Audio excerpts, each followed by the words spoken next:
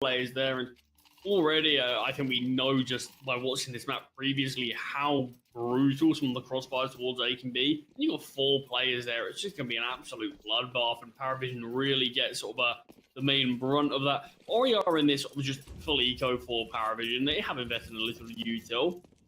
I see your mind is a little util invested just to potentially give the idea to Gun 5 that maybe this is a force. Maybe we're going to need to use a bit more util ourselves. That honestly, this is a pretty good way just to waste a bit of extra util for Gun 5. But while we are in this round, I do think it has to be said that, look, Parivision in general now haven't exactly had the results that they wanted for a pretty long time.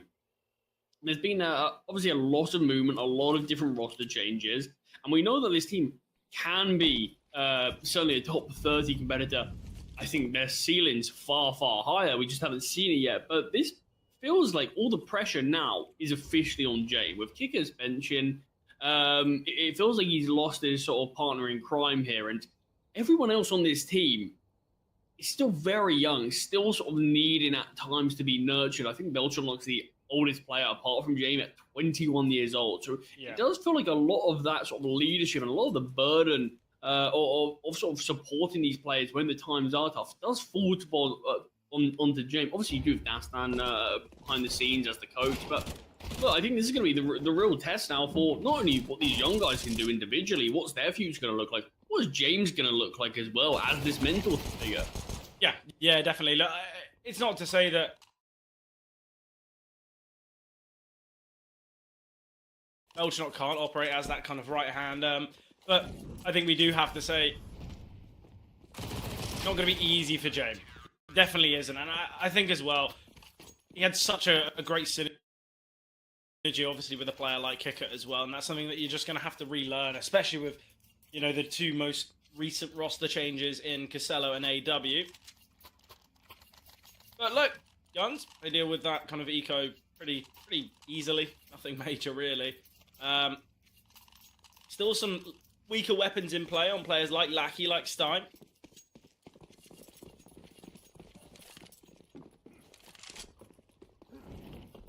There might see some aggression with these MP9s here. Both are split, one on each bomb site. And Parivision are slowly going to be making some noise towards Banana. The HE grenade thrown from Gun 5 slightly too soon. Ooh, missed Molotov. Does land in the smoke, so not the biggest of issues. Texie just playing towards sandbags.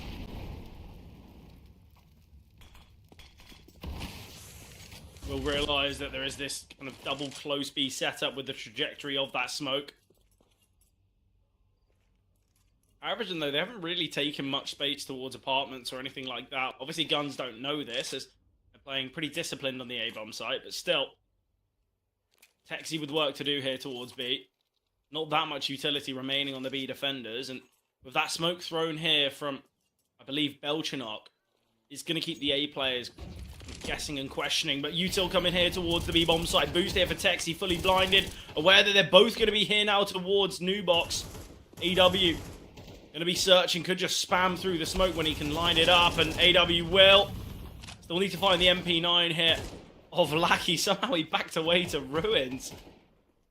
Do you know how he's been physically able to get that timing to fall back? But he has. Bombs going down. Fine Shine. Smoke fading, and will find. Gets the trade onto Belchanok. 3 versus 3 here. There's a lot of utility on Selter and Stein. We could just see mollies and nades towards Dark and New Box, and things get really uncomfortable for Casello and AW.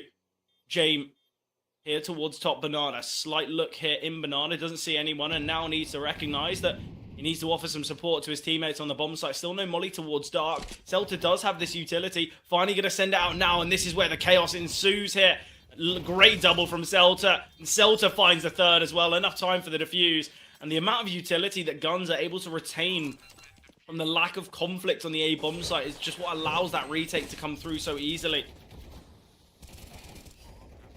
Yeah, Gun 5 not feeling the pressure here right now. The semi-final, taking their time with the retake as well. Not feeling like they need to rush it at all, and it does just allow them to send out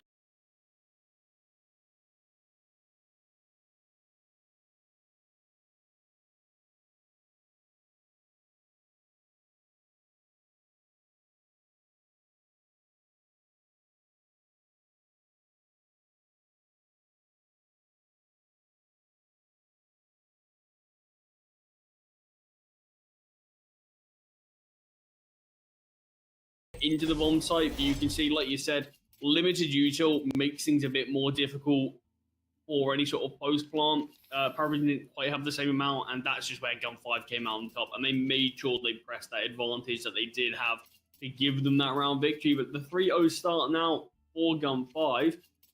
Obviously, this is Parivision's map selection, but nice and early doors. We've got the lead from their opponent. Yeah, and if you look at the last, 5 most recent games of Inferno for Gun 5, 3 of which have been, decent wins, and then the 2 losses, as close as it gets, 13-11. So I feel like Gun 5, it's certainly a map that they've been feeling pretty confident on, been very positive in the last couple of weeks. Similar kind of sentiment, though, for Parivision. Look, out of their last 5, they've won 4. Only kind of hefty loss being that 13-7 to Big. But obviously Big, decent team. It's not as though it's kind of a team that are in that tier 2.5/tier 3 kind of region. So, certainly understandable. But, again, it's a game of individuals. And right now we've had a full buy from Parivision that's been retaken, by Gun 5 quite nicely. Very good plan. Parivision so far are playing a very simplistic T side. It doesn't seem as though they're trying to take control towards top banana and then go for the A play, or vice versa. It seems pretty simple for kind of Guns to read into. Finally, though, they are going to be opting for a bit of contact towards A. It's burnt a lot of utility here for the A site defenders. See, Lackey and Texi still have a decent amount of util.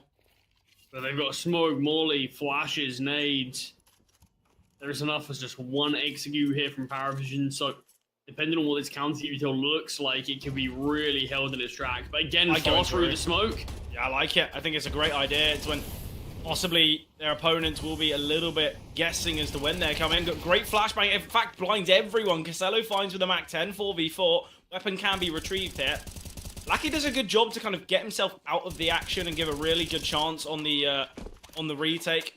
It is a 4v4 with the weaponry advantage, with the health advantage. They've got the util as well. We've still got these mollies and nades from Celta and Stein. Nice HE grenade. Molly to follow. I like the angle there from Casello, but Fine Shine prepared for it. Belchanok now in the eye of the storm, playing towards Pool. Has been found. AW tucked away towards Dark. Delta drops the smoke towards Banana, and James now. It's the flash, in fact. Tap of the bomb. James can isolate. Ooh, needed to find Lackey there, though. But again, nice retake. Guns, I don't think they're too bothered with allowing the plant to go off, and that's why Lackey, both times now when the B-bomb site's been taken, or at least attempted to be taken by Parivision, Lackey kind of gets himself out of there, tries to kind of set up Texi as best as possible. And even if Texi goes down, Gun 5 have got a lot of util, a lot of space. And I think that's the good thing about Lackey backing away. Because if Lackey goes through and gets taken down, not only is that another weapon that Parivision can retrieve, but also it's space that can be taken. They can maneuver into ruins. They can have kind of another prong to the defense that Guns would then have to try and clear out, take their time, maybe even util to do so. So I really like what we're seeing so far. Stein, though, nice find onto Casello. Obviously, that round was the idea for a boost for Fine Shine. But Stein able to find the kill himself. But what a start from Gun 5. AW needing to find this pick. Takes down Texi. Stein has been chipped away at Lackey. Just lining up the retake util. I do think Parivision know that their execution's been really well understood in terms of just knowing that, okay, we have enough utility for one execute. We can't allow this util to get wasted, so let's just push before the smoke. Lackey, a great time he's been taken, gets a freebie there onto Nota. Not ready for a play on the boost, but he's somehow just evaded by his crouch in there, probably not realizing how close to death he was so many times, but great way to get the opening kill back, or another kill back, I should say. I think as well, James, because he's boosted up there, he realizes, well, if I take a pot shot, I'm probably going to go down, and obviously was lining up utility. Nice flash here. Peeking with it is Lackey, finding Belchanok. AW on the AWP, though, can find James, I'm sure, reluctantly giving that AWP away.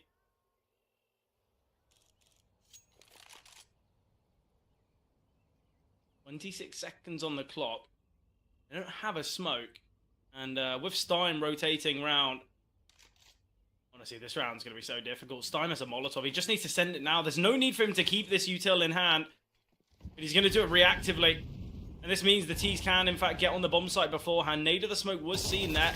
Game aggressing can find Lackey. It's now a 2 versus 2 with pretty similar health. Very fast here is Fine Shine, but taken down by AW's AWP. AW's had a huge round here. 3 kills found. And now it's all on the low HP of Stein. And this is all because Stein kind of holds on to his util for far too long. All going to be about timing for James. He doesn't need to peek. He doesn't have to peek. If AW takes contact, James can just swing and get a freebie. And that is exactly what will happen. AW found. Oh, James! Okay, missed shots. Giving a chance now to Stein. Flashbang coming through, turning from it, and James will find with the Glock. AWP can be saved as well. Parivision put their first round on the board. There is 15 seconds remaining there, Charlie. They have to get on the bomb site and plant. There's a Molotov on the hands of Stein. If he sends that molly, it's round over. It's done. I mean, I think that there was just sort of really feeling the pressure of, okay, time's ticking in this round. My teammates tucked towards new box. I don't want to get time in here in CT. Yeah. I don't want to unscope from the AWP, but I want to just hold and they can swing off of me. But, I mean, that's the thing. They're the decision-making. Sure, in hindsight, we should have seen that Molotov throw, but in hindsight as well, it felt like the player towards a new box just so... sort of worried about sort of going for the swing due to the time, look for the bomb planter instead, and in doing so, James takes him down for free. AWs are able to get onto the bomb site, able to get that plant. So a lot of sort of fine margins there that allow Parivision to win the round, but the most important thing is a round on the board. It's something they got to play with. We are still seeing an investment here from Gun 5. You can see already, though, Blacky's on an MP9. Celta 5-7, limited util, only 1 defuse kit, but it is still an investment, and it's still a round that is good enough a buy to be able to win.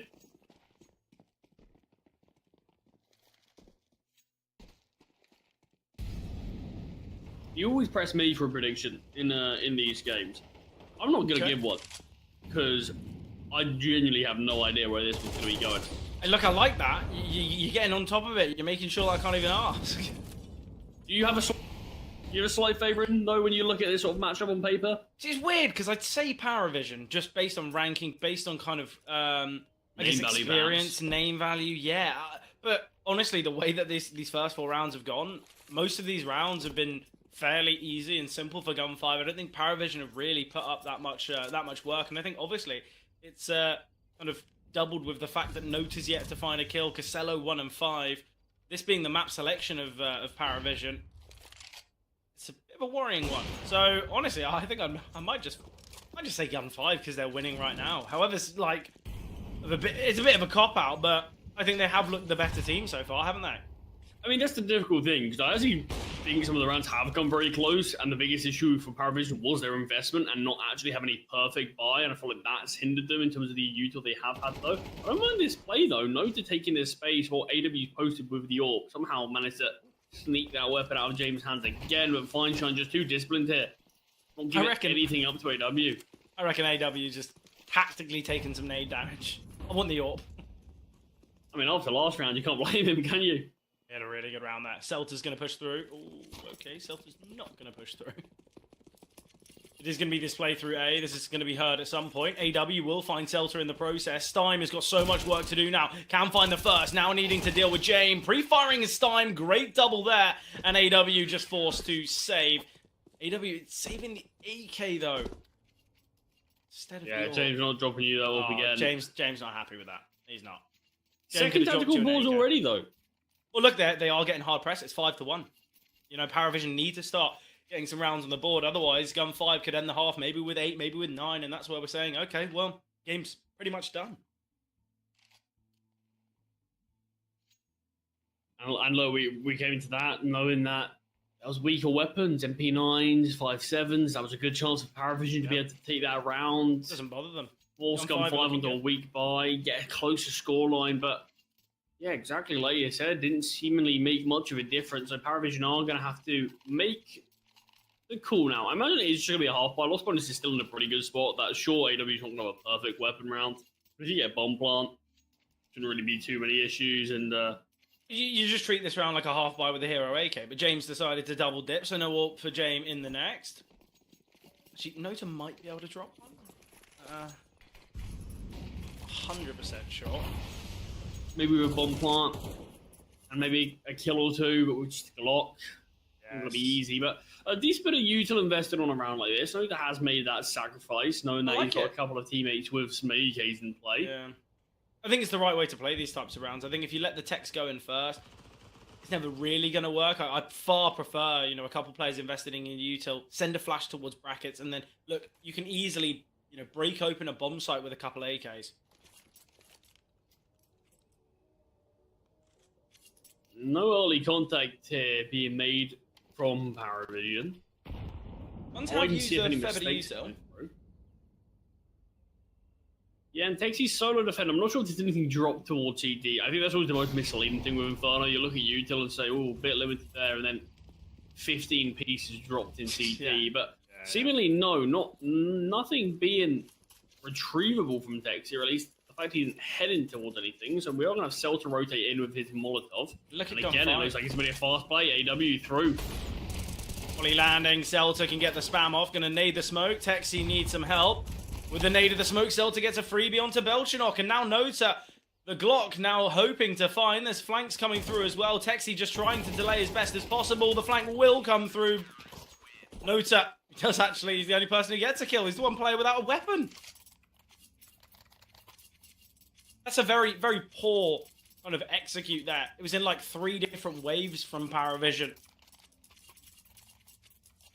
I mean, yeah, that's the difficult thing there is that's the weakness of what happens when you do go before the utility. See, well, I've praised it a couple of times that we saw it before where there's plenty of util left on gunfight that they can't actually throw in time to delay the hit.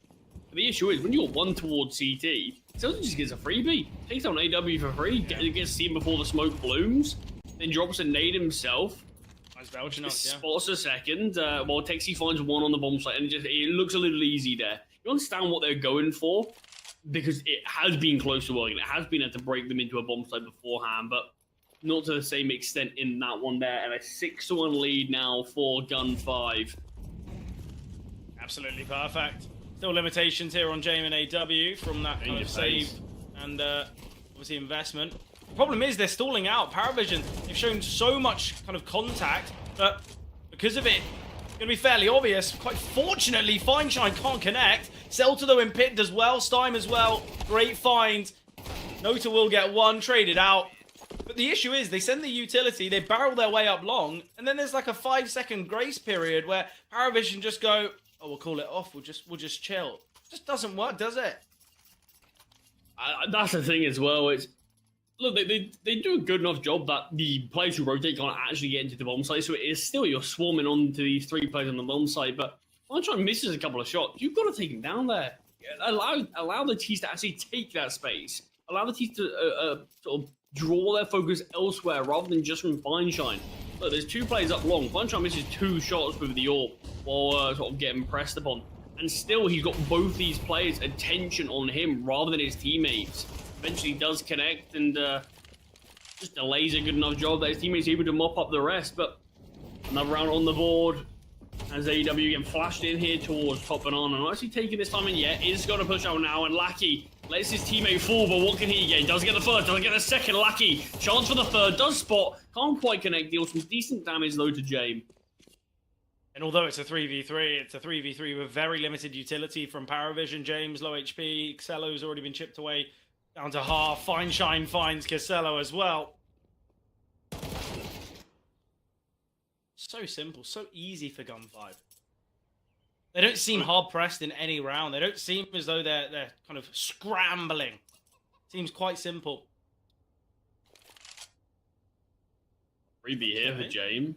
I like it, though. I really like it. To cross. He has just cleared out all of apartments. So Fineshine should believe that this portion of the map is clear. Drop off. It's been Has heard, it been heard? Yeah, yeah, they know. They know. Jamie, you're one of the most experienced players in the server, let alone one of the most experienced players in the world. You're just dropping. If he's done it on purpose to re-wrap through long, then brilliant. But Stein's holding for it. I mean, look, happens to the best of us, but that is that's a difficult one there for the 1v3. Let Stein cross just to sort of fluff his movement slightly there, and allows Gun 5 to get all the information and eventually just take him down for free. I think the most impressive thing for me about Gun 5 right now is that pretty much everyone's looking pretty sharp. Individually, they're looking sort of right warmed up into this one without really sort of needing a map or so to get themselves all on the board. And the fact that sort of Texie is the lead sort of fragging player right now, I don't think it's an issue whatsoever, as everyone else is just taking it in their stride. And even with a couple of missed shots from Fine Shine a couple of rounds ago, other than that, he's looking pretty spot on. Third tactical pause used from Parivision. Third and final, unless we get to overtime. They've used them all within 9 rounds. Yeah, but it makes sense. It makes sense why they're using them. They're 8-1 down. They seem very much out of it. This Parivision's map pick, it doesn't look like it though, does it? This is a strange thing, isn't it? Because look, like we said on paper, between these two teams, they have had some great games. This has always been a map that's been pretty solid for Parivision, especially in recent history. But yeah, for us, none of that's been translated to map number 1 so far. Fineshine finds the opening kill. James does catch a timing here through the flames. He kind of has to take this timing rather than being too stagnant, because it's going to allow Celta to rotate in and now hold long. Finally, James looks to peek on out. In fact, still playing disciplined. It feels like James needed to take that time, and he's in front of the flames. You understand that he doesn't actually have the information, that there's necessarily no one watching towards long, but it feels like make a risk in a round like this. You've got to take 9s.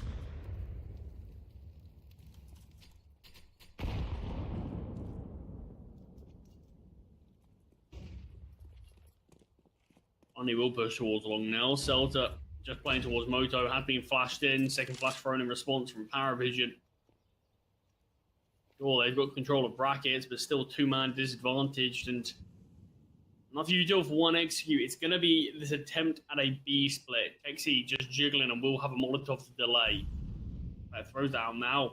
As soon as the smoke goes down for Parivision, so they're going to be aware that there's at least one player towards Banana as well. And James not being quiet about being here in brackets. Yeah, the good thing as well, Lackey, he's cutting off all of these rotations. There's no chance of James slipping the net. The issue is there's still a triple-A defense with this. So Guns, they've gone for a bit of a read. It's gone a bit wrong.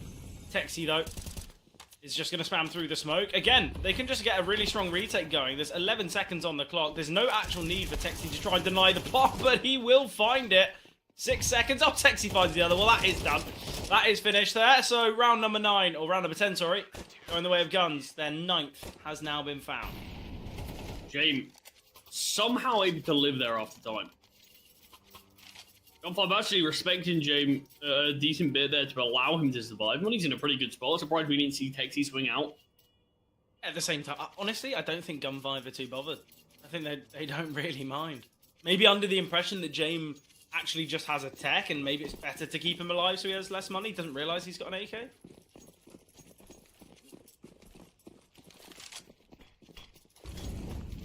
Regardless, it is an investment for Parivision.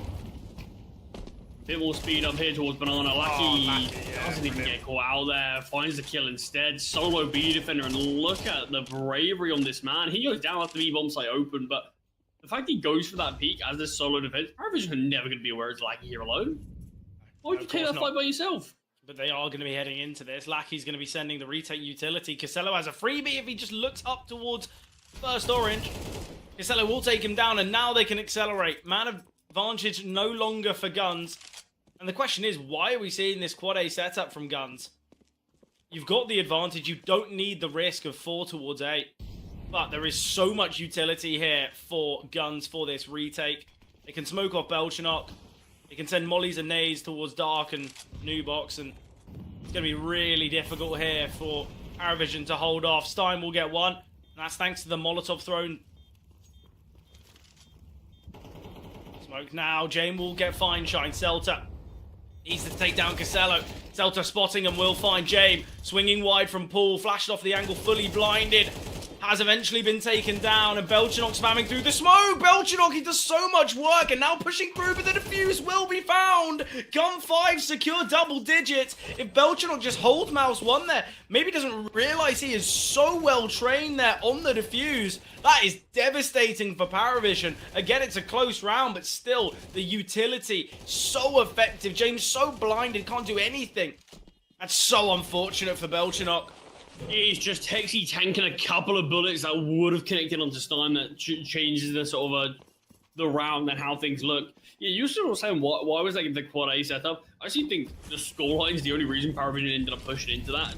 Just they're probably in a spot where they're like, okay, we need rounds, we've got to take risks. Yeah. That on paper, I think in a normal round, I don't imagine Parivision pushes that. I imagine Lackey's able to get the retake util off without any real issues. Fineshine could be caught out in the flames, will fire off a pot shot while blinded, and his teammate in Lackey dropping the smoke as a bit of retake util starts to come in now. Like just the Molotov.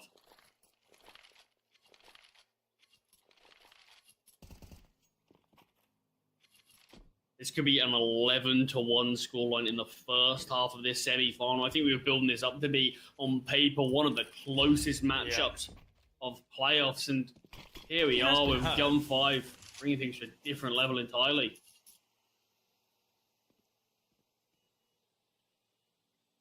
Fineshine just playing towards dark. He's given all his utility to Lackey, so Fineshine can just focus on connecting the bullets. Celta, it looks as though he's going to rotate in time. Again, we see this smoke thrown towards long.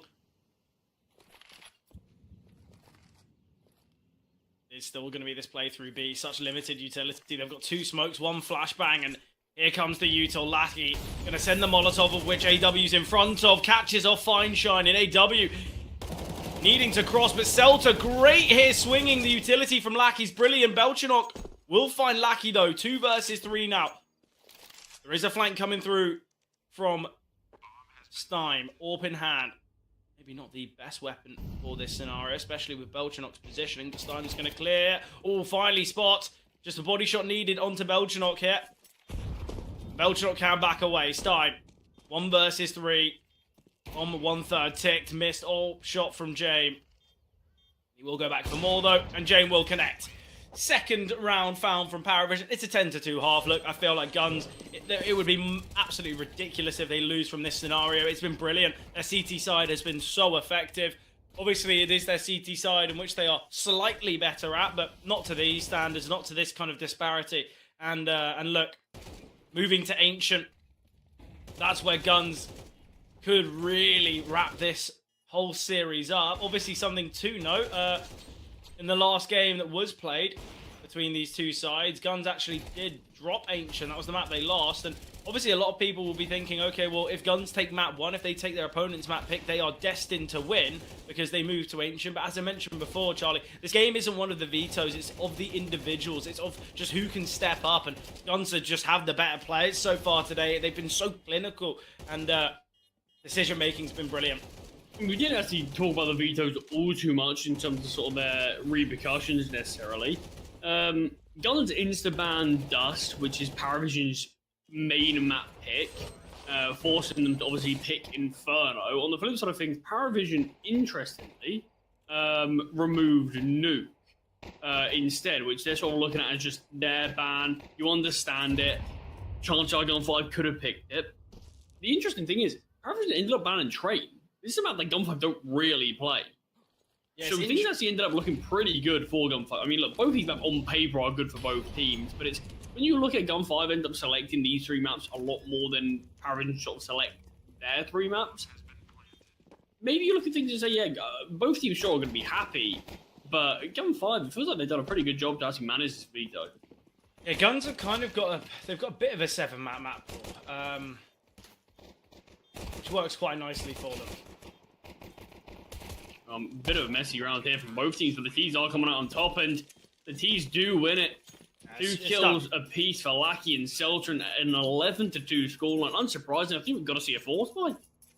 I mean, look, you can make the justification that 1 round isn't exactly going to make a huge difference if you go for the eco or go for the buy, but, like, I'll be honest, I don't think it's... James not getting an AWP in either of them, so... I mean, that's the thing, isn't it? It's a lose-lose situation, but you've only got yourself to blame. The scoreline's here for a reason. Sure, there's been some close rounds on paper, but Gun 5 always just felt like the team that had more chance to win it. They always looked better. They had great job and honestly, very good discipline with their utility on their CT side. Yeah, honestly, I think that's been the big difference maker. Think of every single one of these B-bomb site retakes. You've had mollies and nades on both Celta and Stein, which has been so necessary. Stein's been really key on these retakes as well when it comes to the kills. Same with Celta. You just have to see these two are the kind of the top performers. And Lackey, actually, usually, maybe not the player that's always towards the top, but he's had a really good game. As that B defender, he's had a lot of success. Lackey taken down by Belchanok. Texi flashed off the angle. Oh, Nota could have been found there for no reason at all. I don't really know why you'd decide to kind of just swing back. There is a world perhaps where Texi might clock on that Nota had a 5-7 and the player that took down his teammate had an MP9. Sure, technically he could have swapped weaponry. But they should be aware that there was 3 here towards B. Oh, Texi! Hang down from Lackey, he does get found. Stein finding AW on the backstab as well. And it is a 1 versus 3 Parivision. Outclassed, outgunned at almost every turning point of this game. Even with that, they had a triple B setup with a quick response and a quick rotation from James. It still doesn't matter. The rifles surpassing Parivision. This could be one of their most dominant map losses that we've seen in quite some time. Very rarely we see a result like this out of Parivision. This is a team that, even in their losses, they fight so valiantly. It's always so close. And that's the thing, not only one of Parivision's most dominant losses, but one of Gun5's most dominant wins. And against a side like Parivision, you just would not expect that to be the case. And Gun5 don't even really get these results against sort of certain weaker teams. No, yeah, exactly.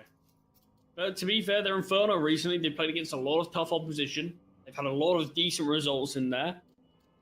And this probably could be the best of them all. We are having a slight tech issue, and what could be the final round is obviously going to have to be another force fight from Parivision.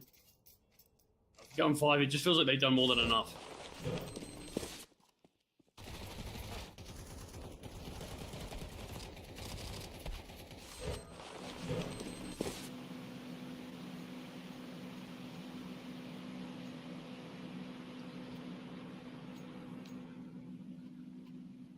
It's going to lead a lot of pressure onto Ancient, though.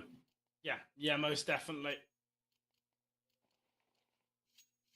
Which actually, on paper, should be a better map for Parivision. It is their most selected map. Obviously, like we said, Dust 2 is a map that most of the time they like to pick, but when it is banned, Ancient is their automatic second.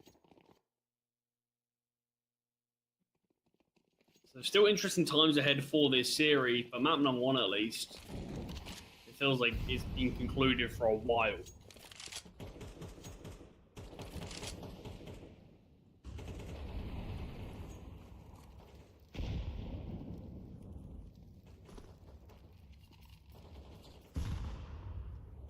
All-man B setup. Dire times ahead, evidently.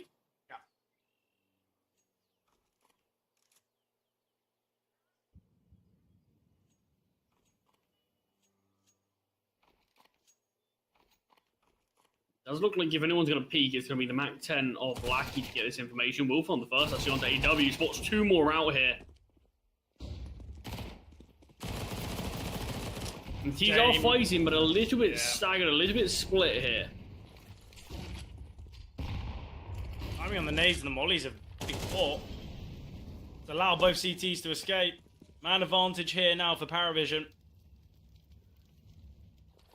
Boost has been seen. Celta with an H. Oh, Celta, great awareness. Nade right onto Jame. Jame backing away.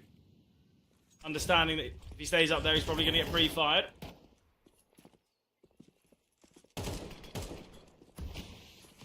Hope the Parivision don't push through this smoke. Excello will get one. Stein gets the trade, though. That is the bomb planter. Oh, Celta gets the first. slight look there towards Banana again. In fact, he's clearing it. Belchanok could be an unknown factor here. This could be brilliant. Jame going to push through the smoke, but he's being held. Celta now. Oh, bomb will go down. Celtics can only win it on frags. He needs to hurry up and needs to chase, but he's not going to find it in time. Parivision will get their third. Great there from Belchanok. Once we see Celta get that first kill towards Banana and there's no instant swing from Belchanok, it just means he is going to be an unknown factor and he's going to win the round for his team. Yeah, unfortunate sort of plant position there. There was a smoke down towards CT. Was a smoke down towards Coffins as well. You feel like the only position that will be difficult to trade if someone does get a frag there is going to be Banana. But equally, that being said, probably don't want to plant in a position that the Runes player can necessarily spam from, get a kill, and just can't be traded through the smoke. But Parivision, they will survive to fight another day. As for how long is that day going to last, it is just one round away from Gun 5 being the team to have the map advantage in this semi-final and put themselves one spot closer to the grand final. Obviously, Gun 5, they've got 9 opportunities to close out this first map, and I think it goes without saying we should see that. It'd be very, very insane if we saw a comeback here from Parivision. Not impossible, but the likelihood is so slim.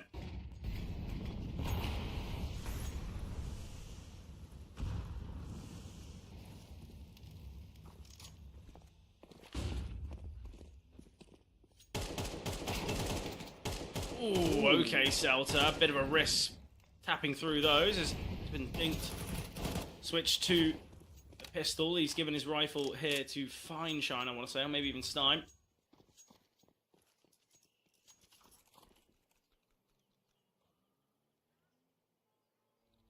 A bit battered and bruised as they have taken top Banana. Flashing from AW doesn't quite find a kill for Parivision, but does a lot of damage.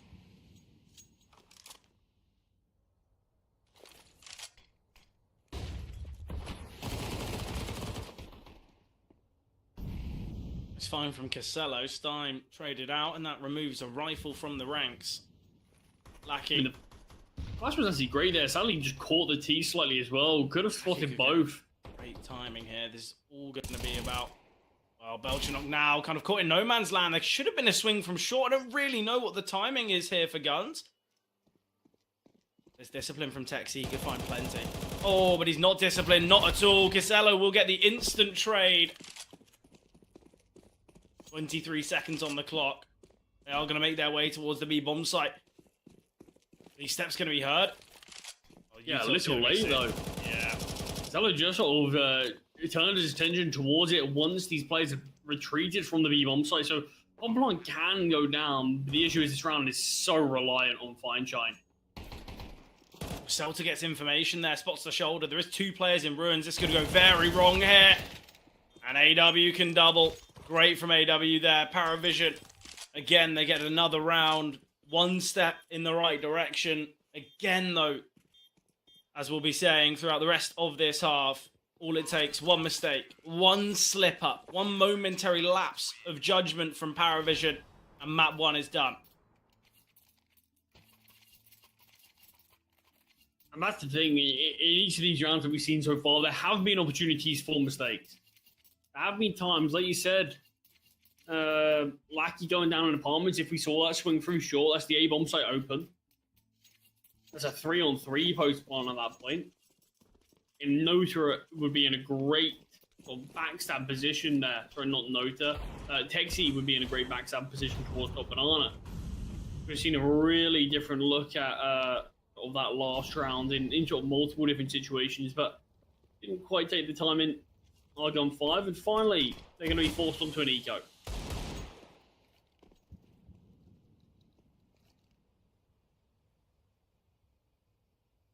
think the most important thing with these sort of however many rounds remain in Inferno is just Parivision, get yourself warmed up, try to be able to actually rival Gun 5 in terms of the fragging department. Exactly. Right now, Texi what? Is the worst performing player on Gun 5, but he's 12-12 and can somehow find frags through the smoke. That was just Kind of a pre-fire on the player on car, and AW caught the just caught the crosshairs. Oh, Parivision. You going for a full gamble against an eco? Is this the right call, or is this the right decision?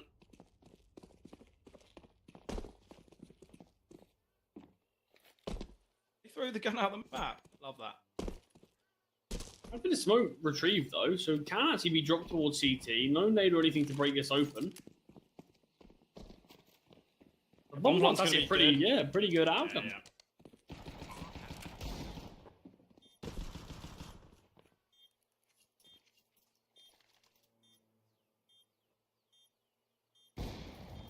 Ooh, Stime.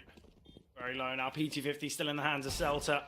Great find from Fineshine. James though with the AWP. James switching to a rifle. Seems though he could have been caught in rotation. Could have been caught while switching, but no.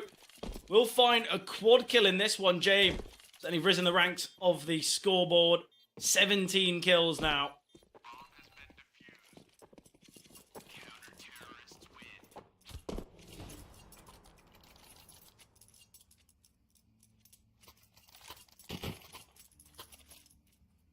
I mean, I suppose at least James up there in the fragging department. Gonna need him to step up quite heavily on Ancient. Not always an easy map for the AWPers to have as much impact as perhaps you would like. I mean, it does sort of lean itself towards James' playstyle a bit. So perhaps could be a decent map for him, but it's not really a map for these hyper-aggressive AWPers. You won't find a huge amount of success on the map like that, and often can get yourself taken down a few too many times. But still 7 opportunities for Gunfive to close this one out. They've got weapons back in play here.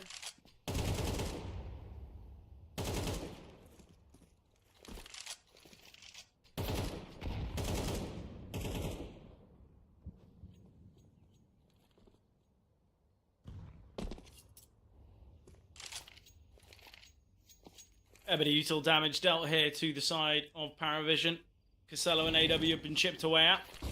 Make things a little easier. AW, still this lone defender here towards B. Should be able to relay that there's been 2 mollies sent, but it's still this quad A setup. And now AW under pressure. We have still got Celta and Stime, but Stime caught off by Nota. Flashbang coming through. Belchanok close here as well. Celta needing to try and isolate.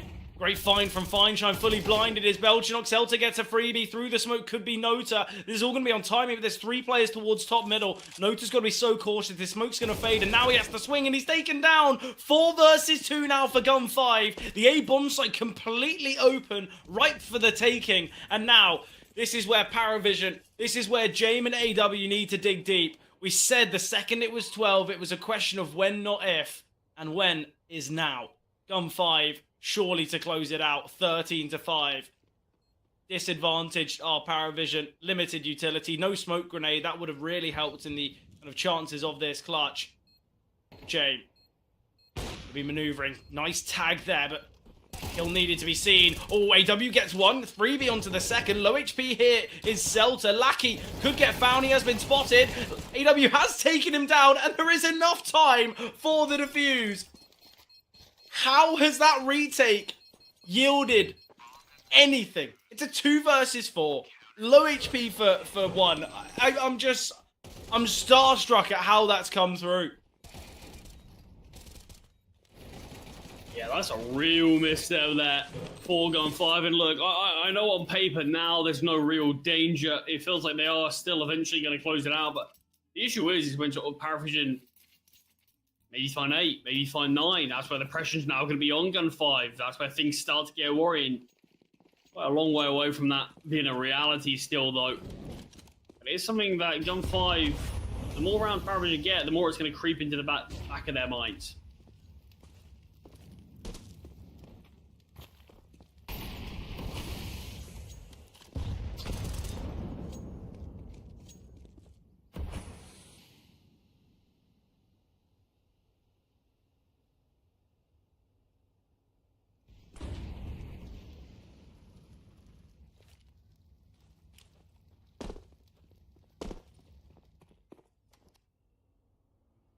Going to be this B fake into an A play. AW, lone defender here. Playing in front of the smoke though, so AW will find one. Belchenok towards balcony. Celta clearing. Celta can find, but Belchenok can... Oh, the trade is good, but Casello gets one. Oh, we're seeing trades all across the map. Is James going to push through the smoke? Well, he certainly is when Stime's planting in the easiest spot for James to deny it. He doesn't have a teammate on the bomb site. I don't know why Stime's got so much confidence to plant that. And AW rotating in, gets his second of the round. Parivision now with 7. If this comeback comes through here from Parivision, we have to say Gun 5 not only have had so many opportunities, but they were in a 4 versus 2 with the bomb down on the A bomb site. We should already be finished here on Inferno and kind of talking about our expectations of Ancient. I mean, that's the thing. Look, on paper, it's still one mistake away from Parivision, and there have been plenty of opportunities for Gun 5. You do feel like eventually one of them they'll be able to bring over the line. That is the issue, though, that I think even if they do bring it over the line, if we see a 12-9, that's where, look, Parivision have been warmed out for map number 2, Gun 5. Maybe not going to feel as confident, maybe not having so much momentum moving over to map number 2, and yeah, even more disastrous if things do go to OT. Maybe that's where Gun 5 are going to really feel the heat, but there's a partial buy here as the loss bonus has started to increase.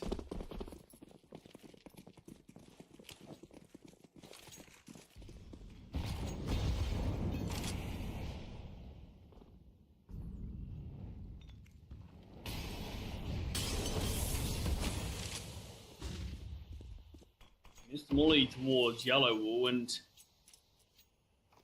the issue is this is all space that Parivision have kind of just reclaimed with 3 players. The Molly towards Yellow Wall came through, could have seen these CGs back away, but instead we're now seeing these rotations through towards A, and Gun 5 still yet to have pushed up and taken much control.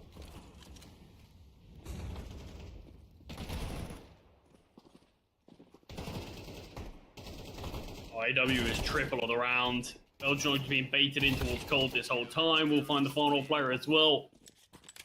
Easy round there from Parivision, and 5 is a little slow. Allowed the 3-man B defense just to fully dismantle and rotate over towards A. I think the biggest issue that we're seeing from Guns in every single round is not only are they kind of losing opening duels, but there's so many moments where players are getting doubles when they shouldn't, and getting multi-frags when trades need to be seen. In that one round where we saw it come down to the 2 versus 2, 2 rounds ago, where Stein decided to plant in a bit of an open position without his teammate on the bomb site, at least there was trading going on there. But Guns, I've got to say, it has looked very, very limited here on this T side.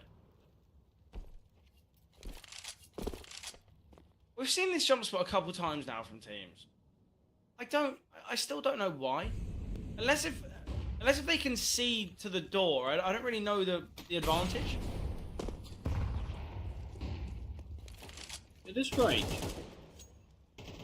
Well, I mean, it must have had some success at some point, otherwise, why did anyone do it?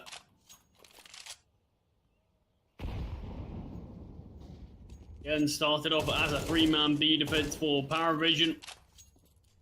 Game now just posted up as well. 2 players rotated back towards A, but still, Gun 5 aren't necessarily logged in towards this map as heading towards Banana, James AWP. They need to flash him off the angle, but still he's playing a pixel gap. Oh, missed shot from James. Lackey can capitalise, and now it's acceleration onto the B-bomb site. There's enough utility as well to hold off. AW drops the Molotov, goes down. It's 5v3 now. Casello, important kill here. Stein still playing the lurk. Oh, Stein!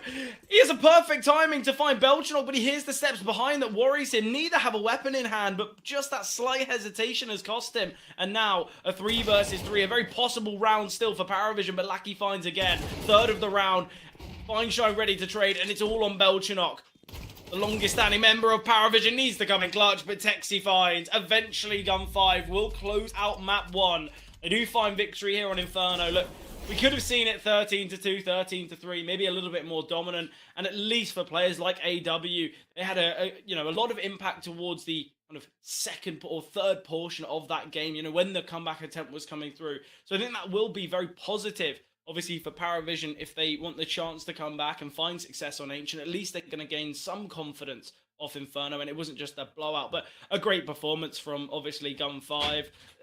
Kind of success from everyone. We had moments all across the board. Celta leading the line, just the in-game leader, a real rarity, but a great performance.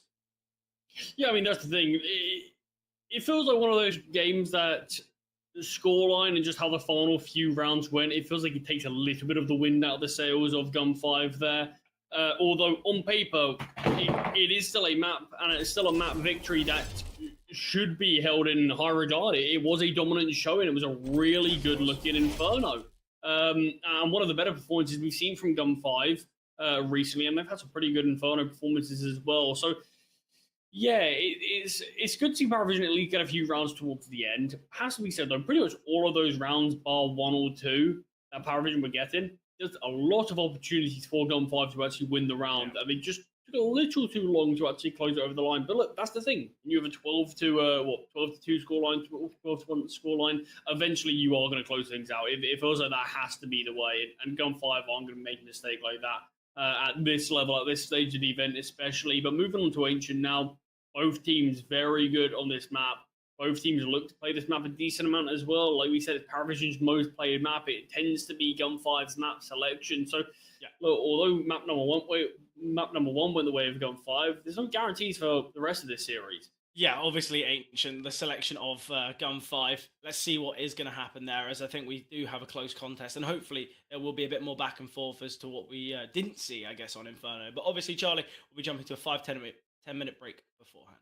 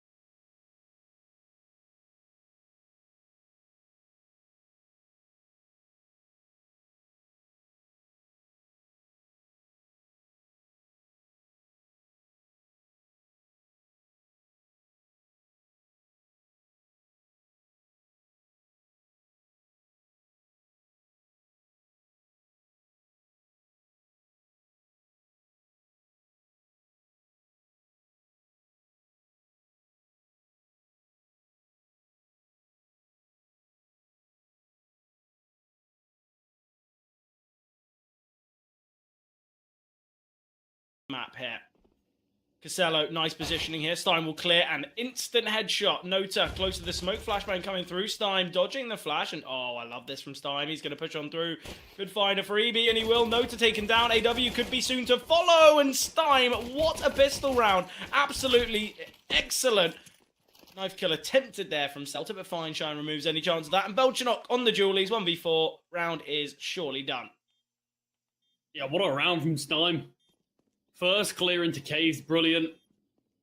Timing to push out for the second and the third just feels like it's a cherry on top. Allows his teammates to overwhelm James, and sure, he goes down, but he isn't going to mind that. He's already won the round for his team.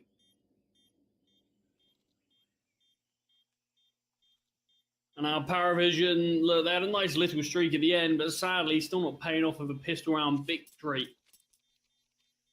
Every pistol round so far in this series going the way of Gun 5.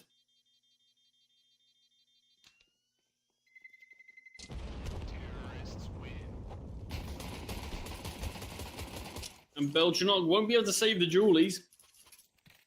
Nothing brought across into the final round for the CT side, and only just a 1 kill found. Don't imagine there's going to be any chance of an investment here. Well, I say that, as we see a second round investment, Parivision. Yeah. We'll go for the full investment. It's 5-7s. A lot of them in play. A little bit of utility as well, but the issue is it's just this... The weaponry is so superior for Gun 5. I mean, don't get me wrong, we know how lethal these 5-7s can be. Yeah, I don't mind the idea of the second round force. James kept a little bit of extra money in play, so can try and get it out of the AWP in that round number 4. Obviously, if they do win, though, that kind of changes the decision. But, oh, Belchanok spots a shadow and goes for the shot. Okay, a lot of damage dealt, but Lackey, great flank, will find James. Does get one. 3 versus 3 and a lot of damage to Celta. Stein could get caught off guard here, but he gets his gun out in time. HE grenade. Pin has been pulled, and slight bit of damage seen. Nothing major, though. Casello going to be maneuvering out of Temple. Celta is just holding this. Okay. Positioning here. Excellent from Casello. AW finds, and now it's onto the low HP of Celta. This could get very dangerous. This could get really, really worrying. And Celta is going to maneuver away from A main. AW surely has to realize this. If Celta goes all the way through B, I would love this decision. AW feels like he just got his time in the mid. Clear out, will spot Celta. Brief moment, but Celta did switch to his knife. Yeah, I think because Celta's so low. Yeah, it's really tough. I think there's only there's 3 different ways Celta can play that. The second he decides to head away from A main is the fake steps and go back. He can either take a ridiculous risk by going through B, shifting through cave and trying to catch AW from red room, or he can just tuck behind the boxes and hope that AW repositions into donut. The fact he's out in the open on low HP, so many different angles that AW technically can be in, it's really tough, but great response from Parivision. They do bounce back instantly, and we're seeing the investment from Gun 5. Lackey getting the double with the MAC-10 has allowed him to get the AK in play. Second nade there onto Celta.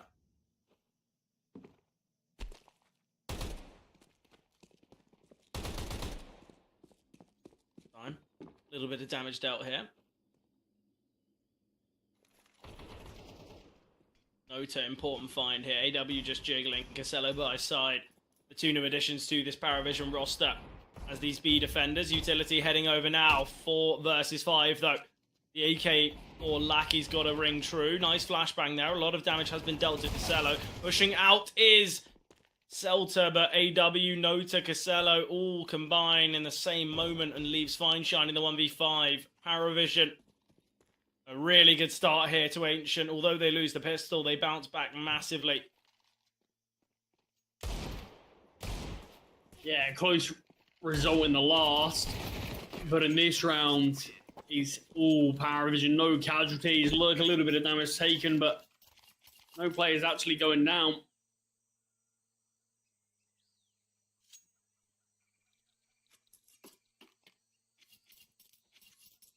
And just going to be this eco here in round number 4 for Gun 5 is Parivision should be able to find that 3-1 scoreline. And that's the thing, look. With Parivision, they're never a team that I'm expecting to, regardless of the result of Inferno, lose map number 1 and not go out kicking and screaming. This is a team that will fight back. Yeah, definitely. There's so much ability on this Parivision team as well, which I think we have to say usually helps them in a lot of these series, but it's a tough game for both Casello and Nota. I think we do have to say that. Inferno really go to plan for those two. Nice finds from Belchanok here. Nice double with the MP9. Just going to make that money. Belchanok will get his third as well. So a lot of cash injection here for Belchanok. Weaponry has been dropped across.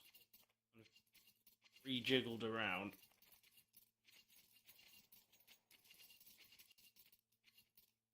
Got an investment back in play now, though, from Gun 5. No AWP for Feinstein. In fact, just having to stick with the Galil, in fact, to just invest in that extra bit of utility. Team's upgraded to the AWP, though, dropped by Belchanok. It was an MP9, but they've decided, look, it's going to be the full buy here. Might as well get the AWP in hand. There's still a decent amount of money on the rest. So don't mind. I feel like sometimes going for the upgrade can really work out well. Lucky, little tick through the molly, down to 67 points of health.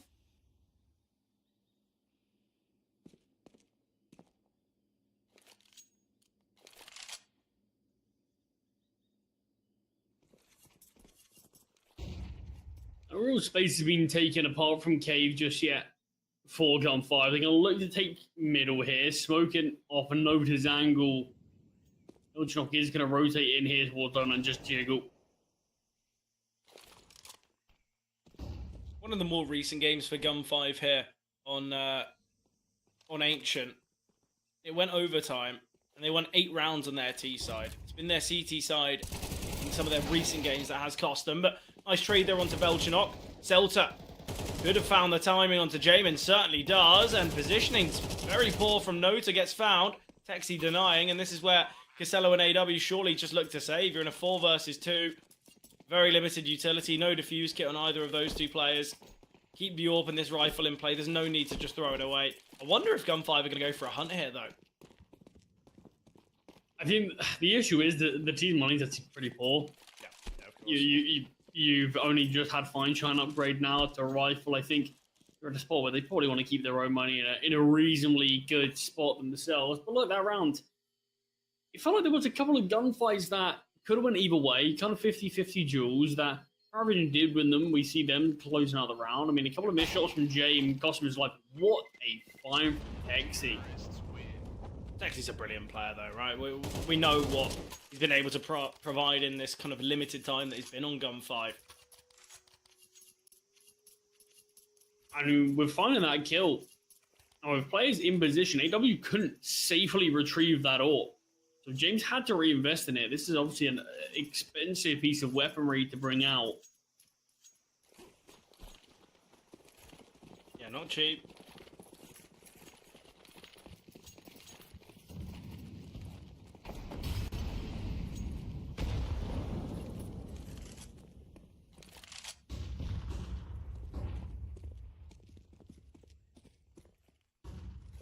Ready, fast space taken here towards Cave. Casello just dropping the smoke, but Celta finding. Celta so aggressive here. AW surely to get taken down. Celta just needs to check. Lackey will be the one to find. And again, instant decision for Parivision to save. And now the finances are a little bit more stable for Gun 5. We could see a bit of a hunt. Look at Celta. Already pushed through this smoke. As a freebie onto Nota. Nota has looked back, but still the positioning of Celta far superior in that gunfight. Belchanok getting pressured by both angles. Celta can find. And James now, 1v5, attempting to save. Pressure from all angles. And there's still about 20 seconds for them to find him. And Stein will take him down. No AWP for James to be saved. No AWP to be invested. Just the eco from Parivision here. And Gun 5 with a necessary response after winning the pistol, then losing the force. That's where teams can really struggle to kind of get their way back in. But they've done so. Yeah, I mean, look, it's good to see Gun 5 very quickly bring things back to a leveled up game. Felt like we could have seen some of the Parivision that I think we were probably waiting for that. Never really came on Inferno. I thought we were going to get to see that early, but not quite. Gun5 instantly are able to find a response, force Parivision onto an eco. Should be themselves finding the lead here. Flash does come through. Shelter just got a wildly spray. The USP's find some great success. Nadine's thrown's going to do some decent damage, but this is still a dangerous round. Both AKs have been retrieved now. All 3 players still remaining in cave. 6 players as well in this kind of close proximity.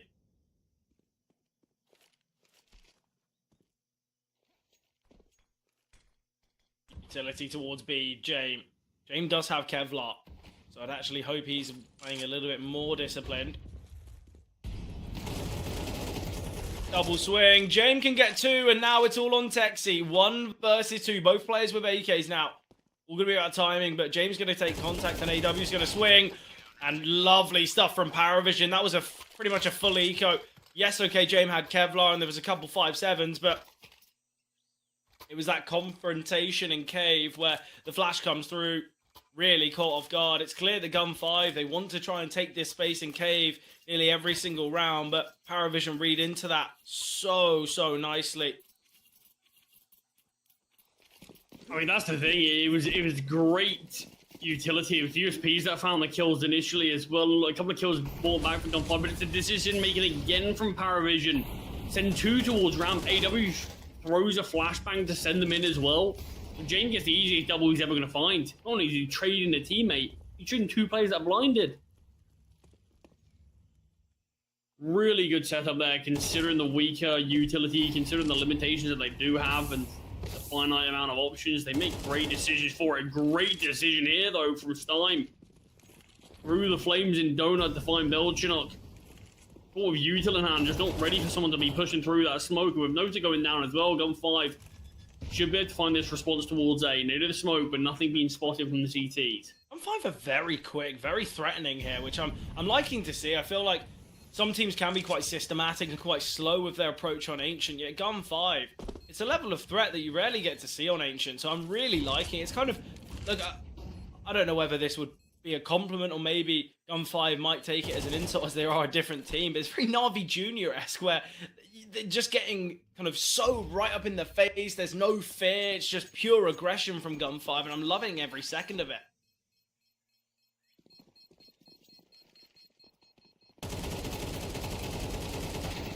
Exit frags though, only going to yield 1 kill. Celta doesn't quite go down to the bomb there, survives just about. With a few weapons bought into this round, it's difficult times again for Parivision. As look, you got Belgium at 1.4k, Nota 1.8. What is it Parivision up to do? Just another force.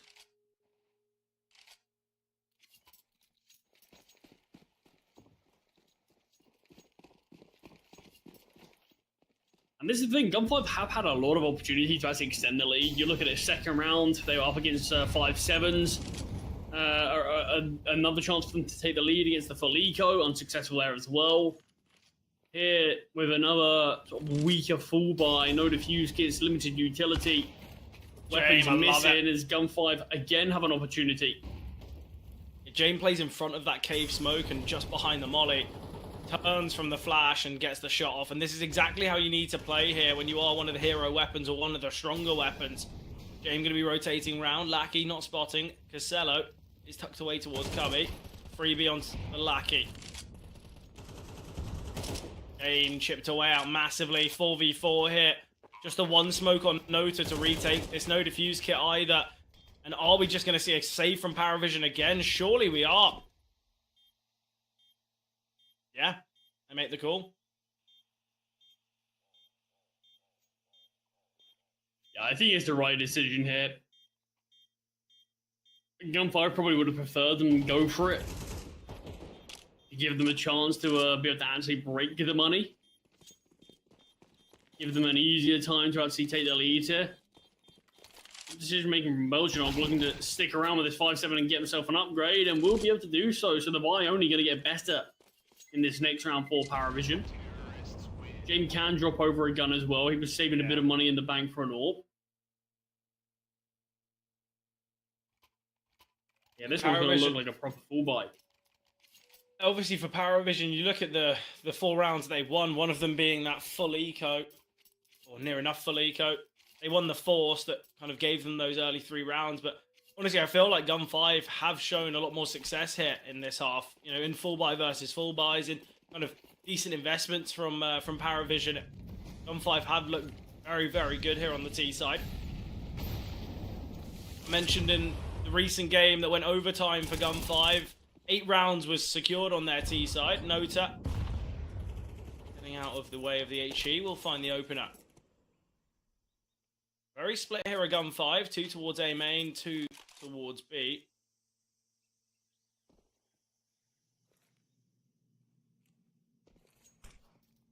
Game flashed in. Missed flashbang. Good catch, Jame in rotation. Smokes and flashes landing. This is all to try and draw some rotations. No flash on the bomb side, though. I don't really know what the game plan is here. Belchinok and Jame can easily get these 2 kills. And with the util thrown here and the space kind of attempted to be taken, so ineffective. Casello just playing behind this. Fine Shine will take him down in the smoke, but it's a 1v5, gone 1v4 for Fine Shine, and down to half HP. Jame shotting through the smoke. Bit of a systematic spam from Nota. Gun 5 been praising them, and that was a very poorly played round. I mean, neither team here really able to get any foothold on this game. It's been very back and forth. Every time it feels like one team have the chance to sort of extend their lead, the other is able to snap back very quickly and still can see an investment here from the T's. I think a leveled up game probably would be even and a respectable and a fair scoreline at the halftime score if we do end up getting that. But still, final 2 rounds here. Either team can take the lead as well still.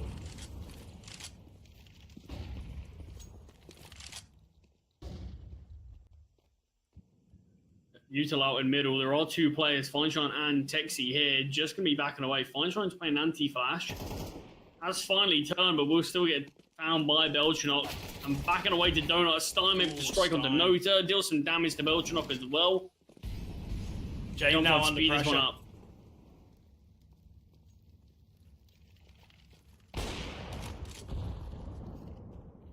Nice first from Jame. Find more, but the jump across. Texie just getting legged here. AW in CT. Teammate behind him. I'm just going to look for the plant. Information on AW. Look at Belchinok. Belchinok's in a great position here. He's aware that Texie's up. Playing from Donut. Great find. And now Stein. 1 versus 2. He hears the steps out of Temple as well. In the Molotov, and Casello confined. 6 now secured for Parivision. It's all going to come down to the final round of the first half. Gang Gun 5 will level things up. Money has been broken. But Bomb Plant's definitely going to help out with somewhat of a buy. I mean, much more competitive map number 2 here. I think this is what we're expecting sort of all the way throughout this series. Yeah, definitely. Gun 5 just a bit more alert on map number 1, a bit more woken up on the server. And first tactical pause from Gun 5 being used here. Wanted to keep things as close. Good time to sort of call a bit of a pocket strat. Bit of a gimmick round. Yeah, Do you have anything in your lockers? Sort of a couple of weaker weapons, Mac 10, Galil, or a Mac 10, Tech 9, and the Desert Eagle with a couple of rifles with not a lot of util behind them. So, perfect ground for it.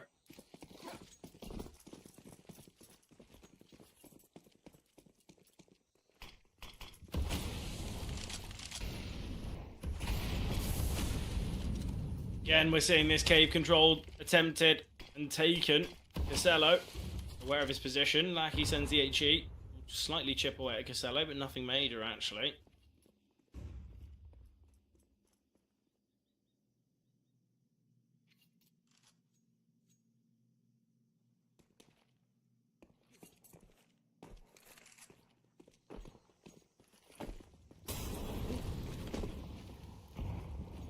got so much early information here for Parivision. Isn't that much kind of good positioning from the tees. Oh, okay, Stein. One way to make things work. Lucky's going to be on a long flank. This could work out well. It's just all dependent on how long Gun 5 can hold off for. Feinstein doesn't need to peek. James now aware of this from Lackey. He's going to push all the way around. Okay, Lackey as the lone holder of these rotations. This is going to be really difficult for Lackey. He's just got a Tech 9. He kind of needs to hope that James is going to be inquisitive enough to sort of push himself and give Lackey a gun. And CCs are going to likely clear out towards Red Room. The bomb has been planted, but already aware that it's likely going to be this hit towards B anyway. A shot from James with information on Lackey. Yeah, I don't love the fact that Lackey backed away there. Oh, okay.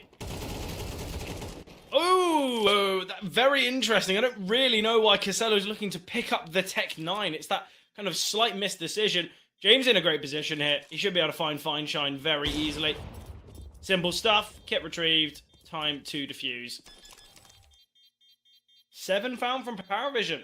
I like it from James, actually, because he fires a shot from Red Room. He gets kind of the information on Lackey, but then vice versa, and then instantly rotates through middle. I think it's a really, really good decision from James. Yeah, did it in a way that he wasn't heard. Feinstein had no idea. Didn't even consider thinking of that. It does just fall apart. Parivision, yeah, with a slight lead moving into the second half. So far, I've seen Gun 5 win every single pistol of this series. See if they can keep that trend up. Yeah.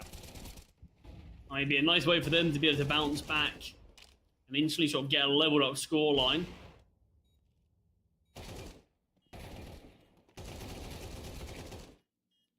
Again, though, look, as I said, Gun 5 in that previous game, it was their CT side that really was lacking.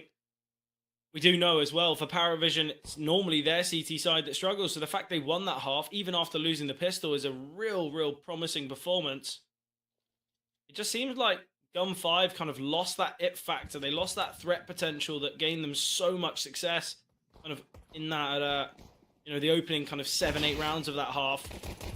Dota, though, nice find. Stein will get the trade, but Casello close enough.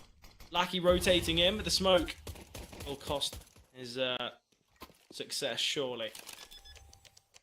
CG's going to push through this. You want to take this fight, and it has worked out. The Jawleys, yeah. James is going to back away, like you said, due to the fact that the bomb has gone down. And Celtic on the 1 versus 2 here. Does have a single flashback for a smoke grenade, actually. That's going to help him out massively. He needs to tap the bomb, though, to force a peek. There it is. Oh, it's not the tap, it's the stick. He's retrieved the kit, and this is the problem with planting there. A lot of the time on Ancient, I feel like the ninja defuse on the A bomb site can come through so often because there's always some form of confusion of whether it's planted kind of in front of the box or just on the edge. And moments like that, a massive gift there for Celta. And that is 4 for 4 in the pistols now for Guns. Yeah, like Celta knew what he wanted to do from the get-go.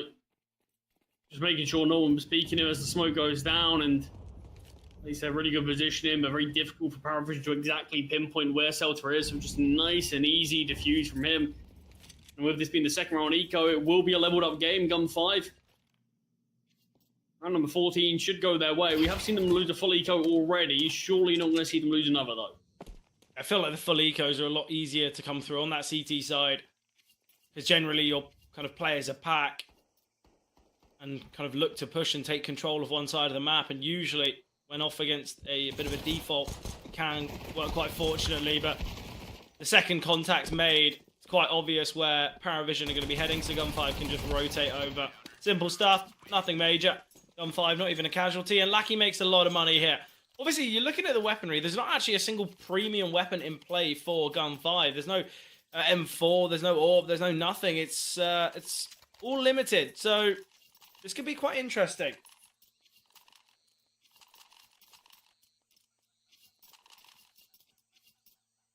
This is sort of the definition of a bonus round for Gun 5. We'll take middle, but Parivision are out shortly after as well. Nota making his way out behind the boxes. Will find Jalaki and Belchnok as the opening kill onto Texi. So the mid hold is being shut down swiftly there from Parivision.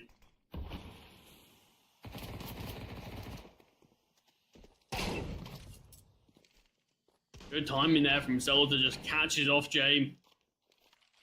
Also, Parivision knowing equally themselves that there were 2 players towards Cave. Yeah, I've got the rotation from Stein, dodging the flash. Nice finds from Celta, nice damage, but how has Stein not got that kill? It seemed kind of harder to not get the frag than to acquire it. Aid coming through onto the bomb site, slightly chipping away at Nota. Volley onto the back of the bomb site here. Belchnok forced back. Fine Shine 1v3. It's in the flashbang here. I don't think he has a defuse kit. This makes this round so difficult.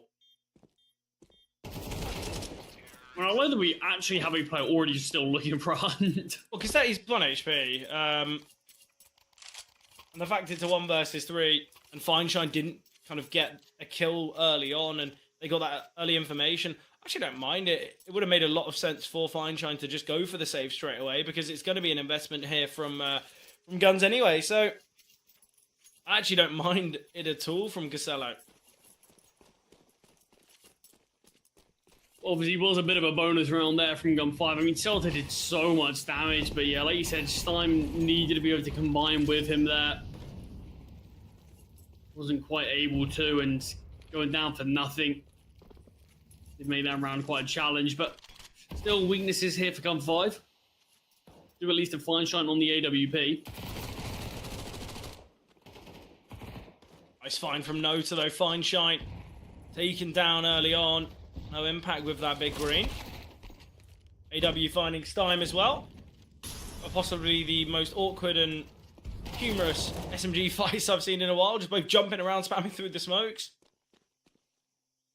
Lucky. Taking his time, just bursting with the MP9 will find. So a 2 versus 3. Zelta will get 1, but... That's a big kill from Zelta. He was 1 bullet from death. So at least nice. getting 1 there does give Lackey a slight chance to attempt this round if he does want to. Also, there's the AWP towards middle. That could be saved. I think Lackey's going to have a slight look, and if he doesn't find anything in the first 10-15 seconds, we'll just give this one up. Swing deep towards ramp. Lackey creeping closer. I don't think Lackey has a kit. What is James doing? Full 10-second stick. Oh, Lackey close to finding it there, nearly having the round. I don't actually know what James is doing. For a player of his experience and quality, quite possibly the worst jump spot I've seen in a while.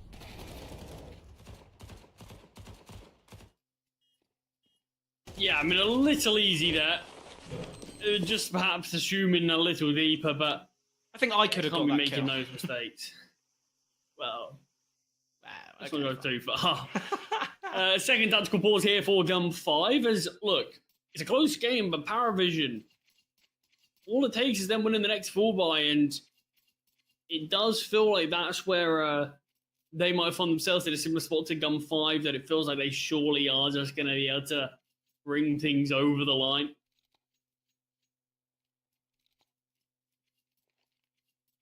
And it's just going to be an eco here from Gun 5. Double digits should be a certainty. So a lot of the pressure is going to come on to what's happening in round number 18.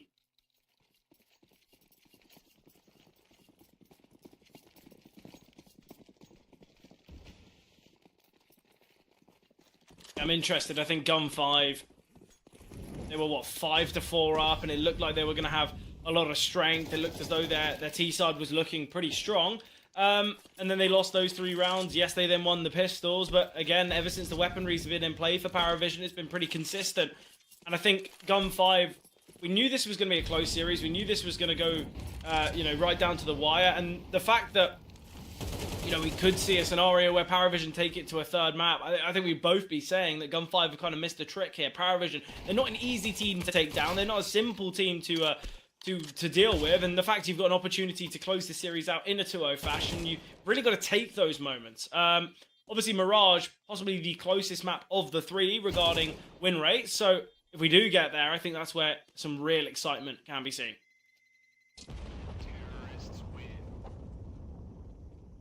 Yeah, and again, it feels like it'll be a perfect finish to, like what we said on paper, one of our closest series we're going to have here, and that being Mirage. 1% is the difference in the win rates of both these teams on that third and final, if we do make it there at least. As this is the round that I was saying could be the game-defining one. Honestly, we say that Mirage is going to be close. Ancient is pretty similar. Both teams have played, well, for this lineup, for obviously Gun5, they've played 25 maps as the core, and they've won it 13 times, lost it 12 times. For the core of Parivision, they've played it 26 times, and it's been 13-13. So I feel like this one's pretty close as well. Oh, but I think that's what we're building on the start of this series. Every map is. Yeah, look at the only... another equally as close on the third and final. Big kill there from Feinstein. Can't double up those AW pushes through the smoke. Will find the kill with the AK. The advantage does get traded back, so an advantage for no one. Looks like Guns want to kind of refight through middle, and they might have just lost their timing as the bomb has crossed. AW now maneuvering towards the B-bomb site. Celta, lone defender, no utility here. There is just a flash and an HE here on Lackey. Util, not perfect for Parivision either, but Casello's taking this positive space. If you can continue to take this space silently, this would be so effective. Contact made. Celta will get Belchenok, but AW can trade. Bomb can now get planted. And as I said, the positioning of Casello is brilliant. Molly's just going to get thrown. Pretty much confirming the round. Oh, in fact, Stein is in front of the Molly. Gets hit with a nade. Casello will take down Texi, and Jane can find Stein. 11 on the board here for Parivision. And the fact that Gun5 went for that round instead of saving, this is where surely we're going to see an eco from them. But Feinstein bringing out the AWP. Is this the force from Guns, or is this just a heroic moment from Feinstein? See, I think this is an eco. Parivision with 5 map points. I think they close it out.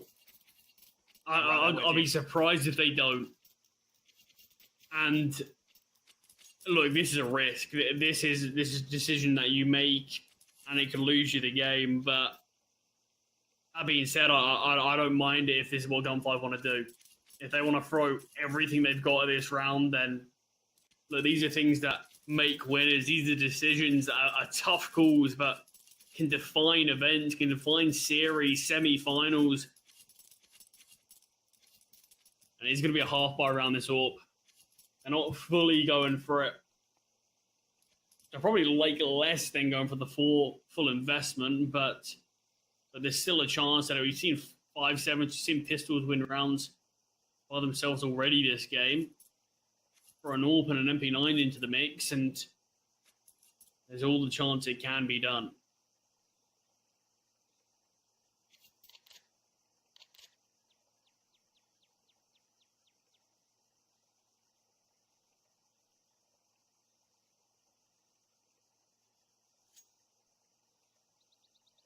Been a very back and forth game though, for the majority of this Ancient, but Parivision have just slightly felt like they've sort of hit their second wind here, and maybe their sort of experience prevailing slightly at times.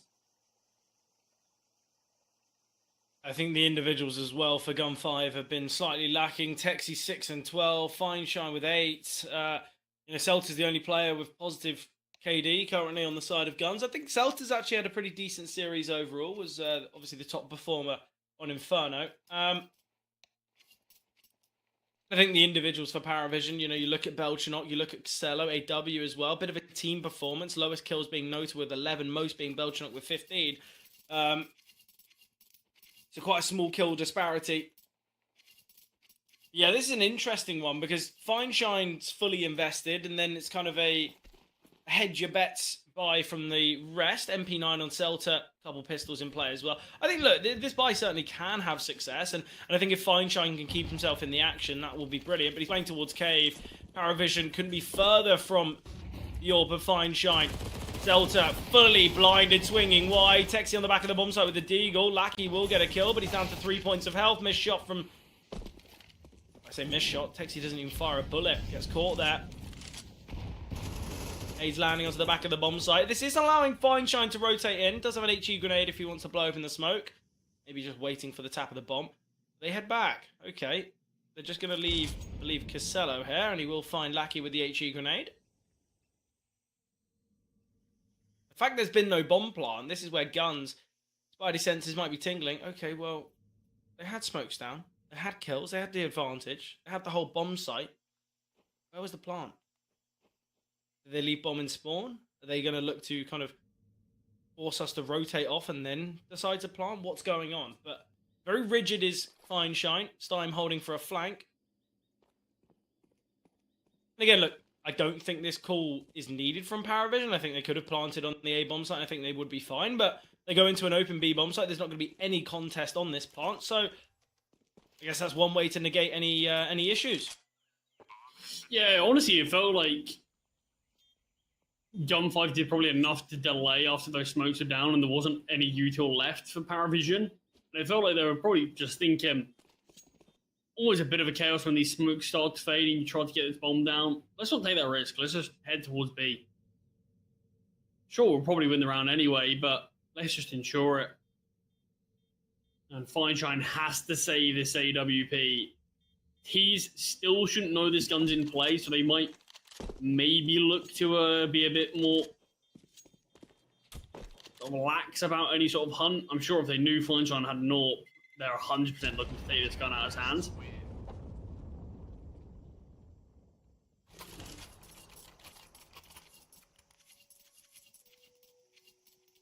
But with the half buy, we can still see a full investment in the final round. So I suppose it's sort of a decision that, although you haven't fully invested, you still get kind of back-to-back buys. And it needs to be 5 in a row now for Gun 5, otherwise we're making our way over to Mirage. And this series goes 1 apiece.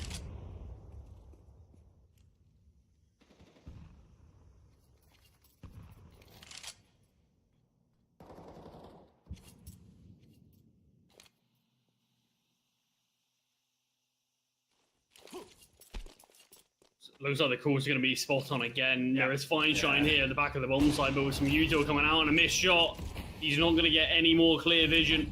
Has to need the smoke. Getting a difficult shot as amongst the flames, amongst the smokes.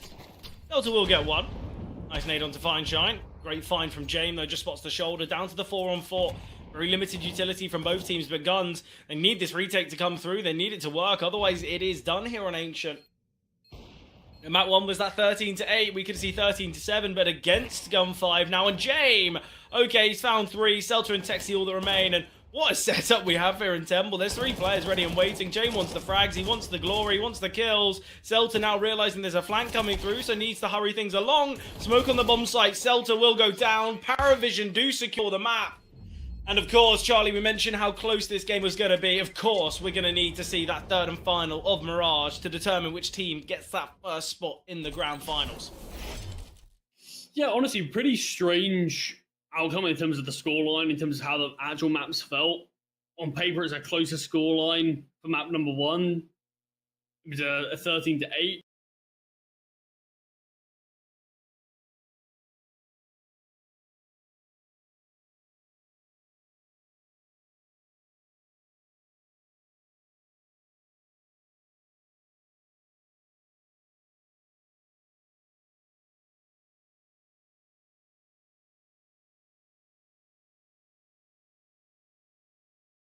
Trickle too early, losing to the full eco, losing to that second round force buy. Perhaps didn't get as many rounds as they should have on this T side, and it felt like you said, moving on to the CT side, we didn't see necessarily the same potency from this team.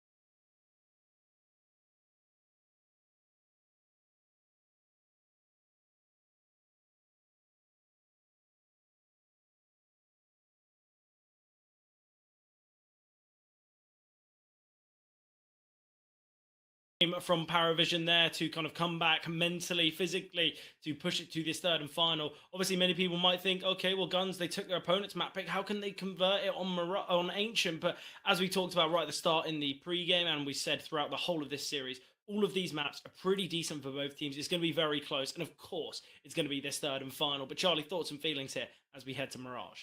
I don't think there's a better way to sort of kick off our first semi-final here with it going the distance, going to that third and final map. Both maps, look, they had action. There was a lot of interesting showings. I mean, it was a much more dominant map number 1 from Gun 5, despite the scoreline actually being closer. A bit more back and forth, but Parivision did just outlast. Wonder if they're going to be able to do the same thing here on Mirage. Because look, we built up that Mirage on paper is very close. None of these teams like actual picks. They don't look to pick it a huge amount. They picked it a similar amount of times that they can. They ban it a similar amount of times. It's a map that they're happy to have in their map pool, but they don't necessarily look to actively play as much. So maybe could see a few mistakes here. Maybe it could be a closer affair. As I mean, what we've seen recently, haven't actually got to see Young 5 play in the Proving Grounds. We did get to see Parivision play it recently, got a 13-5 victory on it. So maybe they can transition some of that good recent form onto Mirage as the third and final map, Fred, is going to be underway now. Yeah, look, I'm excited for this. Obviously, when you look at kind of the stats of both those previous matches, it's not as though... I feel like sometimes you see these games and the opening kills don't really show how the scoreline should be, yet here it has. Obviously on map 1, 21 rounds, 13-8, and that's the exact amount of opening kills when going the way of Guns. They found 13.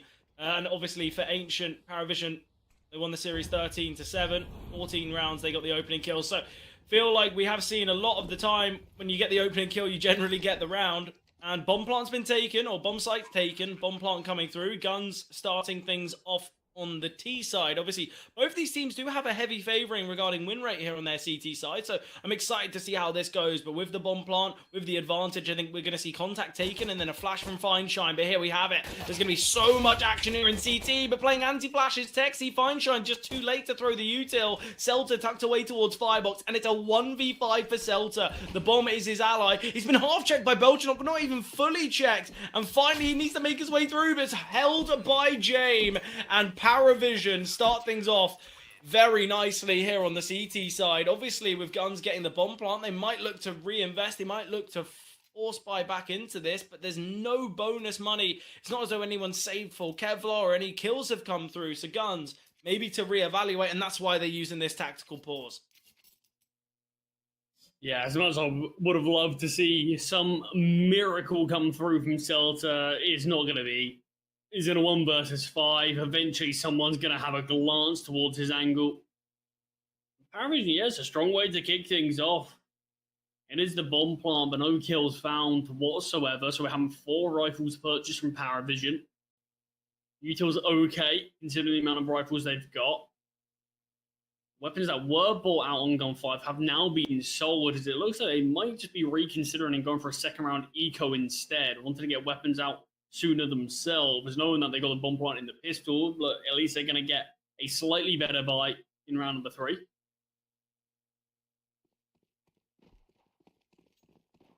Only real investments, a couple of Deagles on Lackey, Celta, and Fineshine. I don't mind this type of investment. I think it's the right decision. Oh, what an HE grenade onto Lackey and Texy. Belchanok just playing here from stairs. Great tag. Kind of keeping Belchanok a little bit more hesitant with holding.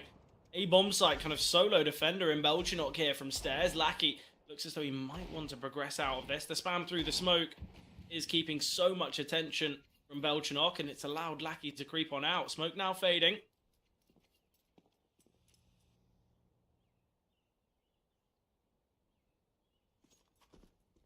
Jiggling here from jungle is Belchanok. Jame posted up towards Palace. Smoke and Palace once again. Easy find for Belchanok. Bomb is making its way back towards A from T-spawn. Celta will get one. Texy now aggressing. Great from Jame, though, to find Celta. Texy still tucked away here towards Firebox. Chance of the bomb plant now, very slim. Slime is making his way through under. Fineshine's 5 HP. What about how much contact and contest that Stein can have in middle, but taken down instantly. Bomb plant can come through, though. No damaging utility that can work, as Casello is very far from this. He can send the HE grenade now, though, and you could see a double kill from it. Well, Casello will find Texi. James takes down. Nice triple here from James. Bomb plant again, though, for guns, so money's going to be pretty decent. There should be no limitations here on the Gun 5 side, but Parivision, they go 2-0 up, and they've only lost one player in these first 2 rounds. Just the one. Yeah, and that's the thing. There's a lot of Deagles and sort of PT-50s and weapons like that invested. So the fact that the bomb plant does actually come through is just kind of, like you said, make sure there's no limitations. Could have actually seen a world where Feinstein brings out an AWP if he wanted to at the cost of any head armor. But he's opted against it, just going for the AK in this one. 4 AKs, full utility.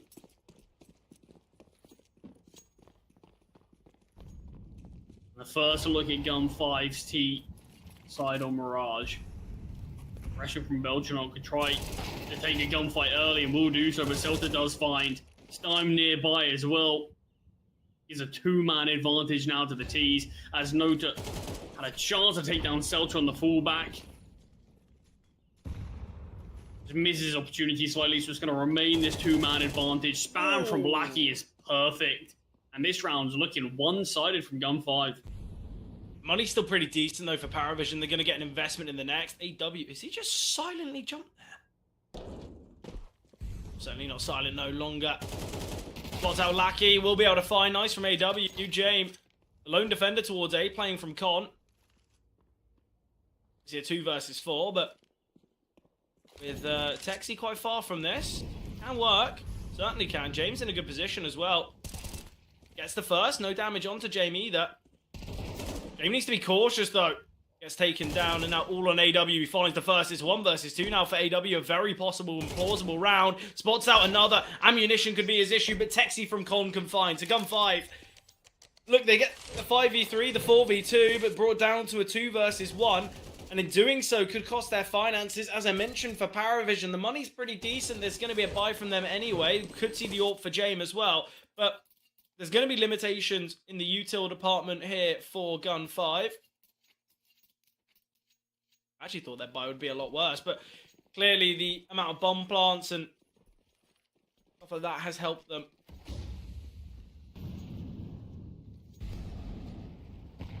Great response there from Gun 5. Look, I've probably got a little bit closer than it ever needed to, as it was that 3-man advantage reasonably early, but Jamin AW certainly took down a good few bodies. A buy from Parivision here. Good few limitations across the board, considering how cleanly they won the first 2 rounds.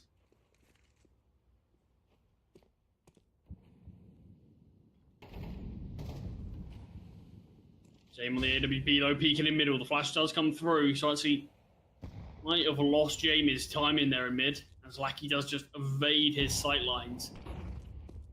Like what we've seen from Lackey so far on this map, I know he's 1 and 3, but he's been very positive with taking space and looking to find these picks. And I think sometimes it's not always about how many kills you're getting off of it, but it's about the kind of protocol that your opponents have to take because of the space you're making. You know, Lackey's in ladder. This is such an important position to have, especially on that T side. Yes, he might get overrun here too, but Lackey now never going to be able to get out of that one. AW just a 5-7. The man advantage goes to 2 as James finds Celta. Jumping down. Okay, AW has been spotted. Feinstein needing to connect, but AW will be the one to do it. Stein, bit of a 1v1 on the A-bomb site. An awkward fight for both. Neither really connecting, but now Belchenok down to 14 points of health. Belchenok and Casello, the first responders here towards A. They're both pretty low. Timing looks good. See all that remains. I mean, look, regardless how low they are, fearless as well. Takes down Stein, and considering there were weaknesses in that one, and quite a few of them for Parivision, it's a super clean round and a great showing from them. The 5-7 on the bomb site causing a lot of issues, being overlooked. James AWP striking as soon as it gets bought out. On 5 back to the drawing board. It is just Texi's weapon amongst Glocks.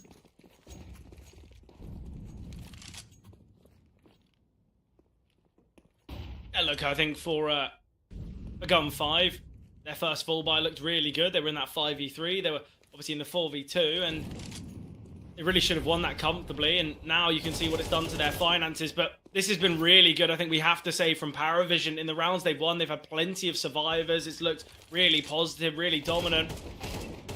Such an awkward fight here for Nota, but he will find, in fact, Stein attempting to plant. Nota gets his third of the round, and AW to close things out and save the AK as well.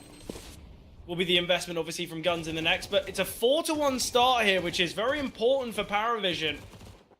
I think they come into this as the slight favourites, just for namesake, but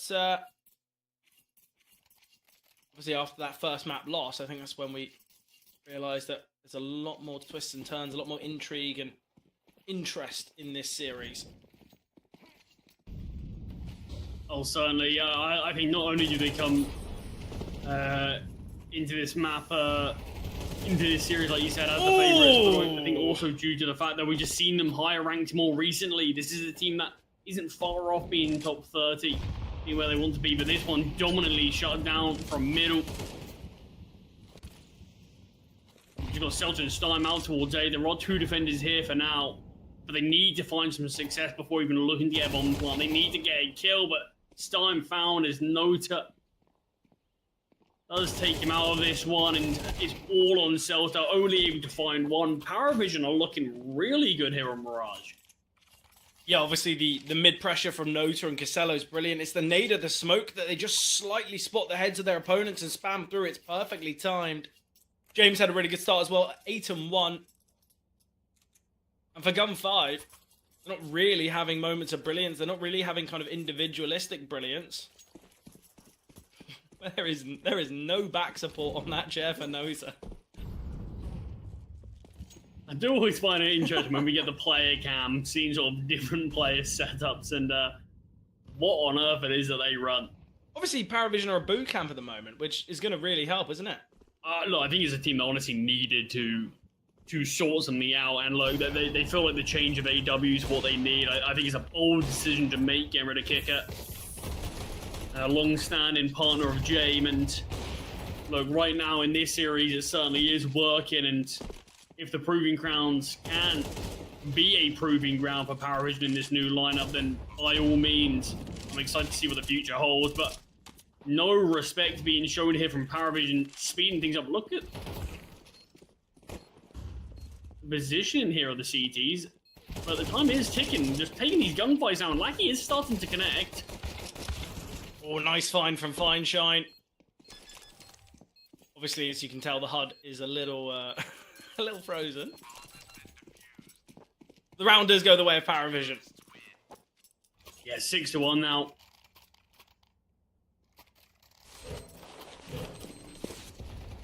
Has already got themselves at a minimum and even look at this halftime score, but feels like we should be able to see significantly more coming through from them.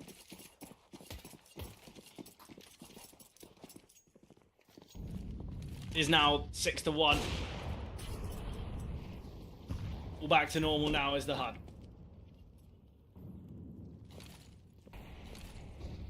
I'm trying on this orb now to try to compete with James, having a difficult start, but that being said, there's a few players in Parivision that are ranked on 5 that are.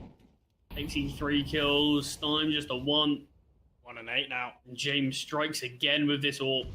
He's been really clinical, James. Even with the rifle in hand, he was finding kind of a nice couple double kills here and there. 10-1, really impressive performance, really important here. Nota as well, 9-2. With the man advantage, timing on that nade. Oh, Lackey. Looked as though he wanted to kind of progress to stairs, maybe try and fade the smoke a little, and feels the force of the HE, taken down by the bullets as well. And now Texi pushing through. The flash is good. Nota taken down. Spotted, though, is 1. Fine Shine aggressing with the AWP. Search to connect. Casello's in a great position here. Needs to get the trade onto Celta. But Casello's playing from Sandwich, and I think you're just not close enough to get the trade onto Tetris. Sometimes just be an unknown factor. I think they would have won that round if Casello just stayed hidden there in Sandwich. James is a flank from Ram. This is something surely Celta is not prepared for. James will find with a 5-7. Full utility for James pretty much. Fine Shine posted up with the AWP. There's a flash for James that surely needs to be sent. does come through. Texie fully blinded, but Fineshine now found. Smoke to get Jame out. Molly on stairs as well. He switched to the AK smoke on the bomb, in fact. And Fineshine going to be peeking here. Nice position. James just going to save. Ooh, Fineshine nearly spotting him, backing away. Second round now secured here for Guns. Yeah, need to look to actually push on from this, though. It can't just be a couple of rounds here or there in isolation. They need something more concrete. A bit more of a basis on this T side to actually play from, because I don't think there could be anything worse than seeing a first half scoreline similar to what Gun 5 had on map number 1 here in the third and final map. This is a grand final spot up for grabs, and one of these two teams have to take it. Yeah. And right now, the way Parivision are playing, it'd be tough for me not to hedge my bets in their favor, but I'm hoping Gun 5 can bring things back in these final 4 rounds of this first half. Yeah, obviously, Celta getting that double there, from ramp, so important. But as I mentioned before, I think if Casello just plays hidden, I think they win the round. It gives a little bit more time for rotations. He can deny the plant. He can find a pick. He just goes for the trade. And obviously, to get that trade, he has to swing fast. And in doing so, it gives information to Celta.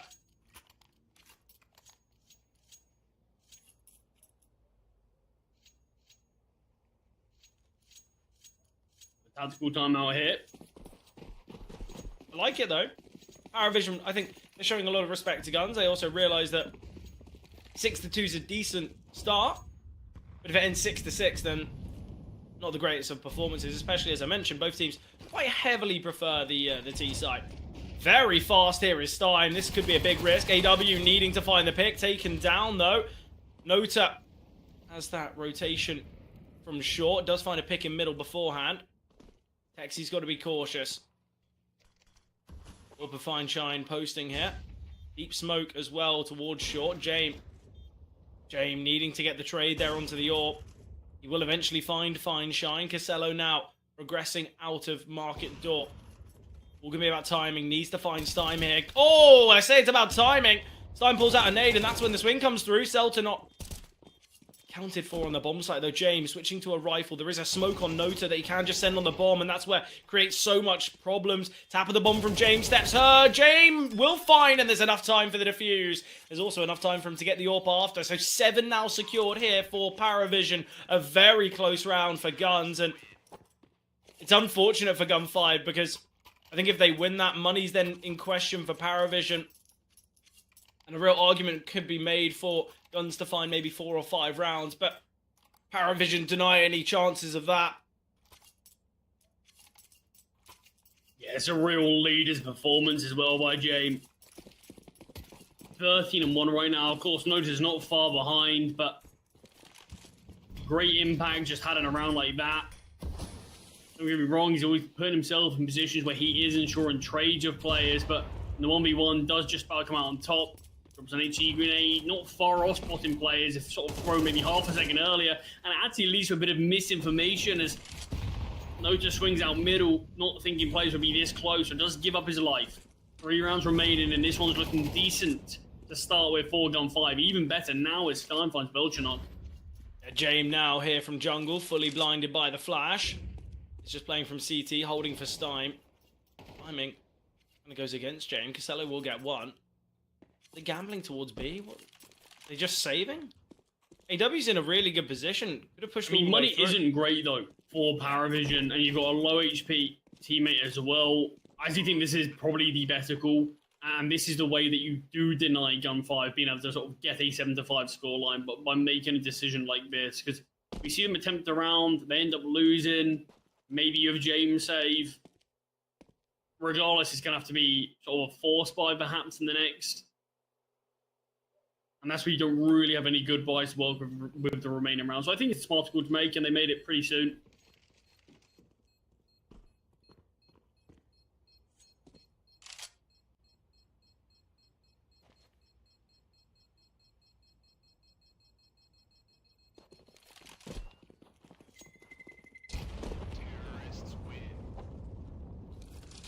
Gun 5 will find their third, though.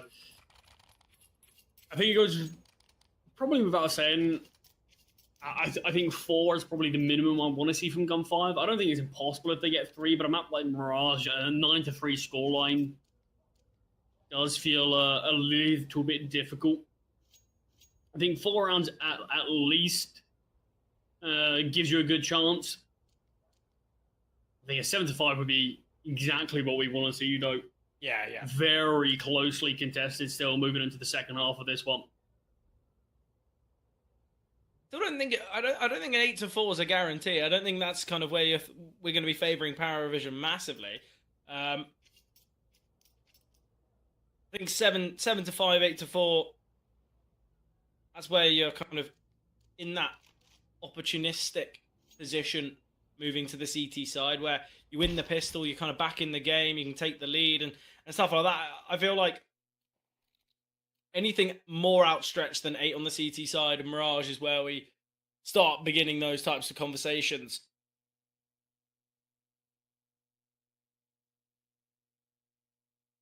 Slight tech issue here as we are just waiting for Fineshine to reconnect to the server.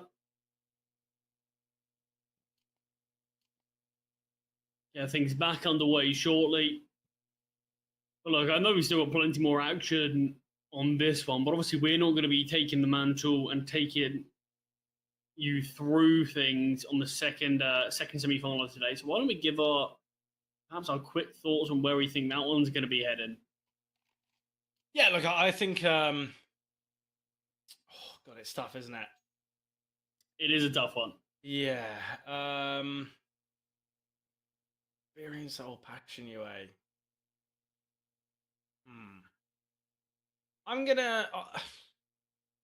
I'm probably gonna go Passion UA just on the basis that Iberian Soul have made a really recent roster change, and I think that alone could be quite difficult.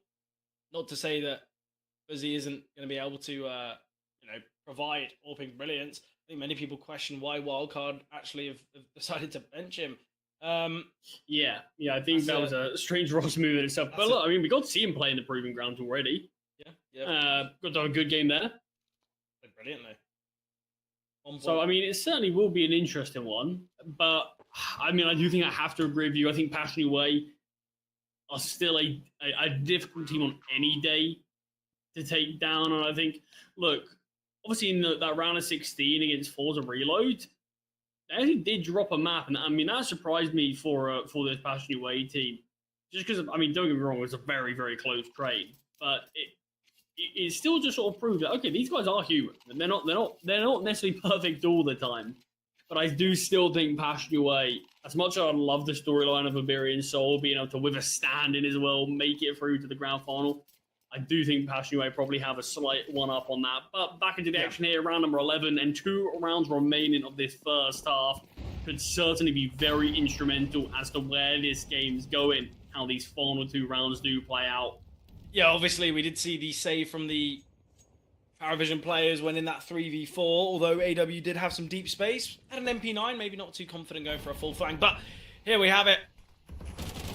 Nota in a great position, could have found 2, but great trade from Texi, needed to happen. AWP finding, Jane bested. Ulchinok and Casello in a great setup here towards A though. 3v2. Mollied off and naded. Ulchinok can escape the flames, but surely to go down to the bullets, and they're aware of Casello's positioning as well. AW really needs to help, but Casello goes down. AW's on this long flank. He's going to go from Palace as well. This is a great decision. If he can get into Palace, I think he wins this round, just on the basis that, okay, yeah, you might be expecting a flank, but 9 times out of 10, they head their way, obviously, to ramp. Oh, okay, Gun 5. Gun 5 are going to make their way back towards B. Or maybe they're going to go into Palace themselves. I really don't know what is going on. Well, it's one way to play the round. At least, yeah. Call the time in, don't make any steps, and finally do, and AW is going to be as far from the action as possible, and it's going to be a difficult one for AW to actually make a call around this. I don't know if there's a diffuse get on him. That's the thing. It's a winnable 1v2, but he's as far from the action as you humanly can be.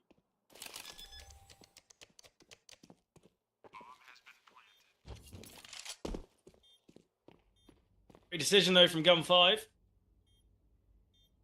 obviously they never really had control of the bomb site, and I think that's the reason that they decided to back away. It will just be the AWP save though from AW. Yeah,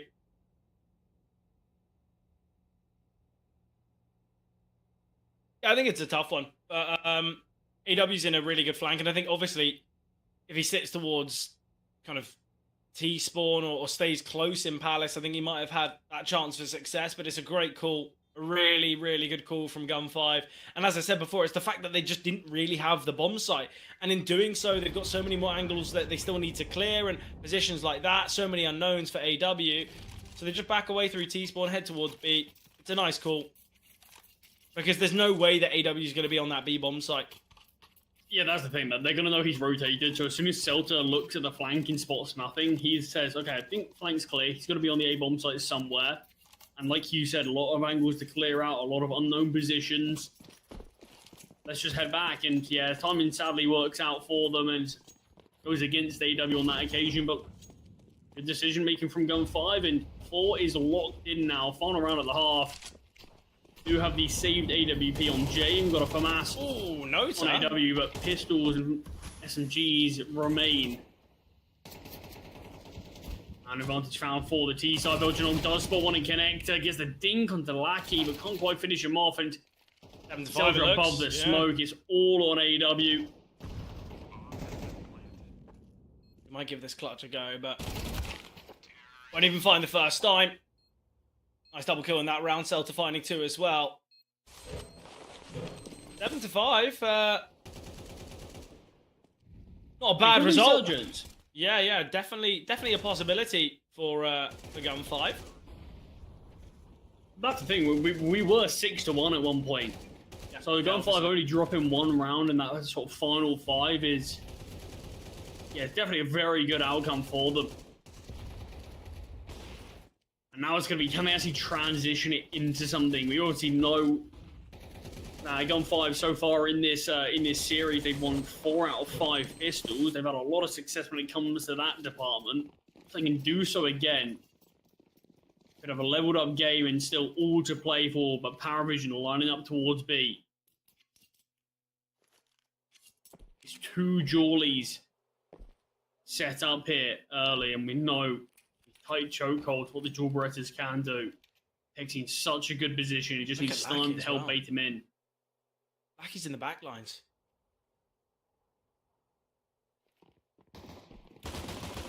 Oh, okay, Texi. We'll just get the 1, but Exilo and Nota finding, and sadly, I mentioned Lackey's in the back lines. He's now being held by AW. Knife out for Lackey. Does he expect this off angle? Well, he might check, but AW finds 2 versus 4 now. Okay, Gun 5.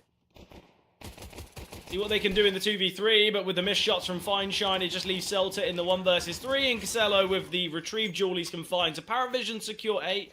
It wasn't a must-win pistol. It didn't have to come through for Gun 5, but it now makes things a little bit more challenging. Yeah, that's the thing. It definitely isn't going to make things impossible now.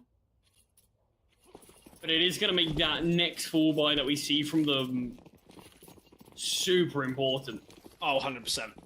They lose that first full buy, that's where we're saying 11-5 could be too far gone.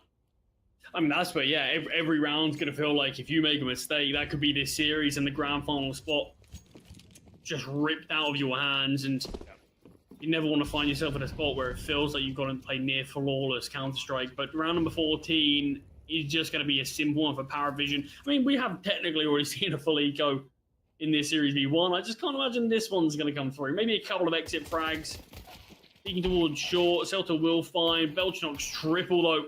Making that a quad kill. With the ace, Nota steals it. But yeah, as expected, 9 is found here. AK can be, or rifle can be saved there for AW. Obviously, though, Charlie, this series, it begun with a 12-2 scoreline for guns. Yeah. We mentioned, look, if they can close it out instantly, Parivision moved to Ancient with no confidence, no kind of life at all. Yet, that confidence was gained. We did see success from players like AW towards the end, James as well. You know, a lot of impact at the end of that game. And if anything, Who were the two performers on Parivision that had success on Ancient? Well, maybe wasn't Jame and AW, but it gave a bit of a time for players like Belchinok, like Casello to get into the game as well. Look, I think for Gun 5, they're going to look back at that Inferno, look back at that lead, and maybe there'll be a bit of disappointment, because I think if Gun 5 closed out that Inferno instantly, that's where Ancient could have gone a bit differently. Who's to know, though? I mean, that's the thing, isn't it? Ancient was a close game until sort of we got to that second half where Parivision really did just spiral things out of control. Good utility here onto Stime. AW out of the apartments with the Mac 10 as well. Trade does come through from Lackey, but Nota takes him down as well. Molotov down into the door of Market, so Feinstein can't peek out and deny this bomb or anything. Disadvantage here on Gun 5. And the question is... It's no care. It sort of has to be, doesn't it? They've got to back away. They've got to concede this one. I suppose the positive is, obviously, saving these weapons is you can get a buyout in the next as well. Yeah, obviously. Do you think it's the right decision to go for the investment again? Because it's not as though it's the kind of full loss bonus, it's the 2.9, isn't it? So I think if you go for the investment here, there's going to be two players with lacking in util. I actually think it's better to just have some 5.7s alongside these three M4s. We can have util brought over from Texi, Feinstein, and Celta. It's a very plausible round to win, but in the same way you get a buy in the next. Whereas if they go for the full buy here, they lose, that's where they're giving up 12. I mean, that is the thing, I suppose, that it doesn't even need to be 5.7s bought out around it. It could be MP9s. Just due to the loss bonus being so high now, but they are going to fully invest it.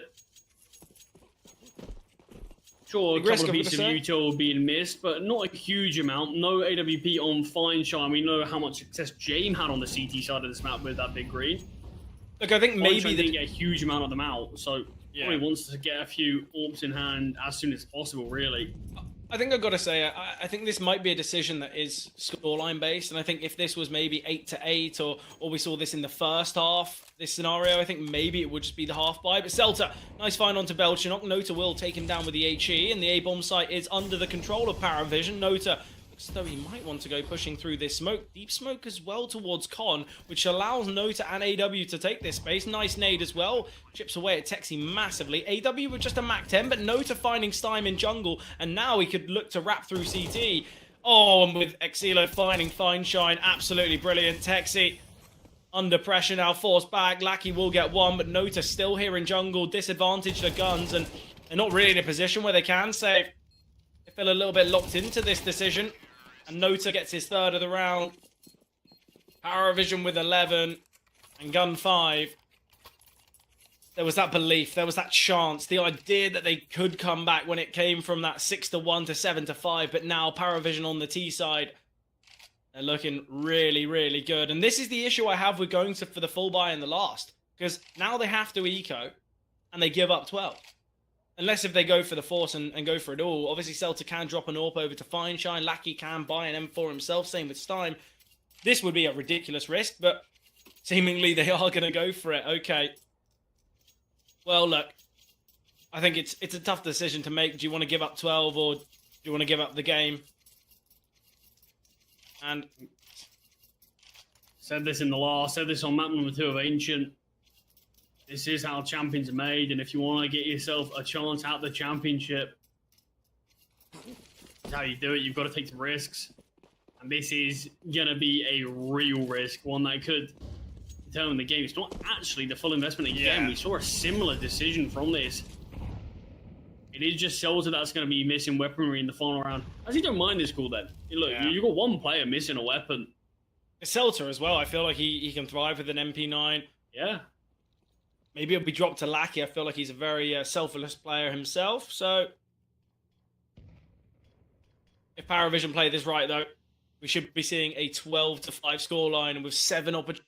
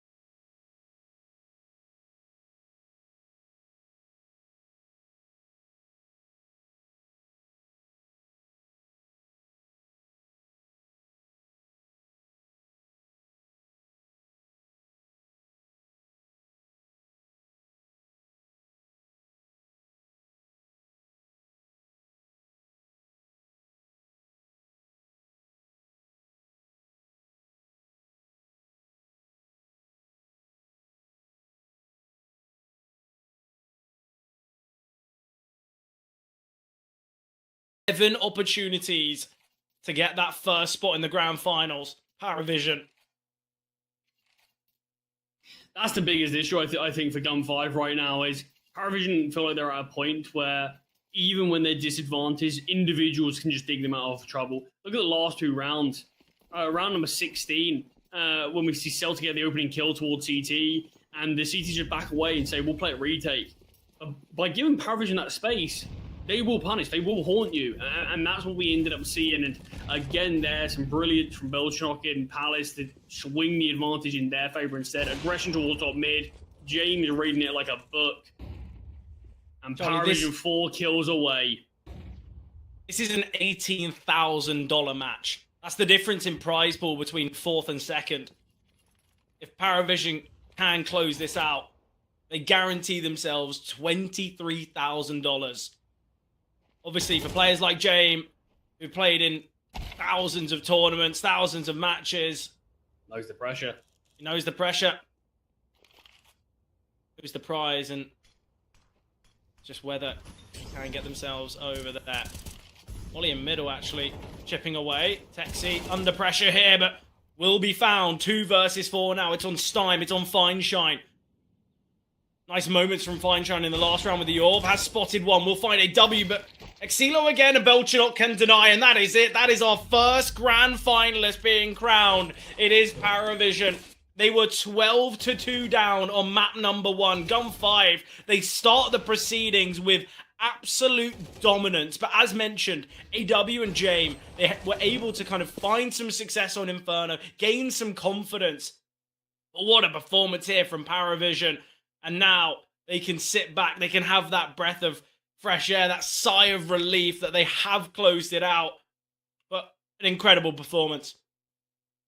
Yeah, and it felt like it was as much of a team performance as you can have. Map number 1, saw some nice moments from AW and James. Map number 2, you got Belchanok, Nota on map number 3 leading the lines there, with sort of Exilo all the way sort of as the second frag on sort of each of these maps as well. I mean, look, this is a real team performance from Parivision. Started absolutely abysmally as well. What was it, 12-2 down? Yeah, on map exactly. number 1. And still, look, this is a team. When you've got James at the helm, you know you've got this veteran of the scene. And he does have that resilience. And even though there's a lot of young guys on Parivision, still a lot of experience in sort of the tier 2 level of Counter-Strike. So they've been here, they've done it before, and look, it felt like that resilience really did pay off today. Great show from Parivision, and more than deserving of that grand final spot. I think Gun 5 are probably going to be a bit disheartened that they couldn't probably do a bit of a better show on Ancient, maybe. Lost probably 3 rounds in the first half that I felt like they should have won. Maybe we could have seen a different look at map number 2. I still think it would have been a close affair. Parivision certainly could have still taken it over the line, but as soon as we headed to Mirage, it's been all Parivision. This is the most dominant map we've had on the series. And look, I think it's clear to see why. Deservedly that grand final spot. We got one more matchup to decide who they're going to be facing off against. Yeah, obviously, 1 semi-final, 2 more series in total to find the victors of Proving Grounds Season 2. I'm so excited for it. I feel like we're going to be seeing a lot of excitement in these final 2 games. As we've mentioned before, it's Iberian Soul and Passion UA in that next semi-final, and then obviously the victor of that to face Parivision. But Charlie, it's not going to be us 2 on the mic. It's not going to be us 2 on the desk. You'll be joined by M&J and Wild Deity. So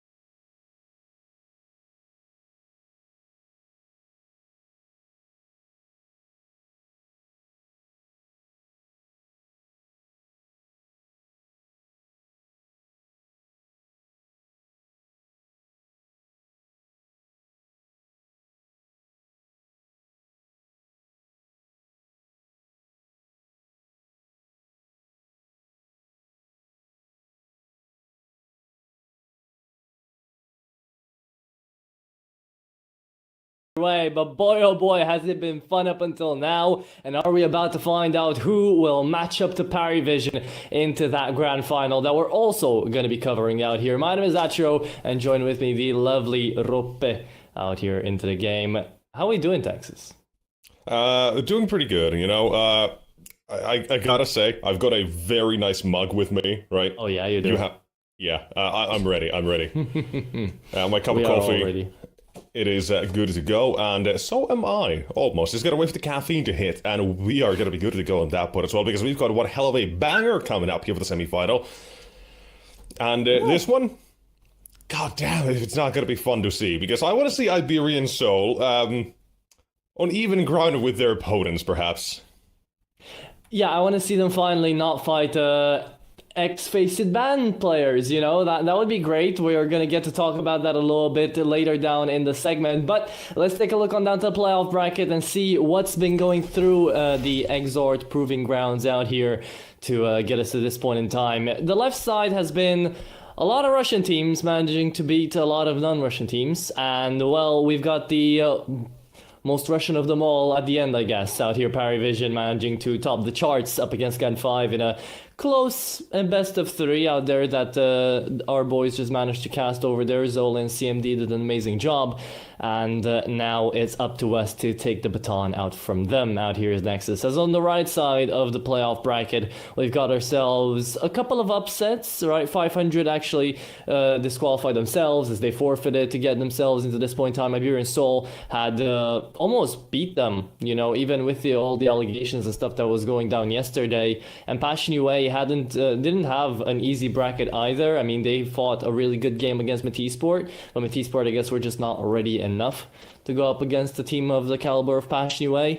So before we talk anything about the game on hand, about the play, about the grand final, you know, how has this just full-on playoff bracket felt for you, Nexus? It's felt almost as it should, right? A couple of upsets, of course. You know, you've got some stuff like ends, you know, that's a whole thing. Marius beating 9 is another one as well that I'm kind of surprised, just because I kind of rate 9 a bit higher, but they're making some changes at the same time, so who knows, right?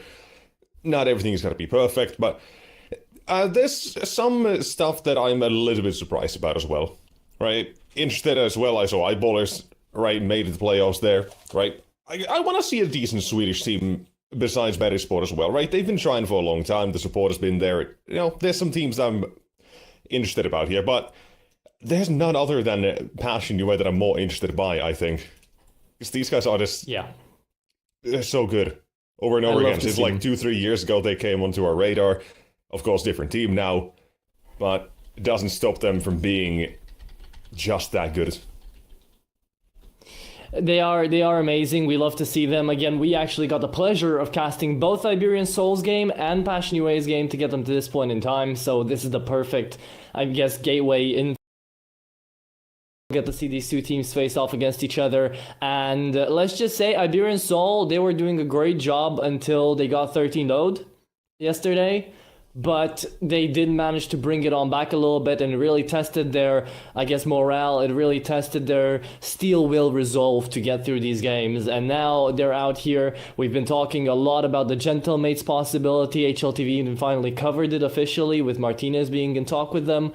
So, you know, there's a lot of moving pieces now coming in for the Iberian Soul roster. Fuzi being here as a substitute. The boys want to make a lasting impression, and what better way to do it than to pick up a cool $40,000 in the bank out here at the end of the day. So it's an important day, and such is going to be an important map veto to start things off here as well for the second best of 3.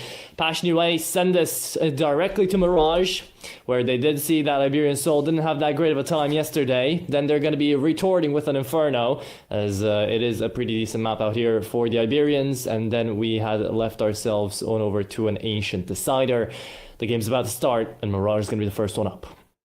Yeah, I mean, of course, Passion UA as well. They're coming in hard from yesterday's win against Metasport. Before that, of course, Force Reload. They have been kicking ass on this map. 13-3, 13-4 in their last 2 games. It's been looking pretty good. And they're not shying away from the sort of fight in any case. Ooh, but Fuzi. That's not a fight. That's a straight-up assassination. 1 and 2 through the smoke.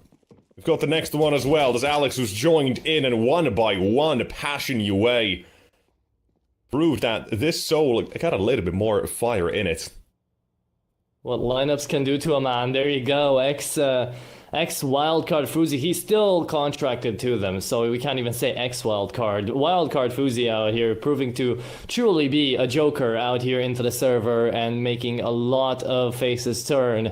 Passion UA are gonna have a strong opponent in him, but not just him. Right? We talked a little bit about Saucel yesterday. We tried to highlight Mopause as well, who was having quite a decent game, and now, if they're going to be trying to bring back that core with Martinez as well alongside Alex, then they've really got to hit the ground running and make things look good. They can't really allow themselves to put too much pressure on Fuzi here. But with that being said, it is going to be them going on down. McAllister was sadly left all alone, maybe even home alone, but does manage to at least get a couple of consolation frags out of the way. We go into the second round, and we should be seeing a force buy here, even though the bomb did not get planted. Yeah, that is just a real rough first round. You could make that argument for the for Passion UA, but hey, they went at it with a little bit of confidence. It looked nice for them. Fast A play. It almost would have worked out for a bomb plan, but hey, not everything goes according to plan and all that, so... this is the result of it. Force buying right back. But on the other side, you've got 3 M4s. One in the connector, which maybe I'm not a fan of the positioning for a round like this, where you don't exactly know what's the investment looking like. How much firepower do the T side have? They might have just about enough here, you could make the argument. They've got a double entry. Mopause, however, holds his own position toward the site. A smoke deployed, Woro dead. Fuzi does not need to see his opponent. I don't think he's seen more than one so far that he's actually killed. That was the last one in the previous round, but hey, he'll take those kills either way. For now, Demka, second kill. Walk away, M4, save this one. Not too bad of a haul. 3 kills, saving an M4. That is A-okay, actually. A-okay indeed. There you go, Passion UA. The team that Iberian Soul want to get to their level right now, at least in the VRS ranking, and they're not that far away from them. So these wins, don't just think about the fact that they're going to be going to the grand finals after they win this. There is even more at stake right now. There's VRS points at stake. There's a big prize pool differential, whether or not you get to the top 2 spot or the top 4 spot. The prizes do change quite a lot. And for Iberian Soul, this is also going to be a bit of a revenge match. 2 months ago, they managed to actually go up against each other, and Passion UA took them down in 2. So there have been some changes made already out here to Iberian Soul, as we know. Fuzi's here, and maybe with him, they'll be able to make a comeback happen as well. And just to mention as well, maybe that is going to be interesting for some Iberian Soul fans, the fact that they are on a 5-match win streak right now, right? So they're feeling themselves, they are on a run, they're trying to continue it for as long as they can, because it would be a hell of a story to jump into this Proving Grounds game and into this Proving Grounds tournament and not really lose any best of 3s. So yeah, in fact, they've only lost 7 games the last 2 months, and they've played a whole lot more than that as well. The same sort of courtesy can also be extended over towards Passion UA, with very little red on their record as well for the past few months. Both teams almost peaking toward the summer here, you could say. One of the best part of the year to be active now, right? Of course, talking about VRS points, major locks and all that as well, or invites. Not that far away, realistically speaking. So, gotta get those points up. Here though, this round somehow turned out even better than what we previously had. We've already got a bomb down. Couple of kills coming out for that T side, and suddenly it's down to 3 CTs remaining. Okay. M4 has now been removed. That makes things a lot easier, at least. it does, Let's get but again, picked right remember, back up as well. This is so slow for the CT side. I don't know if I'm a fan of this. it's a half investment as well. There's no utility out here for the T side, and Woro lines them up. CT side defense goes completely down. And Passion now left into this 3v1. Kvem is just gonna find that straight up headshot. Murder on the block as Passion UA managed to put up their first Iberian Soul are going to be left searching for clues because they don't have any money to really find in their pockets. They're still going to be going for a forced investment, though. I don't know if I like this. Fuzi's on a Hero A1S.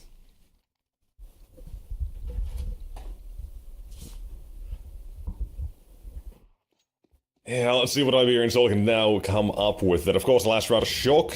This round, they'll have to force buy back into it. And this immediately as well comes back to round number 2. You got 3 kills in that one. It's going to be leaving Iberian Soul's economy for the early game a little bit lacking. The force buy is not looking great. You got 3 pistols involved here. I've seen better buys. And somehow, even that last round as well felt more convincing of a buy than this for Iberian Soul. Or last round's Passion UA buy, let's put it that way. Yeah, I was thinking about language that. police is getting involved here, but let's see what the police are getting to do here instead. The 5-0, Quem, he's jumped around the exact correct way. That is a very nice little entry path there to find. One that comes out for Alex as well, but the defense needs more than that. Thankfully, they've got fast rotations, this time even faster than the previous, where you are going to have Fuzi on the flank. That's the timer that Passion gotta worry about here. Ramp smoke's gonna fade as well shortly. But I believe that is being held. It doesn't matter. Warro's dead. And now there's a little bit of pressure on that T side to make this bomb site officially theirs and put it down. But it's not that easy. It's being put down. It's all of Passion UA. Yeah, Demka left as the last man standing. 1v2 out here. Fuzi did such a good job into holding this line here. He comes on the flank, takes down one, even holds the trigger discipline to help out on Mopaz, on his timing on the peak. And then the connector player, even though he does go down, he manages to trade it back out, and all is well here for Iberian Soul. Demka, he does not have the bomb, so that's the round. Another save coming out of him. And would you look at that, it's 3-1. Iberian Soul, good start on their CT side. And most of the time, courtesy of Fuzi. Right, so... I mean, use him while you've got him, I guess. Makes a lot of sense, eh? You got somebody there of I guess his proven record already, right? You can... Exactly. Of course, anybody can say, well, he was in NA. That's a little bit easier, but I mean, hey, he's still pretty damn good, even so, EU or NA, doesn't matter. He is a pretty damn good player, right? Maybe not fully proven, not a veteran yet, but he's, in my eyes at least, a proven talent. It's been wonderful as well seeing the, well, few years now, what? Actually, oh my god, 4 or 5 years. Yeah. Time goes by that he's been on our radar. Time definitely flies in NA as well. But, with that being said, another round starts up immediately off the bat, mid-engaged, takes us to a 3-on-4, and Jacasmo brings it back down to 3v3. Finally takes down an over-aggressive Fuzi out and towards apartments, and is going to get a little bit of space for Passion UA now to move around. Look at Alex, though. He's taking up space as well. Realizes he is on the MP9, and this is the best player he could go up against on Jacasmo. He may be on an AK, but he's down to 14 HP. A single bullet on long range from the MP9 could still take him down. Right now, again, it's all about timing, and the A-bomb site completely empty. Alex is going to think he's safe, but there's a red herring in here that he doesn't know what's going on in the actual bomb site. Neither mid is clear, nor actual ramp out here is clear for him. So he's going to be an unknown factor, but the A-bomb site also unknown here for Iberian Soul. The only one not really doing a lot of work, I'd say, is the guy in kitchen right now, trying to move back. What a shot from Jacasmo! I don't think he heard him. I think he was just being wary, and what a hit he does connect. There you go. At least Sauce manages to bring it back down to a 2v2, even though Kvem had quicker reaction times, and we might just be going back towards B, but the bomb is stuck in towards the A-bomb side. Warro saves Jacasmo out there for a second, made some steps. Sauce's left in the 2v1, low HP on Jacasmo, remember, so this is down to Warro and Sauce in the 1v1. Good lineup out here for the op, but Jacasmo is gonna get Kobe'd away, and there's Warro to almost be taken down. But Sauce takes his time, and sadly the crosshair is just a bit too high up. That's Passion UA on their second round. It's a very funky start here going both ways, but we are seeing a whole lot of action nonetheless, can't deny that. Both fighting for who actually gets this control. So far, it's now being given over toward Iberian Soul, and in my eyes, that's pretty much what they or what they need here. Of course, Inferno's got to be a different story in itself. Whether we get to it, or I'll just briefly mention, it's been a map that Passion have floated a little bit, right? They were figuring out what maps do they want to play, what actually belongs in their pool. Inferno for a while was one they banned, and then maybe Nuke. And it's an interesting predicament for the Ukrainian side, because they never actually know what's going on there. I'm not sure if they're actually going for a 7-map pool as well, because it does kind of feel like it to a degree. Dust is always kind of allowed to be floated, right? Because it's Dust. It's just like trying to fight them straight up. There's not that many tactics that you need to kind of prepare for that map. Yeah, just Inferno or Nuke in this case for Passion, right? But Nuke is seemingly the one that they're now fading out. I haven't played it in about 2 months now, so yeah, they've settled on it. Yeah, they have settled on it eventually. I'm pretty sure it's their pro ban now because also of the roster change that happened 3 months ago. You know, they had a couple of games. On Nuke, they were playing it a little bit as well. Same with Inferno. Kind of swapped that around. Which one was it? Settled on one, but for now, this is suddenly again turned around where we are poking through it, and Iberian Soul are about to rob it. How on earth do we keep getting these rounds? It's 1 by 1. Good awareness out of Vem. Leaves us on 15 seconds and a kill. Looks for the second. Mopos runs him down on the scout. What a round of Iberian Soul. Yeah, we literally were dilly-dallying through it. We were talking through it, but here they come with just the Deagle by and connecting headshots left and right. The FAMAS is going to be able to close it off, and that's that. Iberian Soul, good for their 4th. Yeah, definitely going to require attack pause here from Passion UA. As this puts them in a bind. This puts them in a force buy in which if they don't win, all of that close early game is going to go out the window and into Iberian Soul's court. I mean, not really going to be that tough to see a 6-2 scoreline if they mess this one up. Topa's checking his sheets. Yeah, there you go. Google Doc. What's the strat to call it around like this? Fully forced into it, 2 Galil's pistols in the mix. Bare minimum utility, but already got a plan for a couple of those, apparently. Window smokes going out from Demka. Perhaps signaling a fast play? Nope, not even window smoke. Just a top mid. Okay. So it's a fake coming down, or it's setting up for an underpass push, but I really doubt it. Yeah, there you go. Someone's just gonna hold, and they're running it down towards B. Let's see if you're ready, Mopaz. They stop midway through, though. Not even an incendiary to back them off. Interesting to see this pump and dump in towards B, and then just a stop. It's Passion now. We're most likely just trying to get all that utility out of the B-sided players. Maybe see how many utility pieces coming through apartments to gauge how many players there are in the bomb site. They've only seen one. They might get a little bit more confident to get into this B position. But seeing as they're waiting so long, you know, there could always be someone just coming right back to help Mopos out.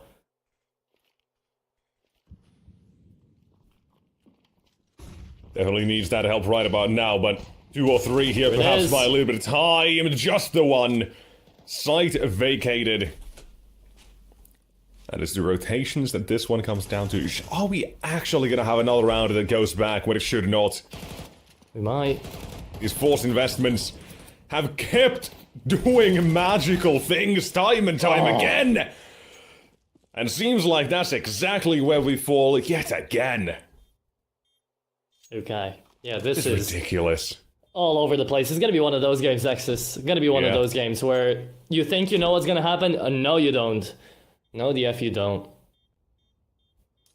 Okay. Now, surely with the experience of having had games like this before, we can say that second half is where things do balance out, but this first half is where the real battle begins. Or where the real battle happens. Whoever has the early lead in that second half, I just feel like it's in such a better position every single time, right? Here it's going to be whatever, yada yada. It could be, 6-6, 7-5, maybe even 8-4 crazy, but it's that second half where things really will come back to norm. That's the thing, because I understand the first half trying to set something up, but at the same time, it's a case of it might not set anything up at all. If it's 7-5, 6-6, it's like you play for nothing, right? You're just playing to gauge the enemy out, and then Passion UA are going to be in the driver's seat, because even if this could turn out to an 8-4, right, for Iberian Soul, either way, it's their own map pick, it's going to be their CT side, and they've already figured out how Iberian Soul are kind of playing this one, or how they're feeling on the server, so they might have more ideas as to how to make them, make them falter. Make them fall out here into Mirage. Because we know they fell before on Mirage, so could happen again.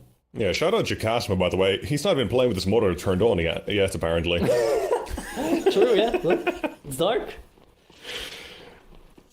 Maybe Topa's giving him calls from a second monitor. That's what he has open. It's just the Discord of his screen share playing out right now, and it's extra difficulty.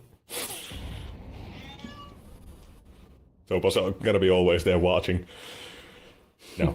For this one though, is this the best gun round or most equal gun round we've had so far? Because I feel like it.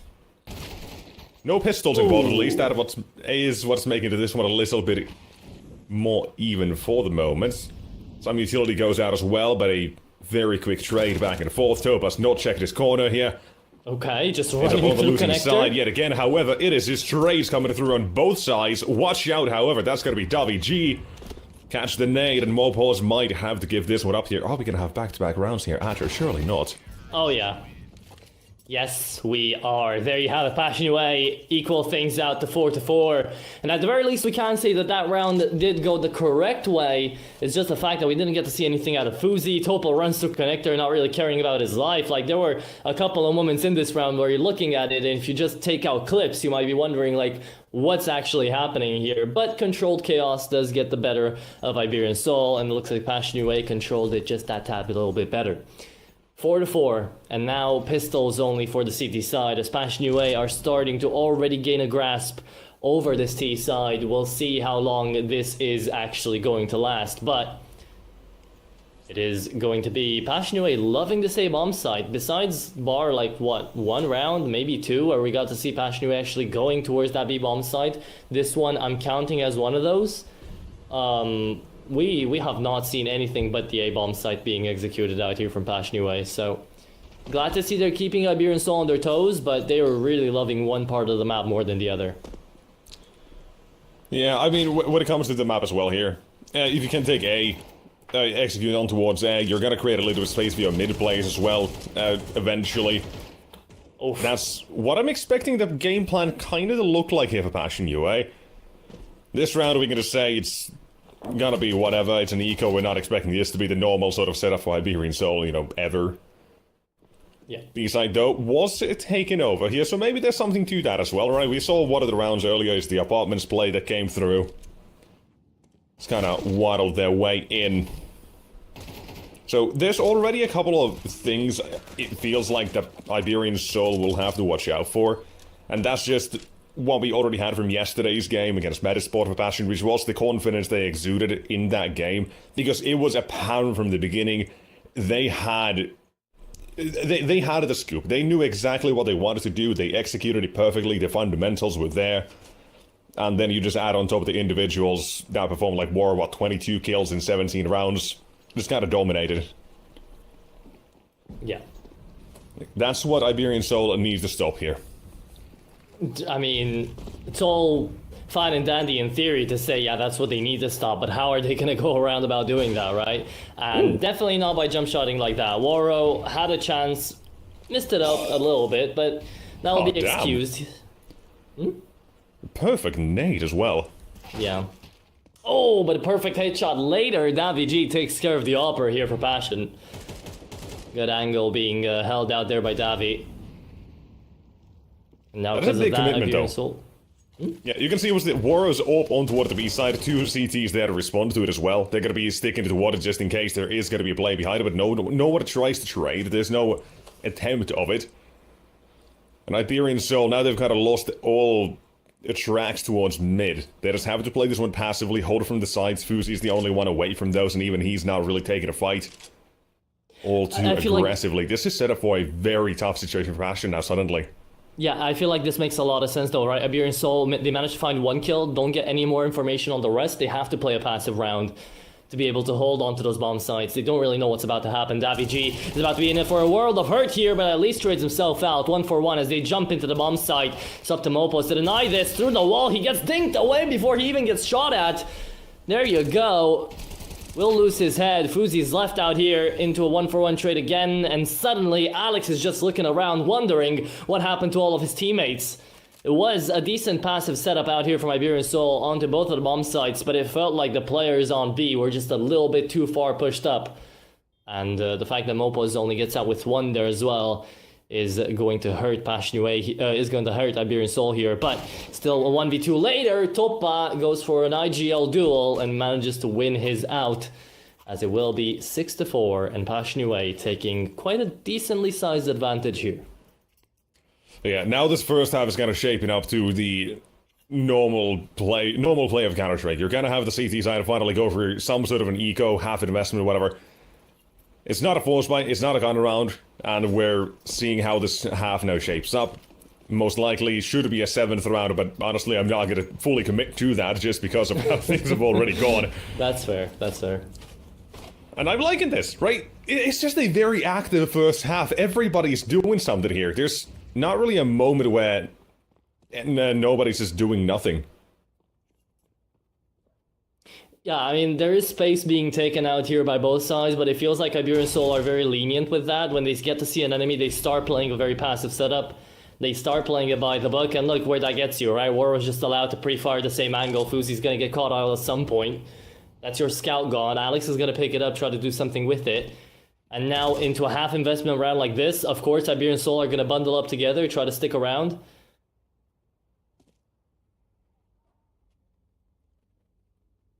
Let's see, Kven. Oh. A tough duel, but a 5-7 on the other side. Ooh. It'll take it. Important for the CT side to keep and hang on to the B side and its control. Would have been the go side otherwise. Chicasmo not too far away, but too far to trade. Have to think of another plan instead. Just through underpass and top mid. They'll join, look to make this most likely into an A play. Seems to be exactly the plan as well here for the boys of the C side. Davi, looking for it. Oh! Yeah, Demka's gonna finish off what he started, but not enough. Not enough yet. 2v2. This was a half investment round, by the way, Nexus. Yeah, the Eagle's very deadly here as well. 15 seconds. You gotta clear every angle. Do you plan for short? Do you plan for ramp? What's the plan here? Topa hangs onto this control, spots the man on ladder that gives the bomb plant away now. Lets them have it, and Alex on the Deagle. Suddenly the scout, and they're looking to steal another round away. To keep fighting. Seem to have ideas. Topa's gone into connector. Just defuse it, right? But he has to check this. He's just waiting for the swing, and a perfect bait goes back and forth. It's another round, another victory, and another steal. That yet again just keeps happening. You cannot make this up here. Yeah, after that Deagle headshot, it was perfectly played, and Iberian Soul have that clutch to come through. If you want to show someone how you're supposed to work together as a team, especially in that 2v1 segment, just show them that clip and they'll be happy to understand that. You've got to call it out, right? You're seeing the intentions from the players without even knowing what they're saying, right? You're seeing them just by positioning, how they're holding, how they're going in for the baits. They could have even tapped away on the bomb, forcing Topa to actually look. But there you have it. 6-5. Iberian Soul keep the half close, as the utility is going to start barging on in towards connector here. Mid is going to be taken up one last time for the T side of Pashnue, as it is going to be the Ukrainians trying to at least get out of this half with an advantage. 7-5 would be lovely. 6-6, barely acceptable, but still. We'll be going back on our words out here, Nexus, to exactly what we were talking about just a couple of rounds ago of even if it turns 7-5, even if it turns 6-6 out here, Pashnue and Iberian Soul are just trying to gauge each other out here before the real fight begins in the second half. Yeah, let's see now as well what Passion are going to be cooking up here. I said as well, right? What, a round or two ago, that has been very active overall when it comes to it. This is what I say, a slightly slower one. It's actually the CT started to initiate here. Mopo's on the second AWP getting active. We talked about it as well yesterday. We saw WG AWPing just for a little bit as well on this map over Fuzi. felt like more of a round-based decision more than anything, but we have been seeing the orbs being thrown around a little bit. Double orbs as well being pulled out. It's nothing crazy for Iberian Soul, but it is maybe a little bit interesting considering it is still the sort of situation where you are playing with the stand-in. You are just making it somewhat more difficult in some parts and a bit easier in other parts. It's a trade-off, absolutely, but doing it with the stand-in is what's really catching me here. But Demka, he's the one getting caught by an AK-47, and a couple more. Yet again, these trades are just nowhere, like, non-stop coming through on every single duel that is there. The history of time, there's one more. There was no time as well. Warriors had to plant that bomb there, couldn't do it. And a round coming through, one more toward the end there for Iberian Soul. And what exactly is this? Split at halftime, a back and forth half, and guess what? We got ourselves 6-6. Yeah, Warrior can't even hold on to his KD over there at the end. Tried to at least saw the position he was in, just went in for an extra kill. But doesn't matter anymore. Yes, indeed, it's 6-6. And with that being said, we are going to be jumping into that CT side for Passion UA on their own map pick here to try to see if anything is going to change here. Very sharp shooting on the pistols, I have to say, for a lot of these rounds coming out of Iberian Soul. That's how they managed to get themselves over to 6-6. So it does help them out a lot that they're able to catch off these clutches, catch off these half investments, and still take down Passion UA here. But that's not going to go as easily on T side, right? You can find your rotations on CT side. On T side, if you lose a couple of players early on, it's really tough to come back from that. But it's still not impossible. And we have seen it before from Iberian Soul. We know Modiyame did that a lot against them too yesterday. But of course, the cheating allegations are not going to help them out too much there in that regard. But still, Iberian Soul were responding really well, even up against alleged cheaters. So if they could do that against them, why couldn't they do it against Passion UA? Jumping on into the B-bomb side, though, already something different than what Passion UA were doing on their T side. They're not scared of this B-bomb side. They're planning to fight it on down with a dogfight in our teeth, in our hands right now, looking for Demka on a double kill. It's down to complete chaos. Still, though, Alex reigns supreme. Managed to find another one. Long range on the Glock as well. Leaves Mopos down to 0. As Kvem comes in from kitchen. Takes down 2. And that is going to be a pistol round here for Passion. That is a very nasty second shot as well on the dual Berettas there. When it's got it all under control there. Passion UA 7 being picked up here. Now, I know what I said in the first half, and I'm going to stick with it. Whoever comes out here victorious with an early start is most likely going to be ending it with a victory. That's just how I've seen things go. If not, at least... Okay, asterisk here, you know, clause 1B or whatnot, but you're going to have this half become a lot more normal than the previous. Already we're seeing that with Iberian Soul choosing to eco here, not forcing, despite all the success they had a previous half as well. Yeah. This half has already changed, it's not the same. I say that, and we're about to see Chikasmo triple dinged by the Glocks, because now they've been... No, now they've seen him. Mopo's about to deliver something. Maybe not that easily. And Chikasmo... Oh, gets double dinked, but he's already done his job, and the rotations out there. All is good, handled. No bomb plant even, which did seem a little scary there for a moment. But the assistance came in. And there's going to be 8 on the board. And then here come the weapons for Iberian Soul instead. Of course, third round buy, no orb. A little bit of util missing, but on Mirage you can, as they say, pug it out. You can just run and gun, baby. That's the whole thing of Mirage, yeah.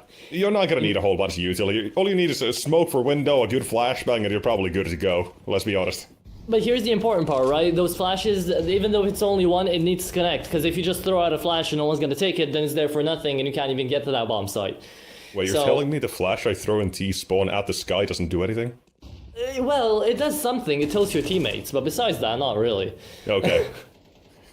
You're still getting something done, Nexus. It's good. It's great, buddy. I'm trying. Moral support. That's what the end of the day Everyone game needs calls a mascot. me. It's okay. It's okay. That's right. Iberian Soul, approach towards A. A very basic split towards connector as well coming through. You've got... What's that? Davi G, underpass, Alex, and connector, both through the smoke. There's a dangerous lineup about to happen. But Kvem only good for what? There's the trades, and suddenly it is the CT side on both sides. with Jacasmo doubling down. Rotations noted to be unsure that that's all the information for Mopos suddenly. Yeah, Sees but 2 and so... sees 3, but now he needs to deliver on all 3. That's 1. Count him up. Make it 2. Not yet. He's getting triple dig through the box. Gotta watch out. The header will show. They know exactly where he's at, and Topa's playing this so patiently as well, and just waits for the contact. Wonderfully played there for Passion UA. Just a teamwork masterclass of a round. Yeah. I can't take anything away from Passion UA out there. It was a brilliant retake.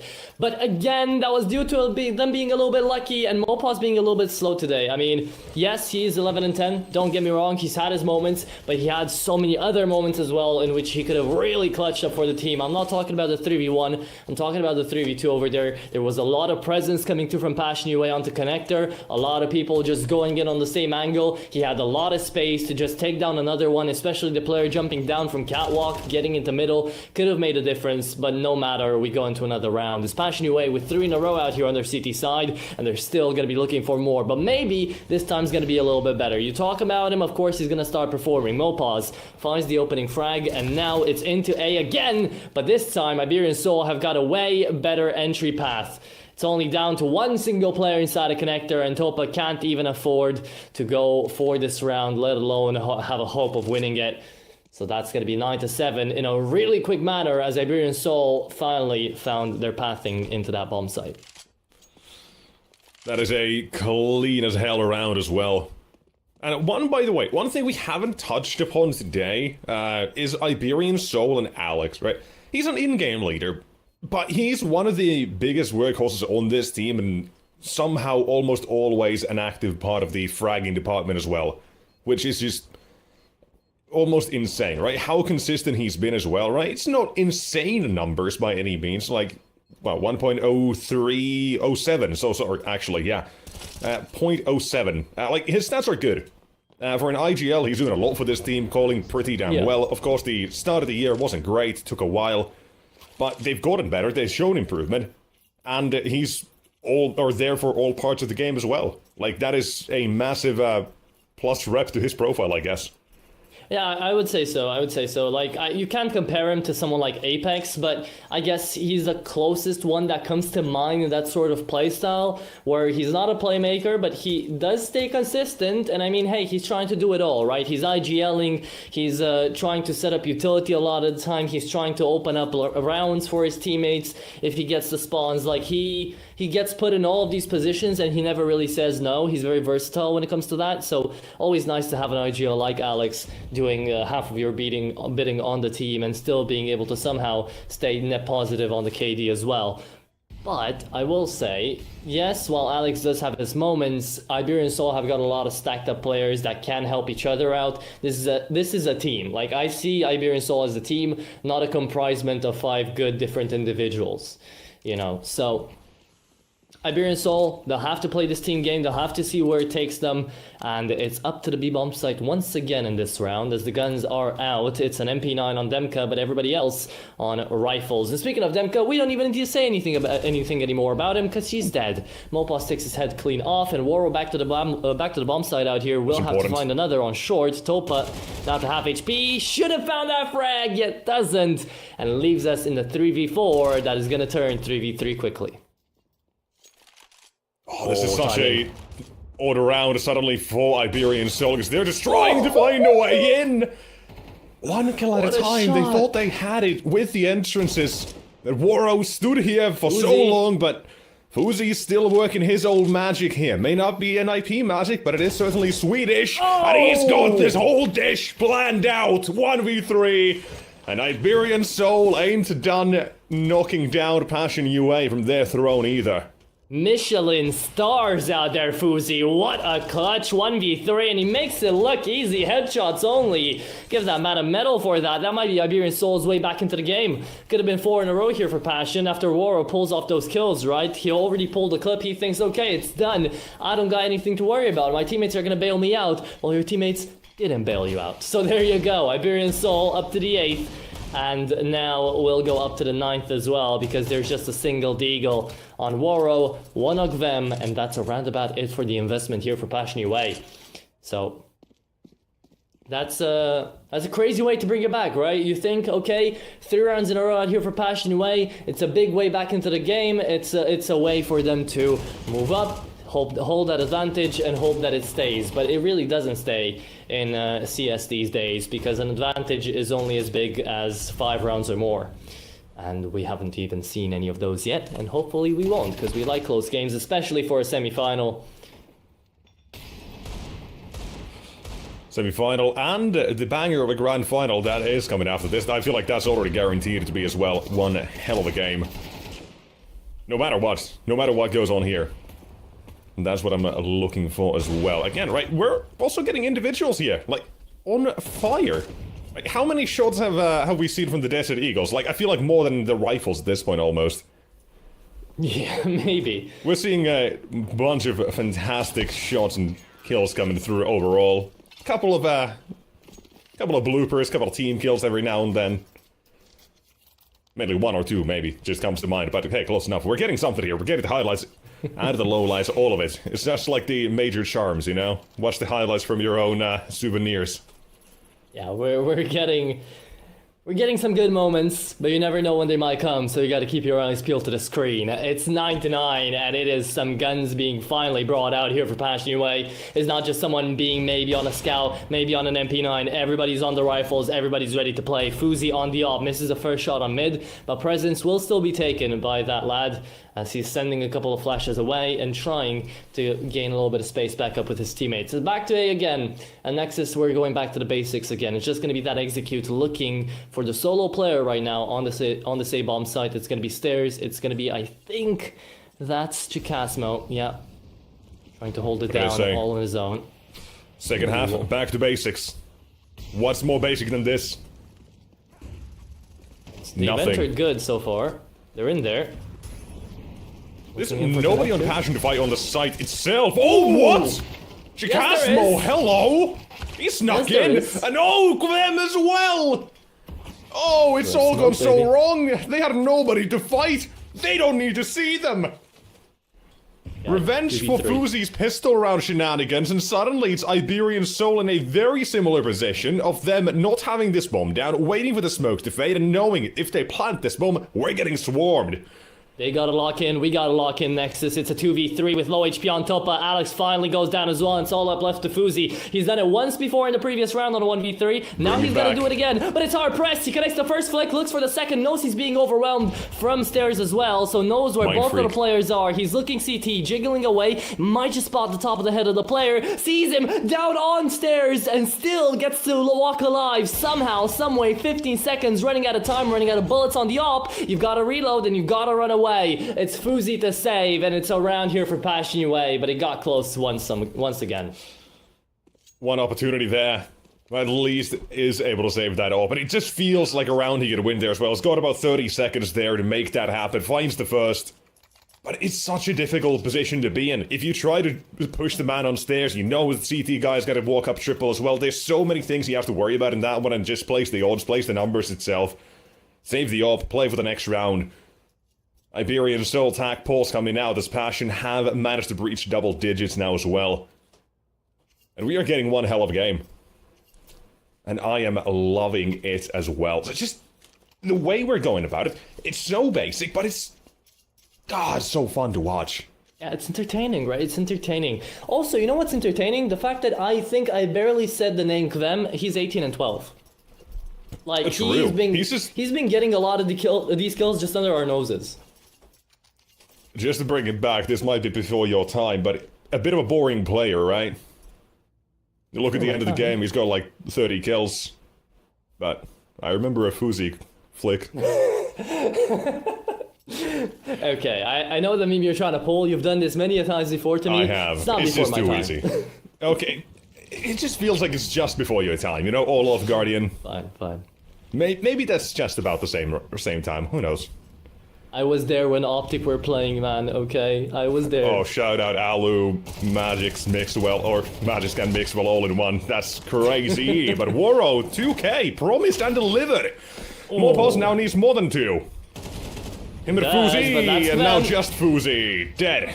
On arrival, all of Iberian Soul. Gone in mid, gone in A, they have been disposed of. It's like a curse here for Iberian Soul. The moment Waro finds a 2k, that's the round over. Like, that's in his name. You gotta give it to him. 9 to 9 turns 10 and then 11 after the eco, and we're left to an Iberian Soul penniless and defenseless, really. They've got to go in for this force investment, but instead we'll see Fuzi on a hero buy here again. Now, I don't hate this one just because of the position that they're in, right? It's pretty desperate. They need something big to happen, and currently Fuzi and Mopaz are the only two bringing around about a lot of work, but Kvems has something else in mind. You know, I haven't said his name enough, so apparently he wants to make me say it. Beautiful out here from him, and Jacasmo just overwatches the AK, doesn't really want to let them have it, and he finds a second as well. That's the round surely here for Passion, and what a way to send us into map point. Jacasmo, he wants them all, and he might just get them all. So, about Jacasmo, he's also just crept up there to the same amount of kills as Quem suddenly. Oh yeah. Yeah, he's getting up there. Eco frags, but hey, those count as well. You kept the round clean, and you've got 3 chances to close out this first map of the series as well. Of course, this is a Passion's map pick in the series. Up next, we do have Inferno, which maybe not been the greatest. It's been a lot of up and down. There's been no game in which Passion have had... Sorry, there's been 2 games that have not gone 24 rounds or above for them. The one was a 13-1 victory, the other was a 13-3 loss. That was the most recent game they played on it, about 3 weeks ago against Gun 5. They have had a very polarizing Inferno record. It's overtime wins or overtime losses at 11-13s only, pretty much. Which also could go either way, and that's Inferno, baby. So, Passion UA, this feels like a must-win either way. Yeah, it really does. I was just about to bring up, you know, the fact that next map up is going to be Inferno, and it's not really going to be that easy to quantify here for Passion UA, because it's a big punish pick. Place, but yeah, it's just all over the place. Kind of is, but right now with how well they're playing, I would say that they might be able to get out just with the rifling alone. Of course, we'll have to see that. Alex, amazing headshot to start off the round. It's not all over yet, though, out here on Mirage, so let's keep our eyes peeled to this map first, and then we'll talk about the second, because we've got just enough time to do that. Jacasmo trades back out, but was about to die. He's down left to 8 HP. The problem about this buy is that there's no more damaging utility out here to actually get them back on track, so they can't really push. They've got to just wait to be pushed and just try to come back and actually resolve what's happening on the screen. A great push, though, coming out here from Salso. He takes so much space that he allows the bomb to be planted early, and the scout with the bomb is just waiting for Topa to make a move. Oh, that's Stemka, though. Where'd he come from? Salso had a missed time. Was hiding, waiting for his time, but it lost one of his teammates instead in record time. But suddenly, again, it's a retake coming through. We've barely had these for Passion UA. It feels like the bomb's not going down more than once or twice this entire half, but now it's coming down to it on the B side. We talked about it as well. It's very few rounds that have actually gone toward the B side overall. It's been decided in mid and A mostly. And Iberian Soul to extended play. It comes down to this. There's the flash. Out for the first fight. That's one to spot the second as well. Oh, and they'll GG's. both take him down. Quick 1-2 punch. And that is Passion UA locking in their map pick. And what a game from them. And what a game from them as well. You gotta just hand it to him. You just talked about it as well, right? Just kind of up there, but he's had like 6 or 7 entry kills this entire map as well. He's doing so much for his team. And absolutely, you can see it right there. 109 ADR. Almost 2 KD. He was popping off, and he was not the only one. It was a wonderful effort coming out from Passion UA. But at the same time, it was Iberian Soul fighting back, but it was that first half goes so back and forth, and it's the second where things then do slowly fall apart. It makes sense, though, that it's Vem and Jacasmo being the map MVPs right now for Passion UA, because they were the ones holding the A-bomb site, right? That came down to Iberian Soul just overwhelming that A-bomb site and just trying their luck time and time again, because they did find an entry path into it. It was the retake that then came in from Passion UA that really put these guys down. So that's why Passion UA are going to be the victors of this first map. However, it was their own map pick, right? So it kind of makes a little bit of sense. Next up is going to be Inferno, and we'll have quite a little bit to talk about that one as well, because as you mentioned, it's all over the place.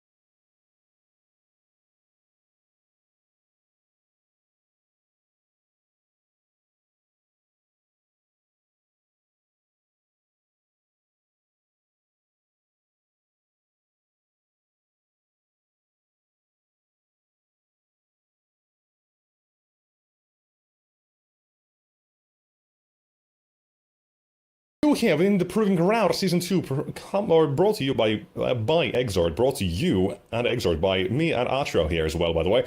Hi, how you doing? How's the break? Hello. What's he doing? You're looking a little bit different in terms of the angles here. Looking at your No, ceiling. no, actually, at the end of that, I was also standing up, and I finally am standing up. It's nice. It's nice to be able to stay on my feet and to gain a little bit of extra action, because you guys need action and need energy out here for this next best of 3, and for this one too. You know, the grand finals are coming up, but we still got to figure out these semifinals. We're jumping into Inferno, and this second map is hopefully going to be just as fun as the first. The first one was really nice to look at. I don't know how nice it was to play if you were Iberian Soul, but Passion UA definitely had a good time.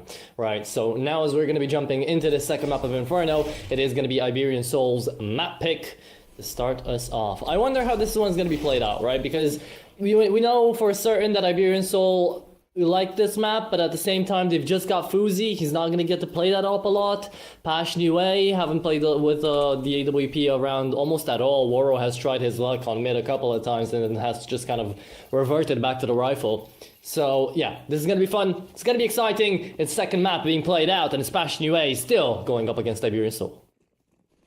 Yeah, I was trying to look at a couple of things like as to why or how Passion could come out of this victorious.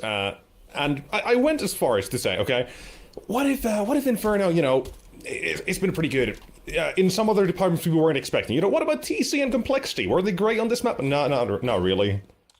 Like, during his time there, they had like a 33-44 win-lose on this map, so it's not insane for, like, TC and previous Complexity either, so it's a little bit of a tough one to give them too many, or positives, I suppose, besides the fact that almost every game has been 11-13 or overtime, bar for 2 they've played in the last few months. Like, that's the only thing. Close calls, but not being able to push over the line. In case, or then compared to Iberian Soul, on the other hand, who have been pretty damn good, you're gonna need some magic. And IGLs can deliver that. Topa 1, 2, 3. One man remains suddenly of Iberian Soul, and even him, Sorsol, not him, taken down as Passion UA valiantly with Topa, the defender to be site, will come out victorious for round number 1. Welcome to Inferno. One of many banana plays we gotta see here. Hello Inferno, hello Topa, hello Passion UA, another pistol round, second one of the best of 3 so far, 2 for 3, not that bad. Iberian Soul have got to mount up their pistols as well and try to do the exact same thing, but we'll see who's going to take the role of Topa in round number 2, as it is going to be the Iberians plus a Swede trying to play out as much as they can of this T side for Inferno. Very interesting to see that Passion UA also chose to start CT side, right? So they're leaving the quote-unquote better side for last, which could be very tactical, you know? Iberian Soul have just lost the map. We don't know how much morale they're gonna have jumping on into map number 2. We don't know how ready they're gonna be with all their tactics set. So, could take them by surprise. But we're going back again into another B hit. So let's see if Topa goes 2 for 2. I mean, he's got Jacasmo as well to support it with the utility. This is a very basic flashbang. Underhand it, throw it, jump on the box. They're gonna have that crossfire, and I'm assuming as well Topa is going to throw his Molotov up close, and that's exactly what he's done. By time for Jacasmo to become a piece as well, not just with that utility, but with the weaponry as well. But now he's been pushed back, and Alex is snuck into a wonderful position. Will be checked by Waro, but will go checked out. Sent out of this one. Cannot go 2 for 2 on the defense here with Topa and Jacasmo. Instead, you're playing a retake, man disadvantage. No defuse. That's what this one is coming down to. Gonna be a tough one out here. Full belt of util for Demka, sure, but he's got no information really, so he's got to go in for this one blind. Send out everything you've got, buddy, because you're working with the Kavem that is barely pushed up and has just died. What a round out of Iberian Soul here as the Tech 9s managed to overwhelm and storm that CT bomb site in towards B. Very nice, very well played. Initially, that was also a 3v5 starting things out here for Iberian Soul, so the fact that they managed to win it on a half investment definitely is going to be great for them, but because it was a half investment, they allowed themselves to push through those smokes, get those positions, and win the round ultimately. So you could even say it was the Tech 9s to win them that one. 1-1. I'm gonna say go as far as say that was Alex winning them that one. Him getting into CT, finding the initial kill onto Waro, rotating in, and then Jacasmo. That just seals the deal. You can earn the 3v5. Just get into position. Iberian Soul, you're doing this again. They're 3 for 3. The 3-4-3 going to the B-bomb site. They're One of loving the many. B-bomb site. Ooh, great nade goes out. WG down to half, and Alex even below that now. Is it going to deter them? Is it going to be forcing them to push back? I doubt it. They're still going to go in. Oh, look at how patient Topa, by the way, is being with his own smoke as well. There's already the coffin smoke from Iberian Soul, a little bit of contact, but Topa is hanging on to that piece of util until absolutely necessary. Oh, Kvem's running back. They think it's a fake. It's working. Mind Iberian Soul instead. have held them here just long enough. Here comes the smokes, here comes the exit. Kvem has to come back, and he hasn't. He's all the way into library, so where's the push, guys? When's it coming through? Nate to blow open the smoke, and Jacasmo to just suicide to hope for a kill. Buy enough time for Topa to be able to get more than one here. He does manage to find him, and now they're running him down. And that's Kvem, though, spamming through the smoke, connecting a headshot, needing at least one more. It's scary, it's close, but it's the Tech 9 to fall. Waro spams away on the dig, and leaves us to the 2v3. It's still Alex on half, and Davi G as well. They've got to play together, but they really can't. They're worried about Banana, and for a good amount of time, there was someone in Banana. Now, Demka is going to make sure there's not any more for the T side. Alex is cornered and almost taken out. There it is, finally out. Passion away. Take the round. That as well is coming down to, and yet again, the rotations coming through there. It's Iberian Soul. They had the timing to go toward the B side. They have that first kill, but it's Topa who buys a second or two. As soon as he finds the initial kill on man entering the site, everybody else slows down for a second to turn around, go, where you at? Trying to find him, buy that extra 2 seconds of time. Waro gets into position, that smoke fades, good shot from him as well. And slowly chipping away, because that was the bomb planter as well suddenly being taken down. Iberian Soul just didn't have the control over the site to put it down. Didn't have the confidence, nor the safety. And thus, we're right back to where we started Mirage. Forced by Wars, baby. Yep. Repeat the script. Let's see if this one, however, is better. You know, people often say sequel's not as great. Hey man, I know some sequels that are good. I can't tell you off the top of my head, but I know they exist. Terminator 2, Judgment Day. That's the obvious answer that people say. I wasn't gonna go for that one. I was probably thinking animes like the brain dead weed that I am, but you know. Fair It enough. works! Some sequels are good, don't worry about it. This is a sequel to map number 1, so maybe it's gonna be better than the first. Who knows? We're here to watch either way. Headshot not found. Alex, he tried his best, man, but that was one of the AKs already falling. Hero forced by Wars. Going down to the barrel, and it's Jacasmo with that MP9 to deal damage.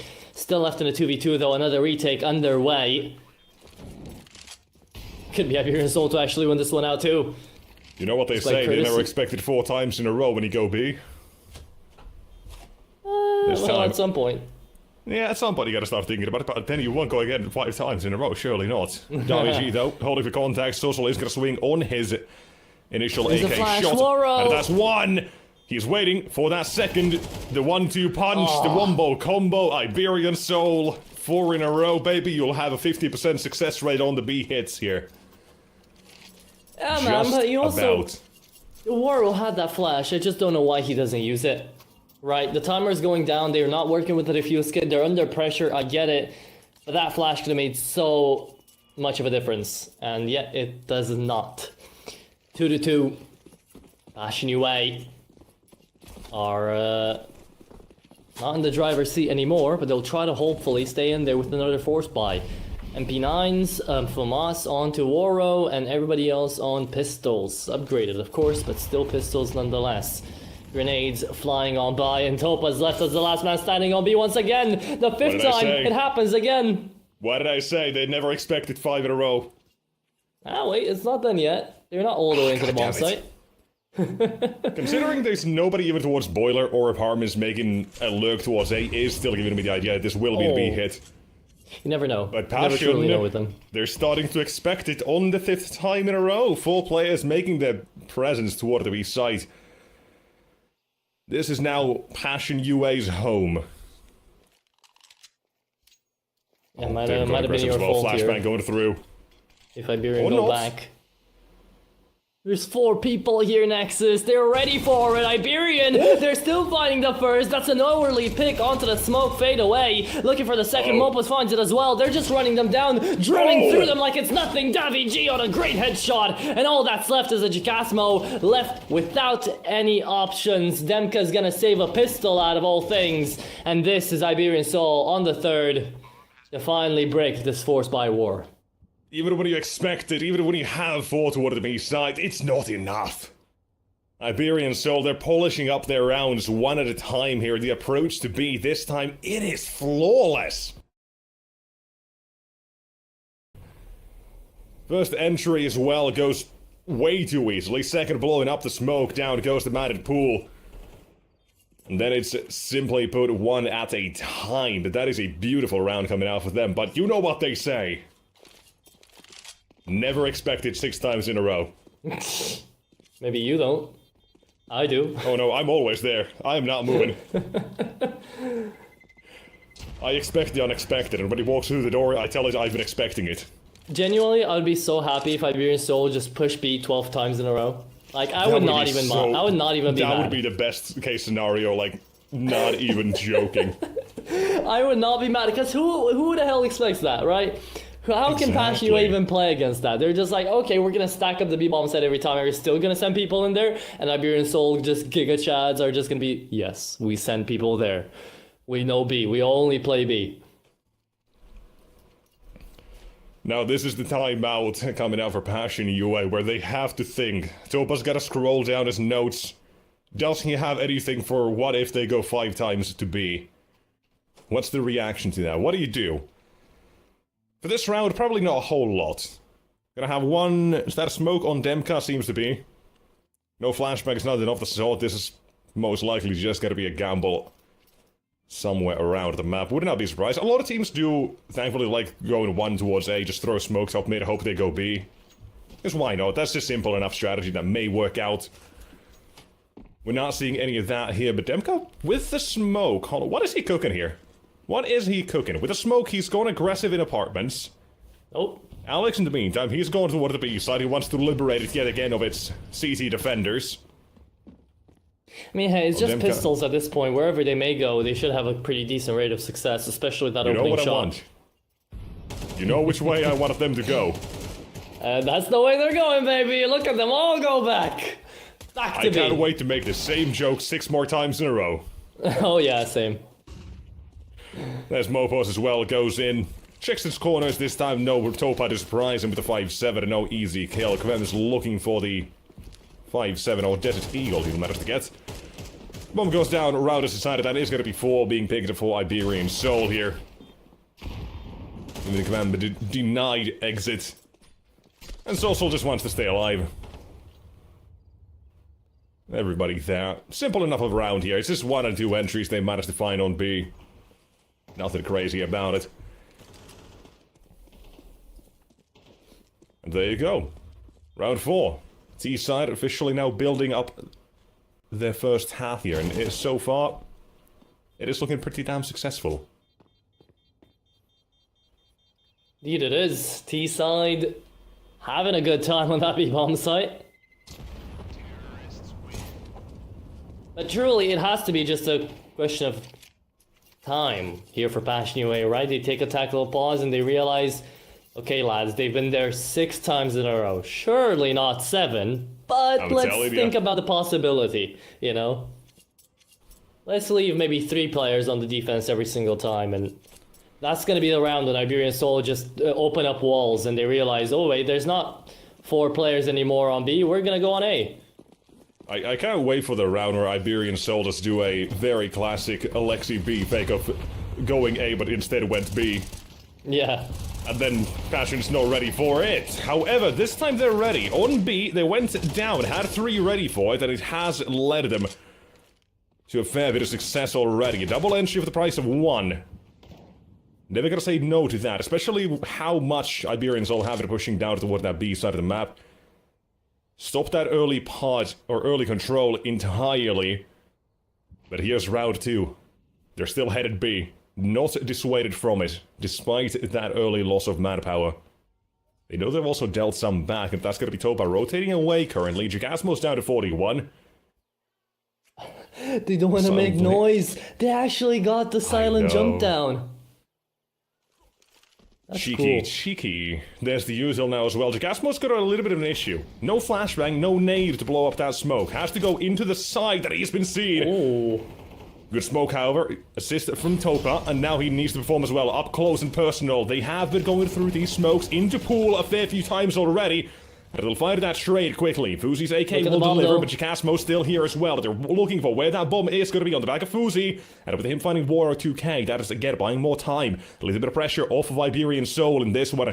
Don't gotta worry about Banana, just let Social work, and that's exactly what it's done for 3 or 4. They've managed to crack this one wide open, turn the tables, and put it onto Demka. All alone with the information now on both. HE trying to dunk on Social. Will shift him down at least. But needs to perform a masterclass here. Miracle needed. Good bomb plant coming through out there from Fuzi to just deny him that kill onto Demka. And now we're left in this 1v2 indeed, as you say, needing to find a retake. Great headshot from Demka, but it's just not enough. Salsol brings it back on the two-piece out here for Iberian Soul.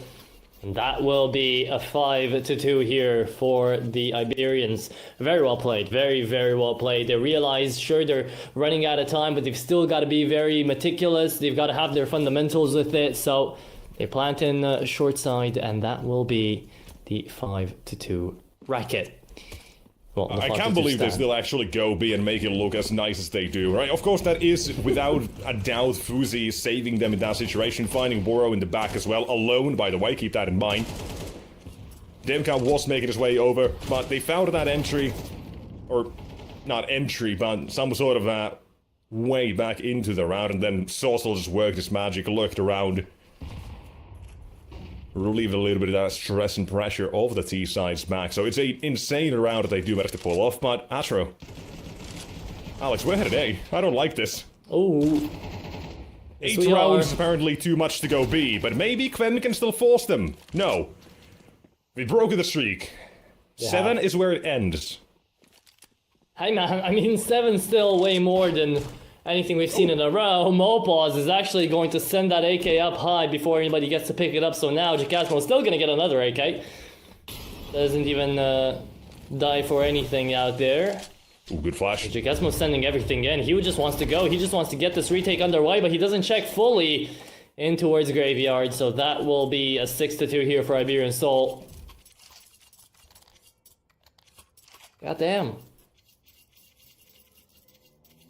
What an amount of rounds to take back-to-back out here for Iberian Soul after it seemed close at the beginning, right?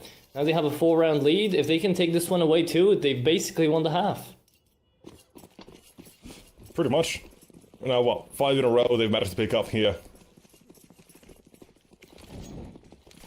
And things are looking quite a-okay. I actually want to give a quick shout out as well. Topa is being an incredibly active fighter. We talked about Alex on Mirage as well. Right, how much he does. You know, could call him a jack of all trades, right? He's doing it so much. Topa as well is kind of that same sort of jamboree, how did the passion UA mentality if everybody can do anything.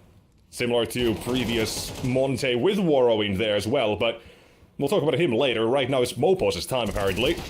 3 to B, yeah. 3 dead. Oh, 3 easy. Fights, 3 kills. It's just as easy for Mopaz. Retake of the AK here, and now maybe a workable round from a 2v5 turns 2v3. Waro and Demka have got to roll back the years out here to the Monty days that you were just mentioning. God damn. God damn. They can't. That was perfectly set up as well when it came to... Was Clem or Gigasmo? I think Gigasmo would find that kill, but just couldn't. Mopos too good into this round. And that's the problem. I wish I could talk a lot more about some of these plays as well, but as soon as I do, somebody else decides it's their turn to pop off as well. There's so much talent that is actually here, and I just gotta iterate it, because I was not happy with Iberian Soul at the start of the year. They are really damn good now. Yeah. And I cannot wait wait to see how potential rumors maybe do turn out, right, with Martinez coming back. reuniting the core there of Mopos, Alex, and Martinez as well from Movistar Riders. Well, circa 2023, I believe. Because currently as well, right? Even without him, they're looking fantastic. So, want to see how that goes. But right now, this is what we have. A 7-2 lead. At a Passion UA, we said, you know, they at least make these close, usually. Yeah. 2 games which have not gone at least 24 rounds, so... Gotta step up here if you want to keep that track record up, in a way, but... It has to be immediate changes. We're back to A though, and we're back to Oro connecting shots. This is scary, right? Because we know when Oro starts, he doesn't stop, man. And what he excels at is spamming through those walls. We remember yesterday as well, he was spamming through wall after wall on Dust 2, on Mirage. Now he's here to do it on Inferno 2, even though we didn't even think that was possible. Here he is. Left into the A-bomb site. Quad man defense out here for Passion UA. First sign of danger, and they all just bundle up. Oh, so. He goes back. We might be going back to B, baby. They've only had 1 detour away from that side so far. And Sosul played a power position as well. He's going to be looking for those rotations. We've seen as well Passion have made rotations down mid once or twice, maybe even 3 times at this point. So, essentially was in a power position. He's now left adjoined to the rest of his team. There's that counter utility as well coming out for the CT side. Molotov is ready. And Iberian Soul, they've been walking through the smoke into CT quite often. Can look to do that again, but ammunition's run out here for the defense. But not manpower, because Chicasmo still stands, and with an MP9, oh my god, he's cleaned it up as well. My lord, Chicasmo. I think he was the one to save the day as well, back on the second round that Passion UA managed to win, so... A lot of importance being put on his shoulders. Chicasmo. Makes 2 out of the 3 rounds work out here for Passion UA. And I will just change the subject really quickly, or have the time. When you were mentioning Alex, right, you were mentioning Topa, you were mentioning out here Iberian Soul, how they're trying to come back in here with the, Martinez and everything. But Jacasmo's going to push down middle. I'm going to get back to my point in just a second. I want to see how this turns These out. guys they always start to do something. Oh, yes, they do. Jacasmo, he's going off the high of the previous round. He wants more. He wants to live. And he is living with a thrill. Adrenaline pumping through his veins. Still 4v4. Sleeping with the fishes, as they say. Indeed. Mobo's still might be pushing this though. He doesn't know where he's looking. He's just vibing, enjoying his time in the smoke. Yeah, see, I was gonna say, before everything, Iberian Soul, with Alex in the lead, with Sosul, with the core that we were talking about with Martinez, they were the one headlining the Iberian Peninsula before the Portuguese started their thing in 2024. Unfortunate there for Kvem as well. He just got CS2'd, swapped to the grenade just in a very inopportune moment. When exactly when he got peaked. And that's how control of the B-bomb side goes again in the hands of the Iberians. And it should be 8 on the board here. Demka. Yeah, Don't even think he's got anything to save. Screwed himself here as well. Can't even escape now. He just has to commit to hunting these exits in case Iberian Soul go this way. I don't know what Warrow's doing all too much there. He's just going way too aggressive, left his teammate. He's gonna ninja this. He's sure, maybe he gets one. Probably not. Just has to go away. Go. Almost got to take you down. Ah. R.I.P. Rest in pepperonis.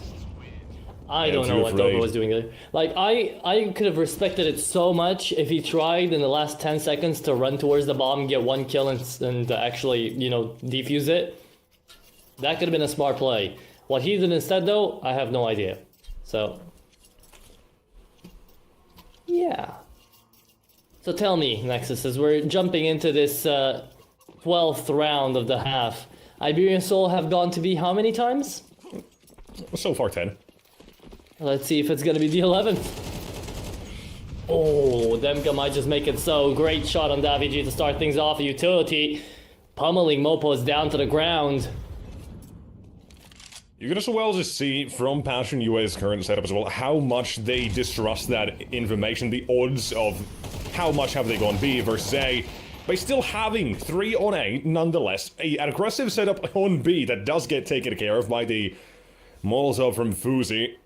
And a quick M4 shots from Mopos as well there. It's dealt... It's such a hard thing to actually try to read into.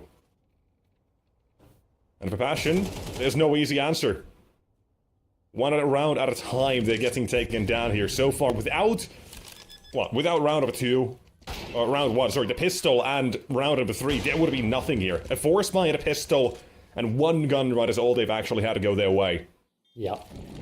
It's an amazing T-side out here for Iberian Soul. The B-bomb side truly is a true and tried practice out here for them, and it seems to be looking goddamn easy. 9-3. Iberian Soul indeed make a pretty damn impressive map out here of Inferno, but it's not over just yet. 9-3. We'll see how it turns the second half. However, this half was overwhelmed by some Peninsula boys. And the Swede.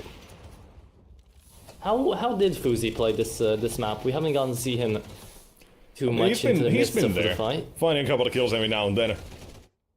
But I feel like Mirage was really where he did already shine.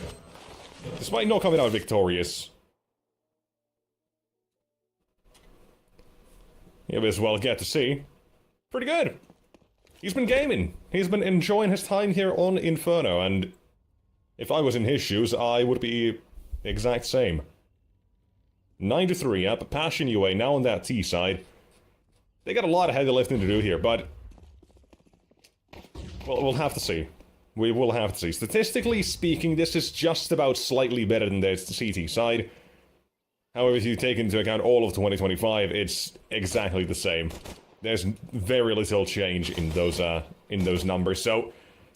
hoping for a much better game, I suppose. Just comes down to those individuals to pop off. The ones that we know about. Quem, like, he's got like 1.4 impact rating for the last couple of months, which is a ridiculous 1.24 ratings.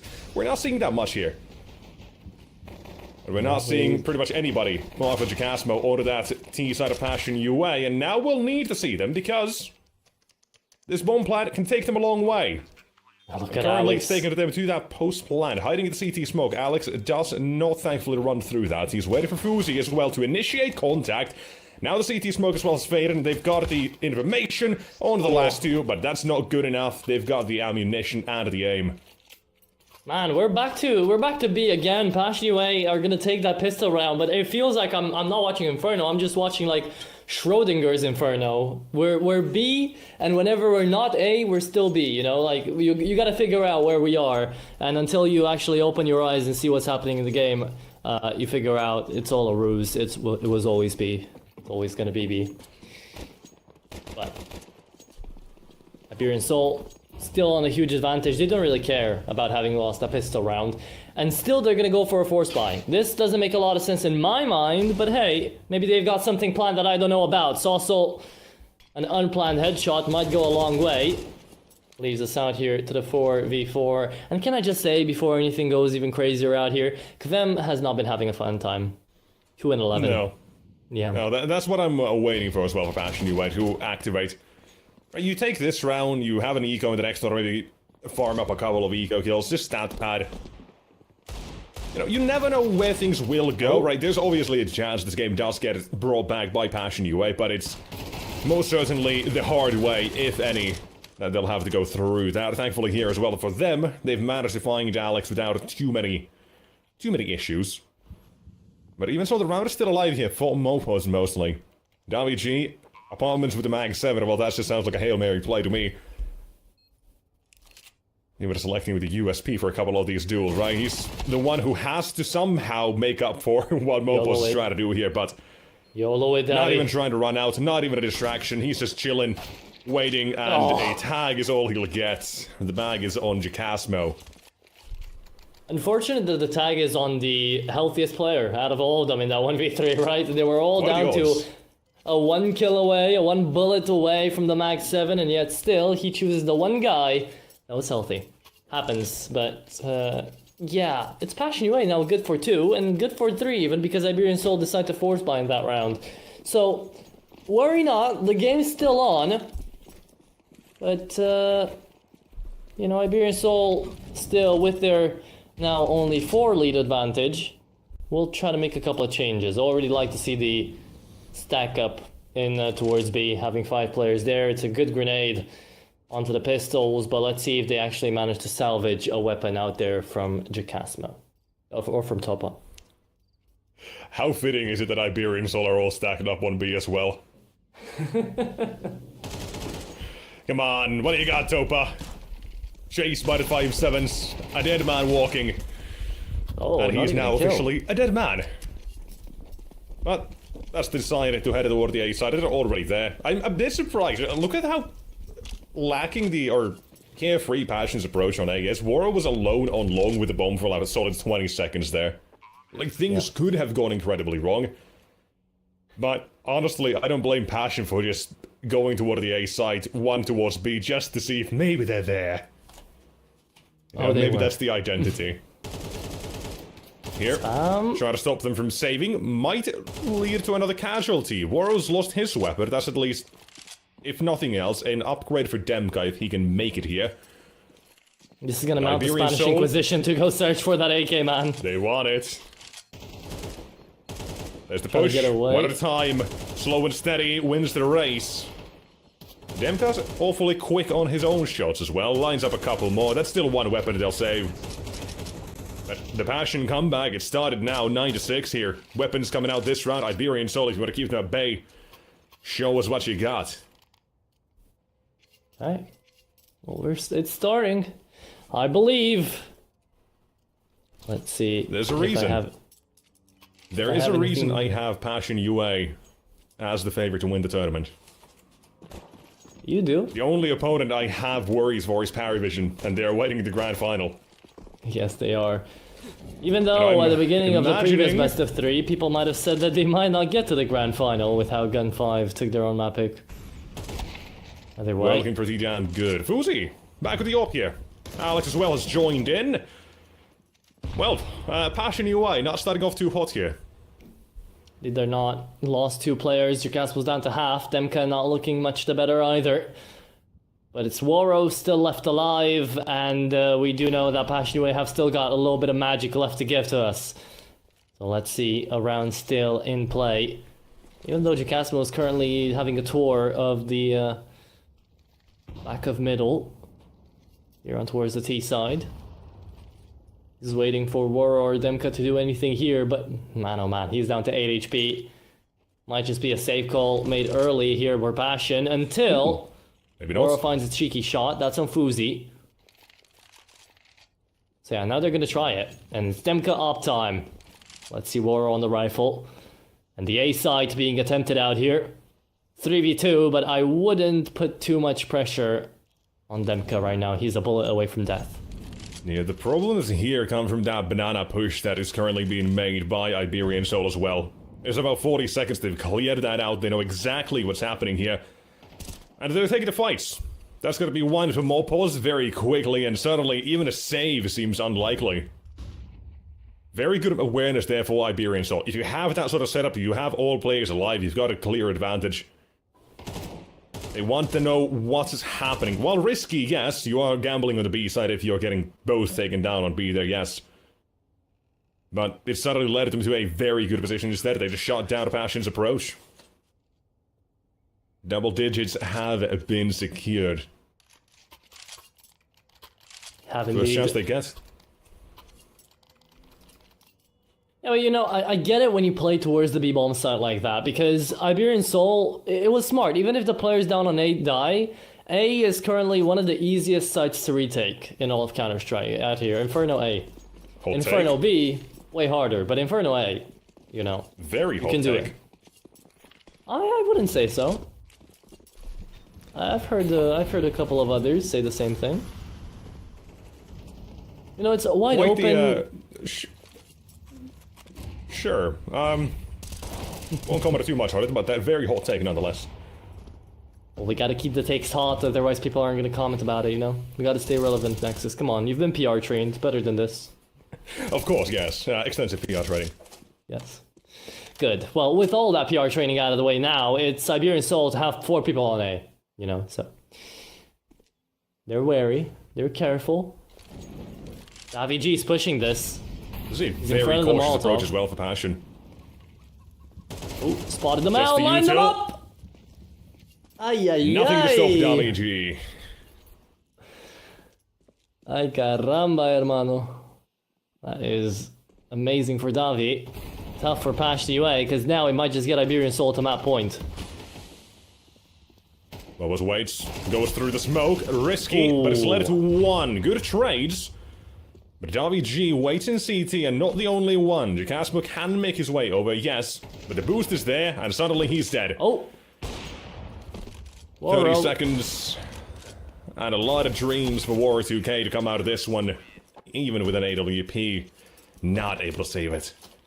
Instead of that, that's what, 4 kills for Davig. Boost that goes unchecked, and Iberian Soul. A massive round as well there. Like, look how comfortable as well they were in that last round. There's the utility from Passion to mid. Iberian Soul, they recognize it, they still don't care. They go ahead and challenge it with 1 man despite having 3 more there. It is looking fantastic here. It is indeed. There you go. 11-6 now. Should turn 12, but there will be a forced investment out of Passion. Playing on the T side. We might require Ancient to figure out the semi-final out here, Nexus. Seeming like it. Seeming like it, indeed. I want to see a bit more of an even fight here, right? Mirage was fantastic. Of course, that was still a lot of force spikes back and forth. Yes. Here it's been a lot of B. I wonder what the theme will be for map number 3, however. Who knows? Who knows? If we would get there, right? That's still a question. It's not impossible, but it's definitely going to require a lot of heavy lifting from Passion UA, which so far in this map has not been coming through. Flashbang's dodge, Nopo's good for 2. The Tech 9 eventually overruns him, and Alex forced to move back from Banana, while Gasmo still makes noise. He'll bait the utility out, but not looking to fully commit, I say, as he is fully committing. Indeed so. He even goes to the CT side smoke. Remember, it worked for Alex once, so they're trying to replay it. Jacasmo's in it, but they've got to get the bomb planted one way or the other, and too many CTs to really deal with out here is going to leave Jacasmo left with Oro. Running out of options, but running out of bodies too. Iberian Soul have sent everything they had. And now it's Waro to go to that A-bomb side. Saucel picking up on it, going in immediately, trying to catch him off guard. It's a 1v1, but remember, it's 17 HP onto Waro. And there is a grenade, there is a Molotov here for Saucel. Picks up the AK and goes for the fight. I think Waro might have heard him as well. He's expecting that short play, and Saucel has chosen the exact right place to go through here. There's a lot of angle for Saucel. Whichever way he faces here might be his doom. Aww. Look the other way, might have spotted Waro instead, but with an AK leading the way, that is going to be the clutch coming through. And we're not done here. We're not. It's a good clutch coming out there from Waro. It's the right attempt as well, you know, going in through towards the A-bomb site, seeing as you're left in the 1v1, instead of thinking, okay, he's far away and I'll rotate, I'm just gonna go plant on B and try to take care of it quickly.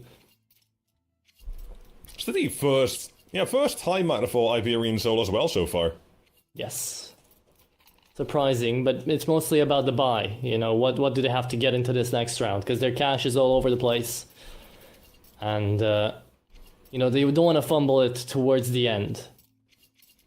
But Fuzi is going to invest into the AWP. It's a glass cannon onto Fuzi. I don't know how confident they are calling into this one, but, you know, might as well.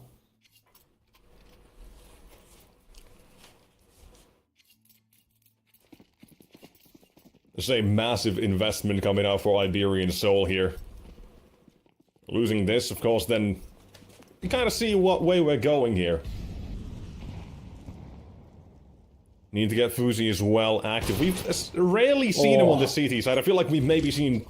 No, we've seen 2 kills exactly on the second half from him. One of the ops, second I don't even remember. And right now, it's not just Fuzi, it's Saucel, both losing their heads toward the A side, and with the investment they've gone for, hold on for a second! It was looking like a save, and now it's a bomb that needs to be recovered, an extraction mission for Passion UA, but that smoke might let Gwem just take that bomb right back to A and book it. Well, we do This have is Demka. impressive from Passion UA on another front as well, right? It's 11-8, and it's 11-8 with Kvem on 3 and 14, right? So when your best player isn't performing, Passion UA can still put up a fight. Oh, Which Mobos. speaks volumes. Speaks volumes to the rest of the players. Yes, it does. Like, that is the danger as well. We're kind of talking about this initially when this team came together a lot, is when you have when you have Jacasmo in your team and he's not even in the discussion for the third best player on that team, that is insane. Because last year he was very much the sort of solid 1.1 sort of player. Like, he was really damn good in roles that he wasn't even like meant to be the star or anything. It's dangerous because you have Woro, Kvem, and Demka, who are the three in this team that will do the most lifting and will do the most lifting overall. But then you have Topa, who is pretty damn good himself, and the identity of Passion UA that allows him to kind of play his own game at the same time, focus on just being a 5-man unit and not having to micromanage everything, and focus on his own game. And then you have the other part of Jacasmo going to pop off. He's great, we know that. He's proven already with the last year or two that he can do that. And then you have the other three that are absolutely cracked out of their minds. It is a very dangerous team. How crazy would this team have been if instead of Topa we had Fear, you know? God damn. I'd say that's a top 20 contender right there. I mean, even with Topa, they're trying to get there. Yeah, exactly. It just takes a little bit of time, right? The initial start here, I think, was slightly rough for Passion, similar to the start of the year for Iberian Soul. But Look at you can't that. deny they've been good. Someone's pushing Or at up here. least- The barrel got spotted.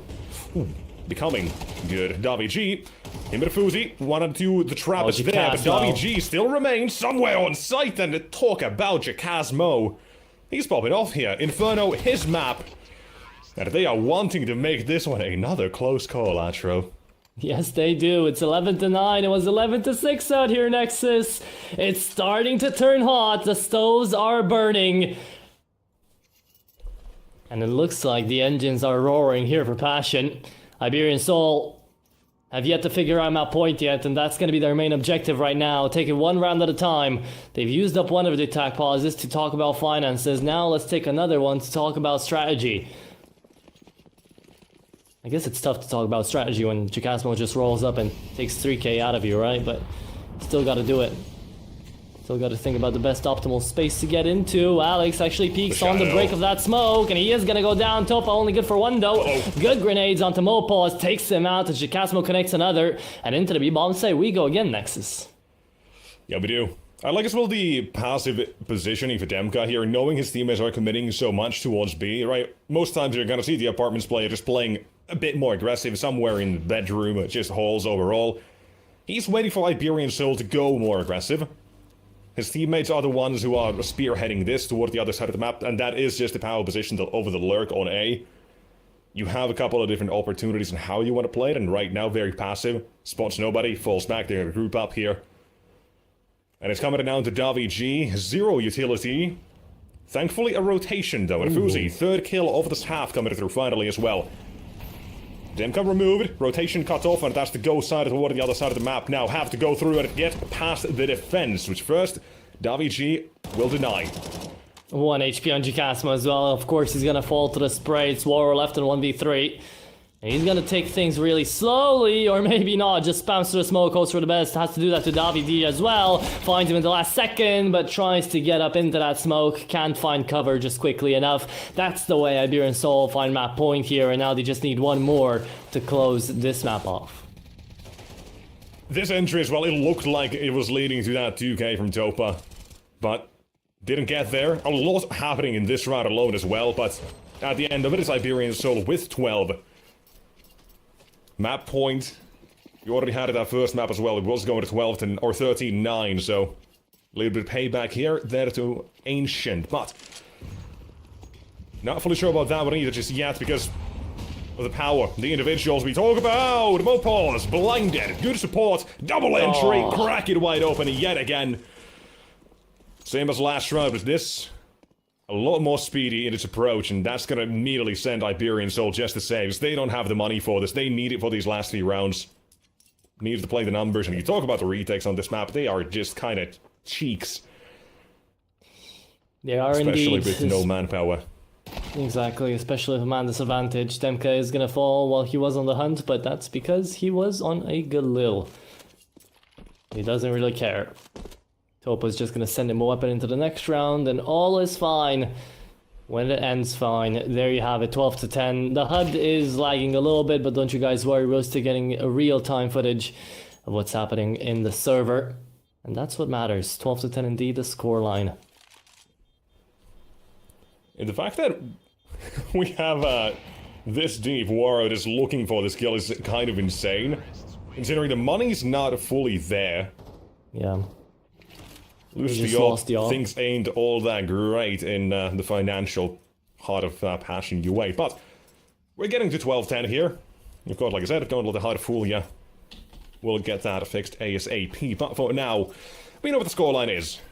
12 to 10. An Iberian Soul, with those weapons saved, can still do something about this. Is it good enough? Who knows? Well, that's why we're here, right? To figure it out, to find out. So let's do exactly that. Preach, sister.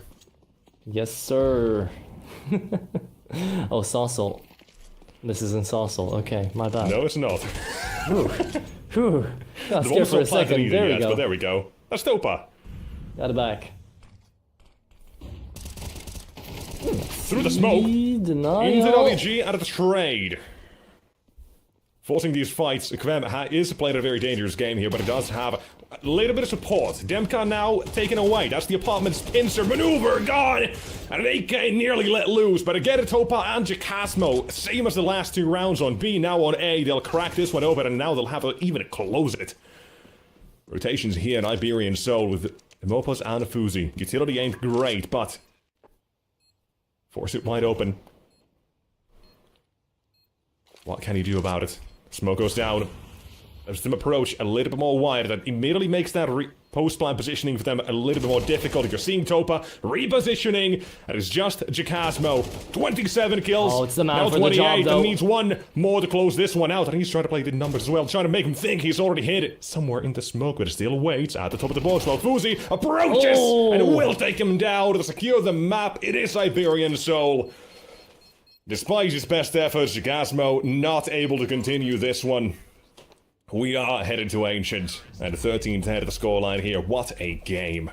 Decider needed to figure this one out, boys. It's gonna get spicy, and it's already looking amazing. I mean, just look at this map as well. Mopaz had a huge resurgence into this game for Iberian Soul, but it wasn't just him. That's the fun part, right? Alex had a great first half, then he completely stopped on the second, but the rest of his team managed to pick it back up, and Fuzi, with that 1v1, closes it out for Iberian Soul to take it. It looks scary at some moment, right, when Pashnua were starting to mount up that comeback, but it still wasn't enough, and we still need a third map to figure out how this game is going to go. But Nexus, I'm letting you know, buddy, that I have no idea about how Ancient is going to go, and that is going to be a fun game overall still. And we might need a little bit of a break to cool off before we actually send it to that third. Yeah, you're not wrong. We are going to need one of those, but I quickly just going through, right? We talked about this at the start. Iberian Soul, they've got a win streak going on. They're looking pretty damn decent. Same with Passion, both looking on fire. But there is a little bit of a little bit more that you could argue that Passion have. They've got what, like a 7 win streak currently on Ancient. They've been dominant more than not on the map itself. They've been playing incredibly well. But I have a question for you. A what if scenario. What if Kvem was a bit more active? What if he was there just a little bit earlier? But at the same time, what if Fuzi was a bit more active on that second half as well? You never have that comeback. He had like, what, 3 or 4 kills throughout the entire half? Of course, last round, last kill is his, yes, but you have so many things here. So, headed to Ancient. What are you thinking? I'm thinking that I would love to see Jacasmo have the same performance. I would love to see Kvem back on the server out here for Passion. As you say though, for Iberian Soul, Ancient's a great map for the AWP, right? So Fuzi, would love to see him back and shooting out here a little bit more.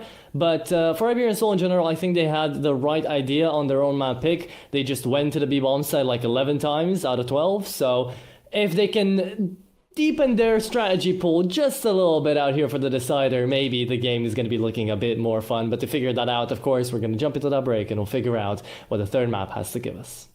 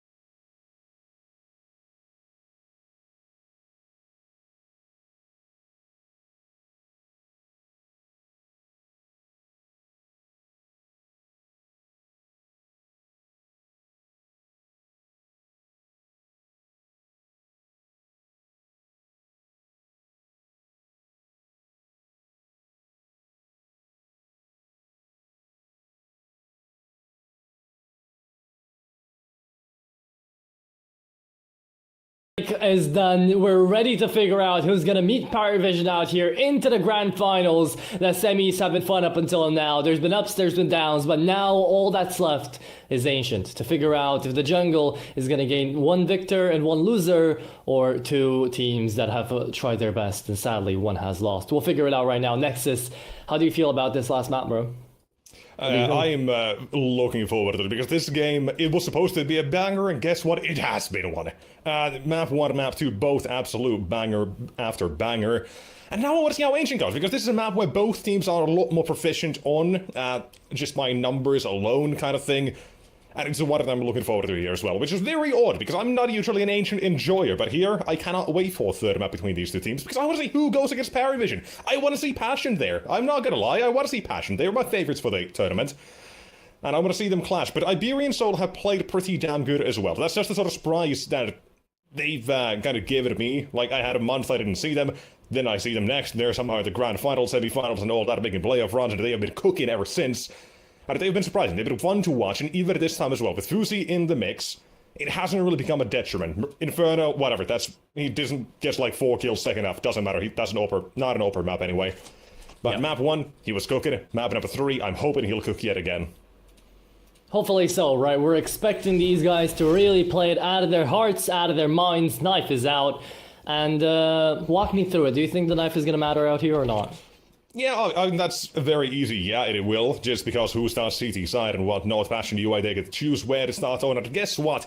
It's gonna be no surprise they're starting at the CT side, and that's where things will begin here for them. So they'll have a chance to get a very good read on how Iberian Soul do want to play this one as well. With Fuzi as well, maybe that T side is not gonna be perfectly gelled, but it's still a very basic map. You're gonna have your protocols, take mid control, smoke red room, coming in through cave as well, fight for that control.